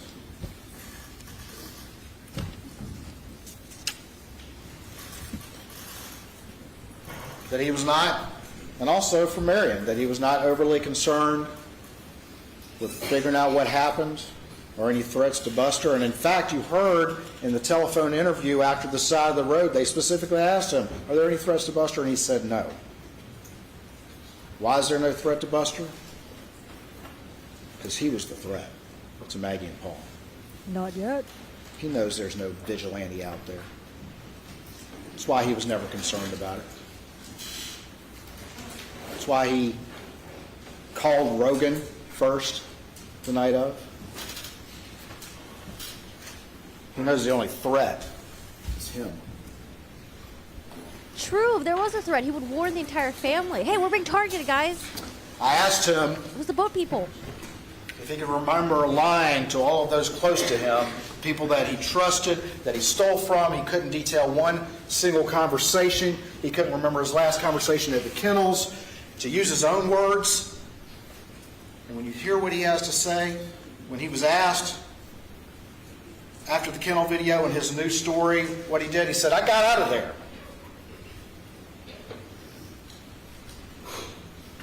He's got that photographic memory, but can't remember what he was doing when he was his most active on that day.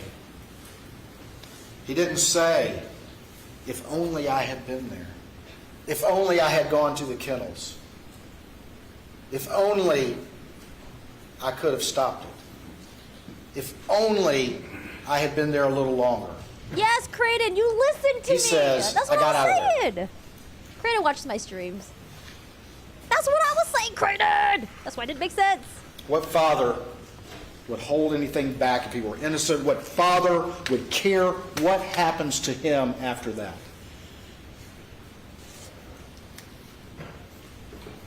He claims he told you that he had cooperated with SLED. But he hadn't. There's nothing more important, if someone's innocent, to telling law enforcement when the last time the victims were alive. I just saw them. I saw them at 8:50. I saw them at 8:49. They're still out there. Go get them.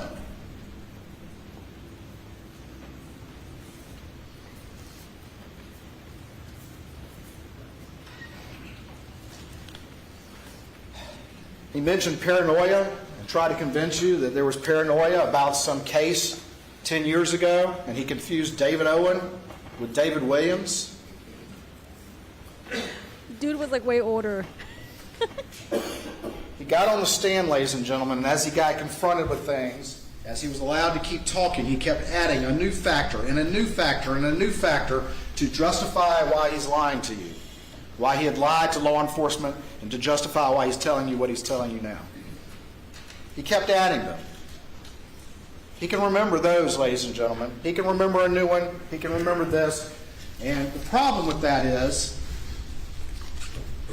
that there's no mistaking David Owen for David Williams. We showed you that picture of David Williams. Nope. That's a horrible lie. This is a man who rides around with a badge in his windshield, who had blue lights installed on his private vehicle. And if you need any proof that he makes up lies and is very convincing with them and makes them up on the fly,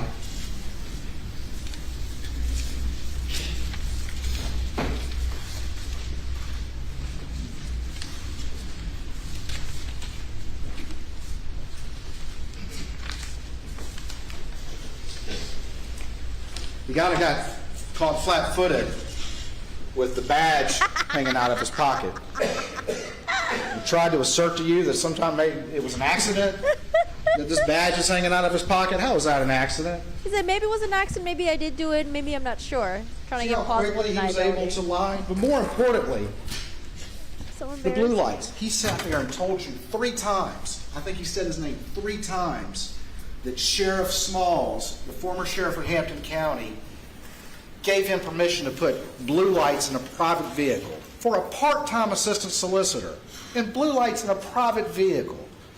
He told you 3 times, effortlessly got up there, pivoted, and lied to you. Because Sheriff Smalls came in here and said, of course not. That never happened. I've never heard of such a thing. This is a man who made his trade on lying. He lied about the most important fact in the case, and he sat there and effortlessly and easily pivoted to a new lie when confronted with something he wasn't prepared for. And the sheriff came in here and said, no, that never happened. Of course not. But he looked you all in the eyes and told you that. Looked you all in the eyes and told you that. As if, what's your problem, Mr. Waters? Sheriff Small said it was okay.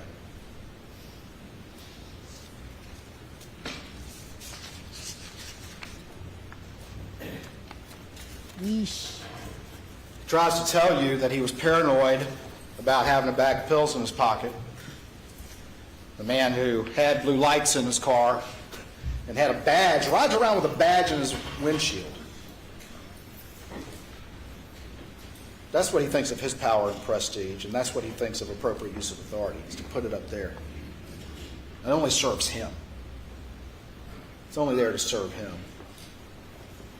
But he's tried to also tell you that he gets paranoid, and so he's tried to lie about the most important fact that he could offer law enforcement when his wife and son were brutally murdered because he had a bag of pills in his pocket, but yet in the same breath says, I wasn't concerned about the law firm and that fair stuff. I'm not concerned about the boat case. Yep, don't make sense.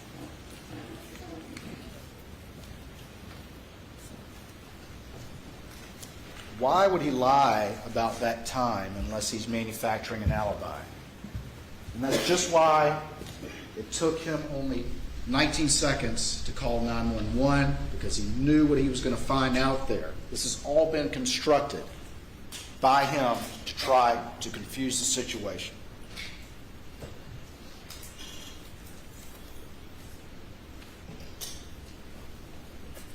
That lie that he told you, he tried to make it seem like he'd been trying to tell this, but he also admitted on the stand that, and as did his brother, that his own brothers heard it for the first time last week. That his own attorney was repeating the story that he was napping the whole time and never went to the kennels on HBO in November, just a couple months ago. Rip. A lot of people lie, ladies and gentlemen. A lot of people lie. When it's really important, something like this brutal murder, most people are going to come clean about a bag of pills. But why do people lie? People lie because they knew they did something wrong. That's why he lied, ladies and gentlemen. And just like always, when confronted with new evidence that he no longer can deny, he backtracks, he pivots, and he tells a new story from that stand and looks you all in the eye. And then when new evidence comes up on cross, he backtracks and he pivots and he tells another new lie. And I'm sure if he could get up there again, he'd be telling, well, let me rephrase that. He said so many witnesses are lying on him. They're all lying on him. But the one thing we know is a constant is that he lied to them. Mark Tinsley's lying. Jeannie Seckinger's lying. Shelley Smith is lying. Blanca's lying. Everybody's lying on the master liar.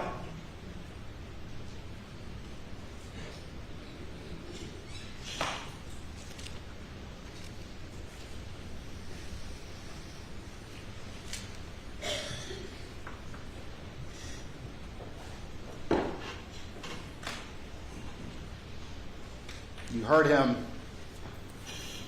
answer the questions about whether or not he killed his wife and son. You heard me ask him if he was a family annihilator. When he answers those questions, did you see him do this? Did you see him do that on those videos too and ask questions where now we know he was lying? Is that the most classic tell ever? I'll leave that to you to decide. One thing I will agree with him. Was he going like this? That he said up there, oh, what a tangled web we weave when we first practice to deceive. How appropriate coming from that man.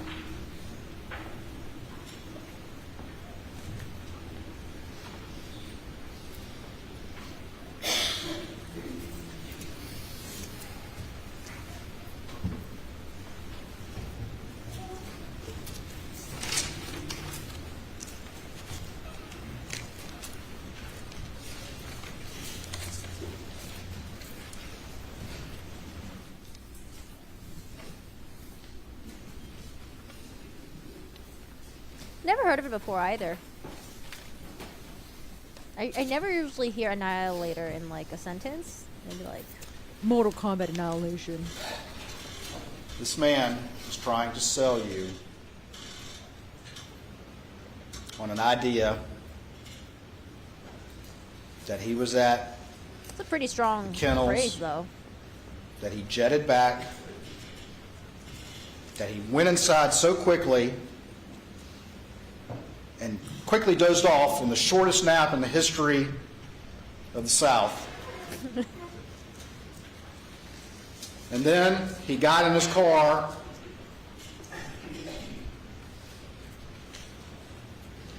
just seconds after these supposed vigilantes. These vigilantes that apparently are 5'2", that knew somehow that Paul and Maggie would be both at Moselle on the evening of June 7th between 8:44 and 9:02, that also knew that they would be alone at this time. That's what I was saying. Go ahead, They Creighton. knew that Alec would not be at these kennels. He did watch my stream.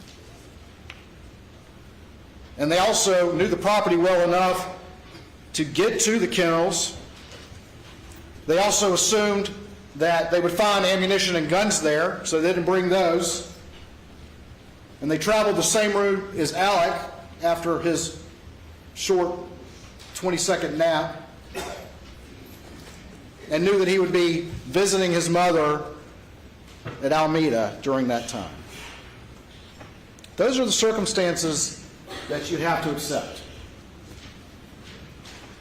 The 5'2" vigilantes that arrived somehow in that tiny time period between 8:49 and 9:02, and that's given him every benefit of the doubt as to the story he told you, sprinkled with a bunch of new lies as well. That somehow they arrived during that time. The dogs never heard them or ran to them. Somebody put the dogs up in the wrong kennels. Somebody rolled up the hose.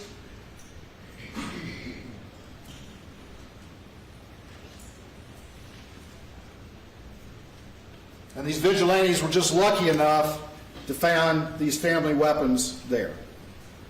Which he's clear, on the other side of it, that he says were never there. He's so clear. Oh, we never had the blackout. We never rode around with the blackout. Like, is he looking at the jury right now to see what their reactions are?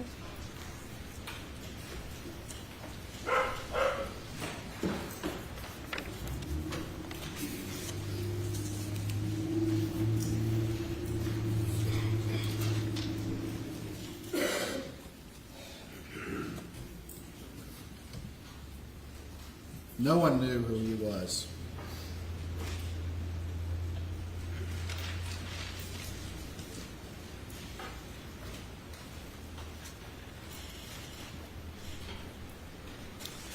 No one knew who this man was.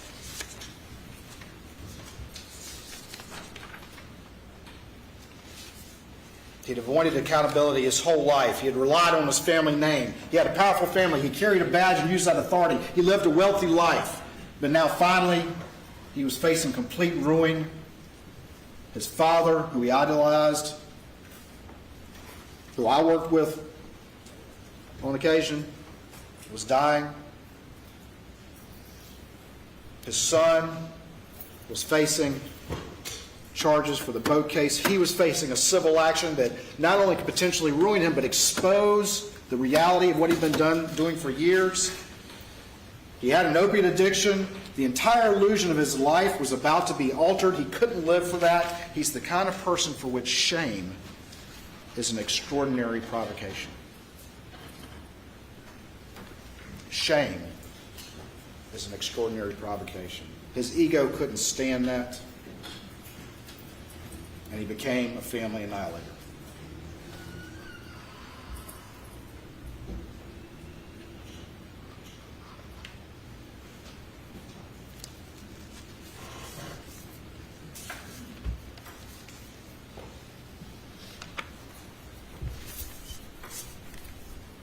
And I was thinking, He ain't happy.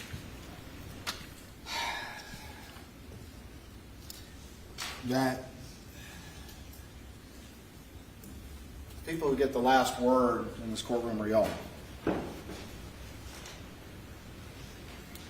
And a lot of witnesses have testified over the last 6 weeks, but there's a couple that never get to testify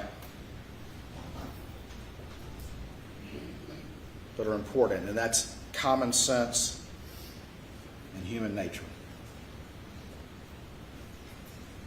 And there's 2 more that don't get to testify. We couldn't bring you any eyewitnesses because they were murdered. But common sense and human nature can speak on behalf of Maggie and Paul.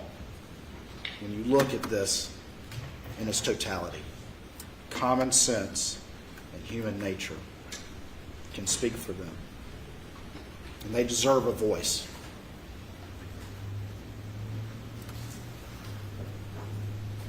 Everything he did was meant to try to frustrate the forensics as a lawyer and a prosecutor with the 2 guns and the manufactured alibi, and not taking his phone down to the scene, deleting call logs, making short phone calls, bringing up the boat case, moving Maggie's phone, changing clothes, looking at Paul's phone, calling Rogan, or trying to call Rogan. One man controlled this crime scene initially, and that was Alec.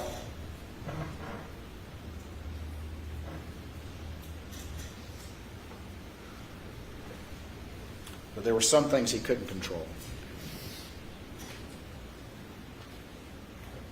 And we brought those to you. All Snapchat. A couple things that the defendant said that I agree with. He said, whoever did this had anger in his heart. Whoever did this planned it for a long time. That he hurt the ones who were closest to him.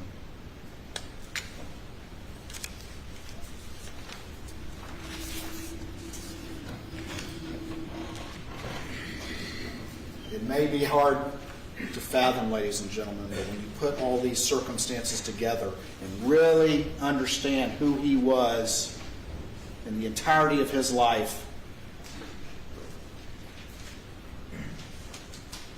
and the pressures that he was facing from what he had been doing for so long,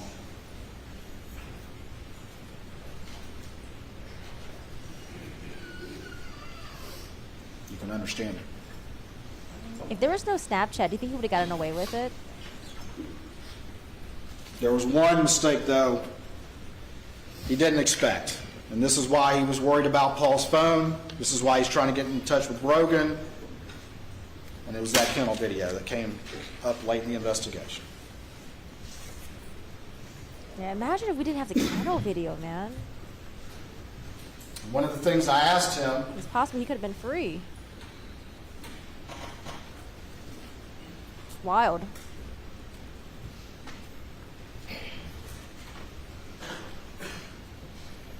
And we've talked about this. The last question I had to him, and the first question I had to him, was, what is the most important part of your testimony here today? And he wouldn't even concede that. But he at least conceded that the most important thing was to look you in the eye and try to explain to you why, after his entire history, you should believe him when he says, okay, I was down at the kennels for one brief minute, but I had nothing to do with this. And we went through that long cross in which he identified all these factors, from his partner saying having an attorney, you need to have an attorney present, to his distrust of SLED, to Dave Owen asking him about his relationship. And I asked him, at what point did you decide to lie? And he finally agreed, okay, it was in this interview. It was that moment in the June 8th interview. It was during that interview.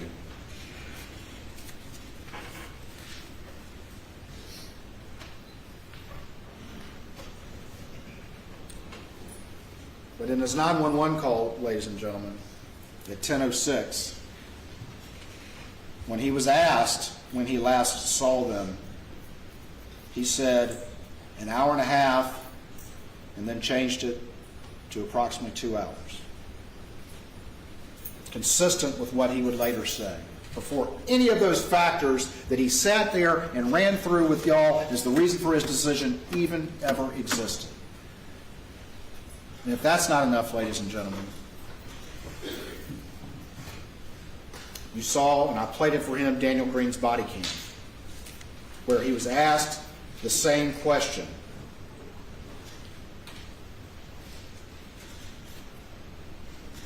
And he said that it was 1.5 hours plus 45 minutes. And all those factors that he identified to you as to why he supposedly lied, he was lying to you, ladies and gentlemen, when he made those up. He was lying to you when he made those up. Just like he's lied to everyone close to him. And he's good at it. He's good at it.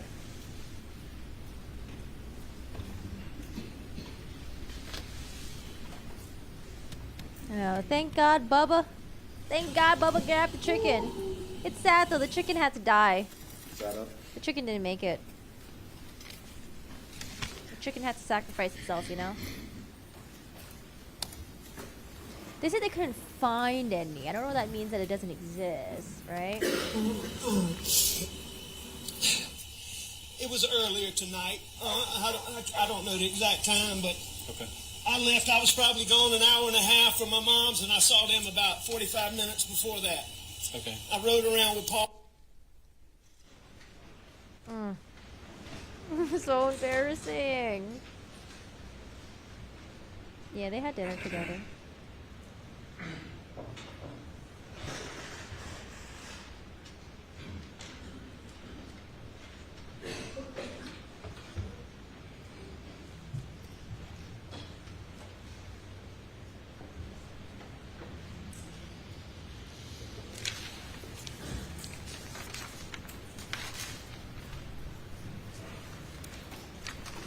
Motive,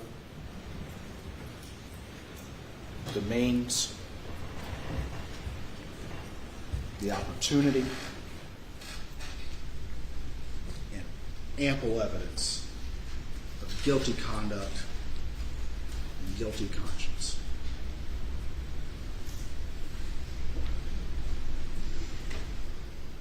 All four factors are present.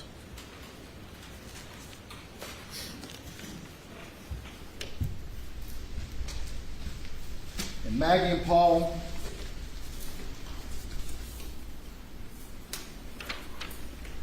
deserve a voice. Did you watch the Power Cookbook? They need a voice because they can no longer speak. And this has been a tough job, but the system depends on people who take that oath as jurors and are willing to honor that oath and make that tough decision to vindicate these victims, to vindicate Maggie and Paul, who were cut down in the prime of their lives. It's your first time watching the trial? Oh, then why are you saying that he didn't do it? He was set up. He was set up. Like, you're like spamming that. This is a sealed exhibit. Okay, you don't always have to have an opinion on This is what he everything, did. I don't know. This is what he did. Right here.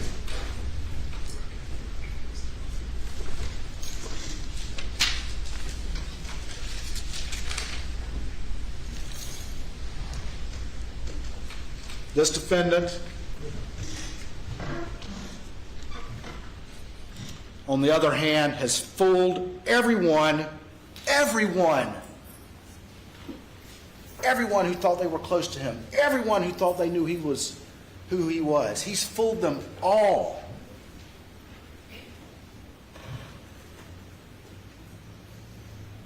And he fooled Maggie and Paul too.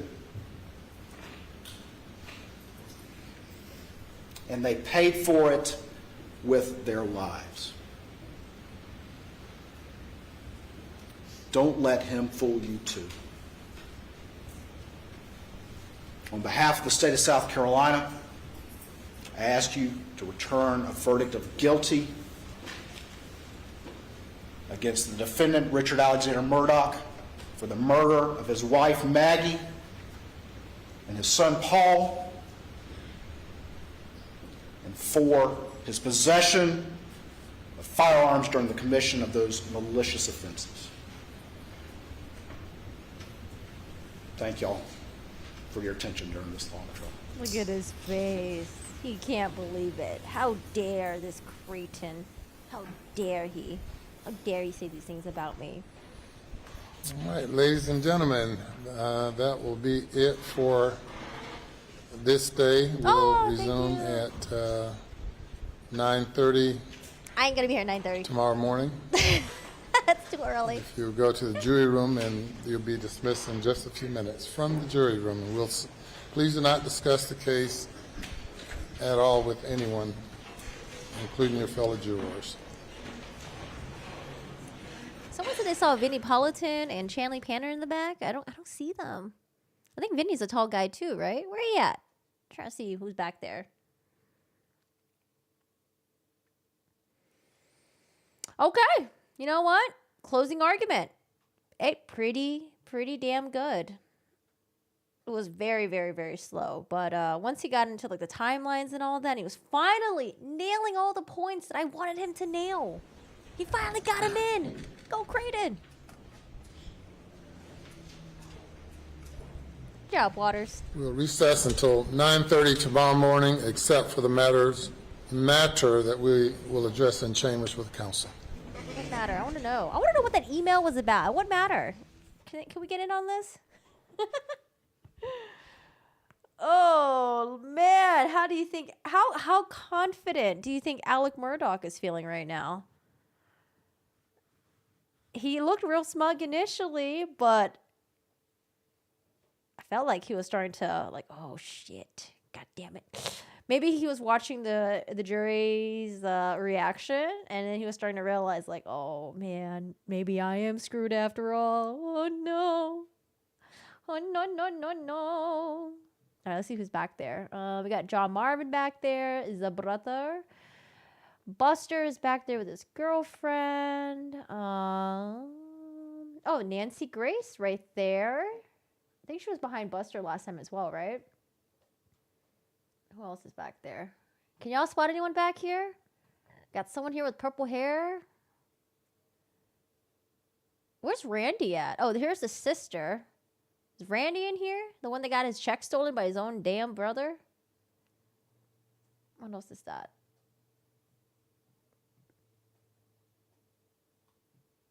I'm reading his face. I'm really good at that. Apparently not. This guy's guilty as fuck.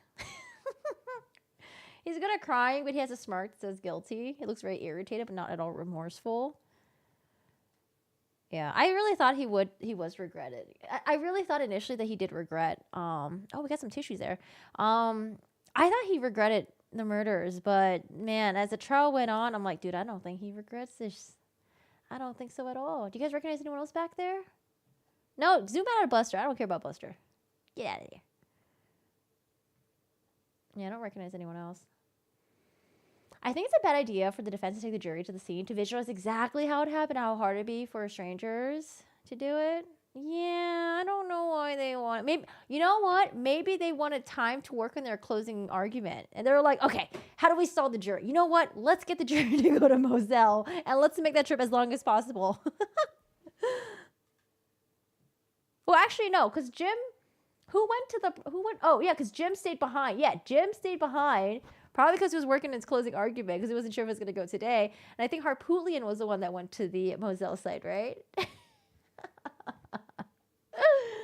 Oh, man. I don't watch Nancy Grace. Oh, Vinny's right there. Vinny! Oh, my God, Vinny, can I take a picture with you? Hey, Vinny, look at you over there. Oh, my God, you look good, Vinny. Where's Chanley at? Where's Chanley at? I'll totally take a picture of Vinny. Like, Vinny! Vinny! Is that Chanley? Oh, I think that's her right there with the short hair and the blue. All right, y'all. All right. Any closing thoughts, arguments, questions? How are we feeling? I can't believe we're here in closing arguments. Wow, this is almost over. Well, hold on a second. I'm speaking a little too soon because if it's like a hung jury, if it's a hung jury, we just beginning. We just started. The 5-2 thing. You know, initially when they brought up the 5-2 thing, I was like, okay, maybe I could see that. But then when I had to really think about it, like, okay, wait a second. These intruders would have to know where Paul was, right? And they would have like, what, an hour to get their butts over to Moselle? And why would they bring their own guns? Why would they use the family guns? Why would they rely that the family guns would be on the property? Like, I don't know, there's a lot of things that were just like, it sounded like plausible initially, but then afterwards, it was like, no, no. Thank God for the Snapchat. So they haven't gone into deliberation yet. Right now it's closing argument. Once they do closing arguments, they'll send the jury back for deliberation. It'll take however long it'll take for them to come and decide. Nancy thinks everyone is guilty. What does she mean by everyone? Like, in terms of what?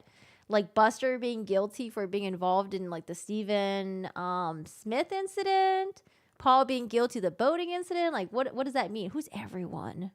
Are the jurors deciding tomorrow? Yeah, they should be deciding tomorrow because Jim's closing argument is only going to be like, what, 2 hours long, he said? 2 or 3 hours? So... yep, they'll go and deliberate, and we'll have to see how long the jury's going to decide for. I don't think we'll get a verdict tomorrow. Again, the jury, they didn't get to take notes. They didn't get to take notes. I mean, it's cool that Creighton put everything in a PowerPoint presentation so they can, I think they have access to that. So like if they want to like look back on his presentation, all the stuff is on there, the timeline, the videos, the testimonies, all that stuff. So that's pretty good. I wonder, honestly, like for the defense, I wonder if they're going to have a presentation and what kind of evidence can they use to back up their clients? Like, could they use any snippets of like the interview or anything like that to show that like, oh, look, guys, see, look, my client didn't do it. But what would they show them? Would it be like, oh, see, look, this is him. He's crying right there. Look at how remorseful he is. Look at how genuine my client is. Like, what can they show to the jury, right? You think you're gonna get it tomorrow? No, I don't think so. What day's tomorrow? Thursday. So I think they'll do closing arguments. I don't know. I was thinking like Monday or Tuesday or Monday. I don't know. Okay, I'm gonna say Monday, Tuesday. Monday, Tuesday.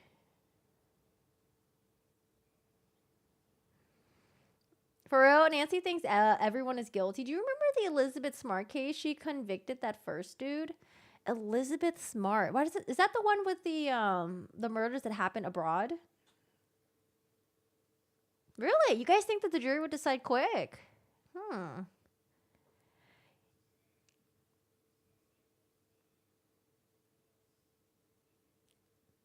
Timeline sticks out, marinates very well. You think Friday, Monday? I don't know. I don't think Friday. I don't think it's going to be Thursday or Friday. I would say like end of day Tuesday or like sometime on Tuesday. No, end of day Monday or sometime Tuesday. I'll have to go read some of Nancy Grace's theories or something. I don't know. I don't watch her. Oh, Elizabeth Smart got kidnapped by the weird old couple. Elizabeth Smart. Oh, I have to look that case up. I don't know. Who's doing the closing argument? Well, right now for the state, it was Creighton Waters. For the defense, it's going to be Jim. But I guess the judge didn't allow Jim to split the closing arguments with Mr. Harpootlian. So I think it's just Jim. Yep. Just Jim. She spent time in the woods. Oh, yeah, I'm thinking of Amanda Knox. Yeah, Amanda Knox is the one. Doesn't she still think that she was like, I don't remember. Like it was like the Italian authorities, right? It was in Italy. Doesn't she maintain that she was innocent and that like no matter what, even though she was acquitted, no matter what, people still think she did or something? I could have sworn she made like a documentary or something recently. You think she's annoying? look at this guy. What is he doing? I don't know what he's doing. It's so weird. He usually doesn't he doesn't act like a dog. He acts like a cat. So when he does like doggy dog stuff like that, it's kind of cute. It's kind of funny. The girl who was snatched from her bed in Utah, Amanda Knox, was in Italy. She was accused of murdering her roommate, right? And then she was locked up for a little bit. Wasn't it at some point she was finally acquitted? You think she was guilty? Oh man, I haven't really. I've seen like the documentary, or maybe like it was like a YouTube video about it. But yeah, I barely remember all the details or anything like that. She won't go away. Oh, speaking of won't go away, did you guys watch South Park? I have some people in my chat who are just like Meghan and Harry haters. I don't hate Meghan and Harry, but yo, watch South Park, dude. They did an episode of Meghan and Harry. It was so funny. It was hilarious. I feel bad for Meghan and Harry though, but I think they did a really good job. Nancy's annoying, but that doesn't mean that she's wrong in this case. No one is right all the time or wrong all the time. I haven't listened to anything that she said, so I have no idea. My sources for true crime stuff is just usually like I'll watch YouTube stuff, but I read a lot of like law and crime stuff, and then sometimes I go to Court TV too.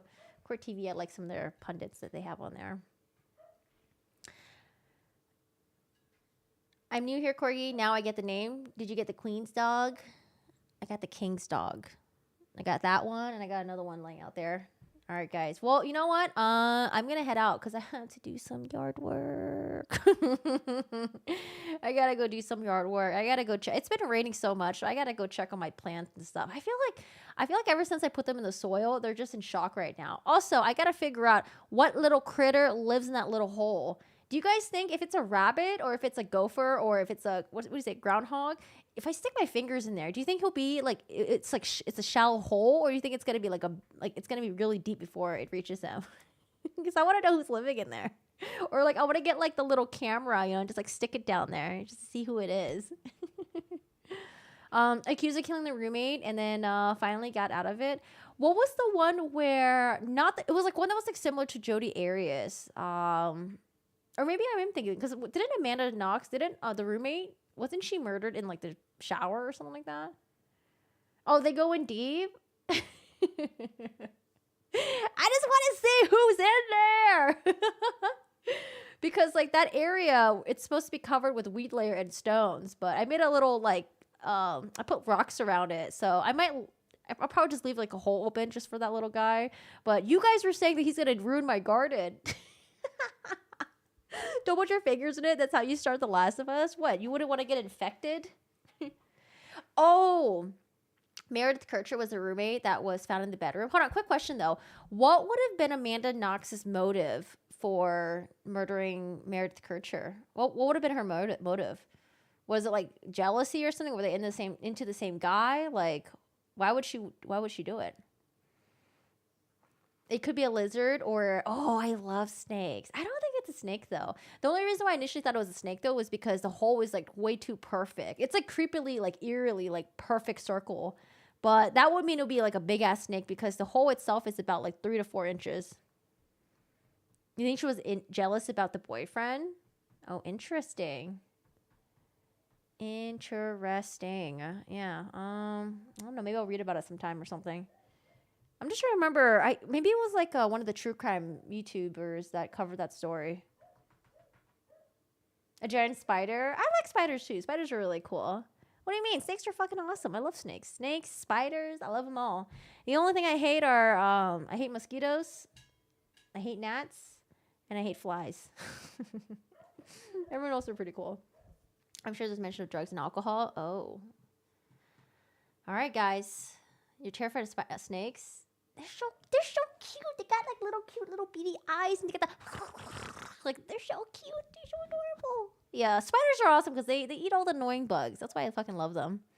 All right, y'all. Well, we'll be back again tomorrow. I'm not going to be here when they start their closing arguments, but I'm going to start my own time, and they're going to go on their long lunch break. So we'll have that time to catch up with Jim's closing statement. Chris Watts. Can you believe that guy gets like love letters sent to his like prison? Like he gets love letters from people. Like it's fucking crazy. I forgot what that term was when you like fall in love with someone what's it called again? When you have like, oh God, there's a term where people are like obsessed and they fall in love with like people who've committed crimes, even though they don't know them, but they feel like extreme sympathy for them and like, oh God. Yeah, like they released some of the letters that he was getting. No, not Stockholm syndrome. It's another word. Stockholm syndrome is when you're like when you actually have a tie to the perpetrator, like you've been kidnapped and stuff like that, and then you start feeling sympathy for them. But this is like one where like you've never even met them before, but they go to jail, they go to prison, whatever, and then they like feel like really bad. Yeah, it's like so like the letters are horrible. Like they're saying like, oh my God, poor Chris, like you were with a wife that was controlling, who didn't love you. She should have treated you better. Blah blah. Yeah, it's like it's so sickening. It's called being insane. Yeah, okay, that too. Oh yeah, hybristophiliac. Yeah, that's the word right there. Something like that. But yeah. All right, guys, I'm going to end it here. Thank you so much for hanging out. I'll see you guys again tomorrow. We're going to start around my time. Again, we're going to see where we left off with Jim's closing statement. So if you guys don't really get up early for the courtroom stuff, it's fine. Just come watch my stream, okay? Watch it. We'll start a little bit later, and then we'll go back and see the beginning of Jim's statement. So thanks for hanging out. I also stream on Twitch as well. Feel free to stop by on there. I haven't been streaming lately because, we've been doing court stuff, but I play video games on there. If you guys like video games, feel free to stop by and join the Discord if you haven't already. The link is in the About Me video section, whatever. We have a true crime section. You're welcome to post true crime stuff on there. Anything related to this case or anything at all. Feel free to come by and join. And I'll see you guys tomorrow. All right? We're almost done! We're almost done with this! And then I can finally go back to my normal schedule. We don't have to wake up as early anymore. Oh, yes. Yes. We can just chill and hang out. And I do have some Amber Heard stuff to cover. I'm not going to do it today, but we do have some new Amber Heard stuff to cover. This is just her and her, like, insurance, a bunch of, like, pretrial stuff with her and the insurance company. So that's a whole nother mess. We'll see where that goes. But we'll do that a different day. All right, guys? Thank you so much for hanging out. Have a good night. Take care. And I will see y'all.